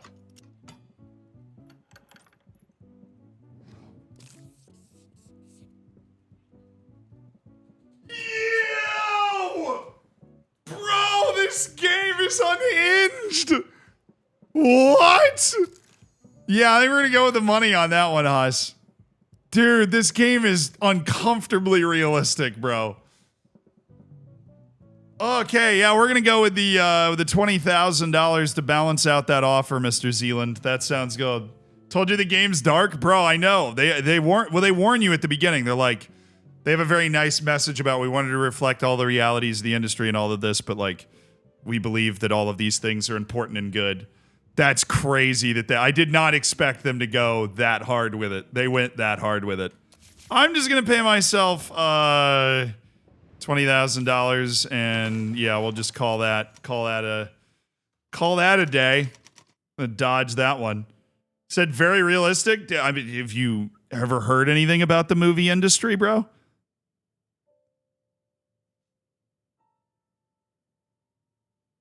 The Hollywood movie industry in 1930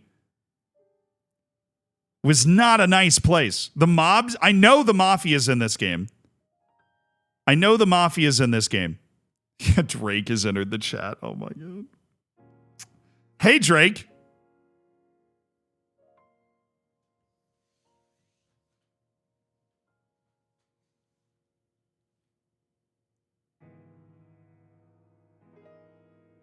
Bro, they said you did this? No, I didn't. I didn't do it. I paid myself $20,000. What are you talking about? It's like leverage on you. Wait, Is that what it was?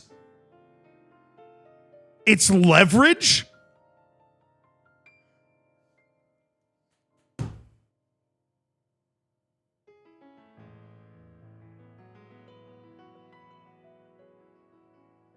You know,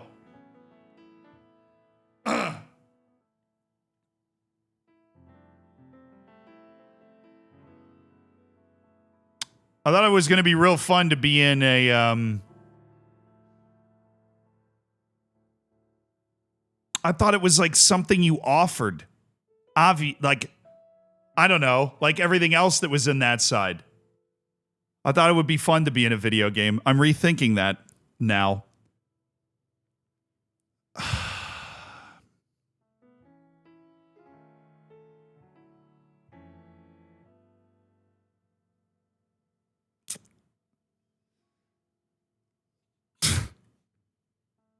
That's crazy, dude. I thought it was like one of those, like, hey, man. Because everything else that had always been in that part of the screen was like, hey, do you want medical insurance? That's what I thought was going to pop up when I clicked that. That's crazy. I don't even know how to respond to that. Other than, like, that's horrifying. Obviously.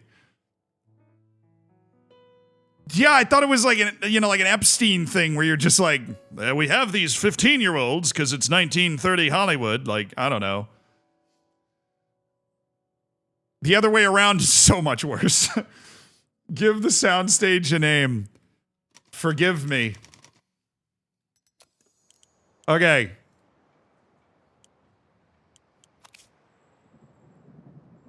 We do have another soundstage that we can I like switch the soundstage this is on? No. Once it's filming, it's just... Alright. The share of prices of Vienne Pascal, Pierre Zola Company, and doesn't think going to fall to 30% of the unit trading. Single day panicked investors sold. Oh, yeah, there's the Great Depression. Okay. Good. I'm in debt when that starts. That's wonderful.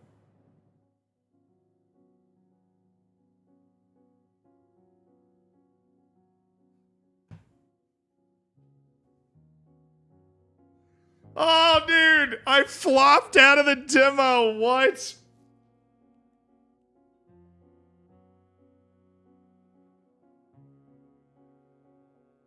We actually failed the demo. I hired too many people. We didn't even get to release our movie. Oh, that sucks. I got sacked, man. I went too far. I flew too close to the sun. I lost that court case for $1 million after it got leaked because I didn't finish my security department in time. Oh, I depart in shame. Yeah, it's all right. I feel comfortable departing that reality after the facts that I have learned. Video game me apparently needs to be arrested, so we'll deal with that, Regardless of that, I just got relegated to Bollywood. But outside of that, I had a lot of fun playing this game. It's an insane game. This was a good time, but that is a good endpoint for the stream today. I appreciate them sending me the game super early and sponsoring a stream as well.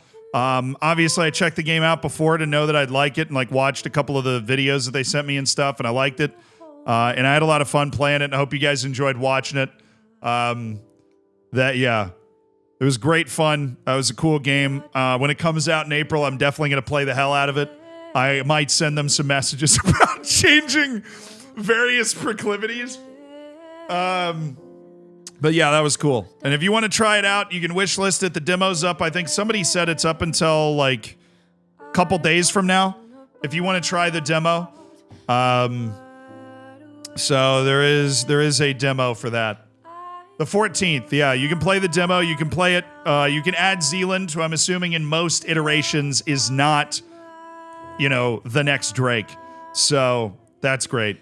But you can add me to the game with this code. I'll post it for you one more time.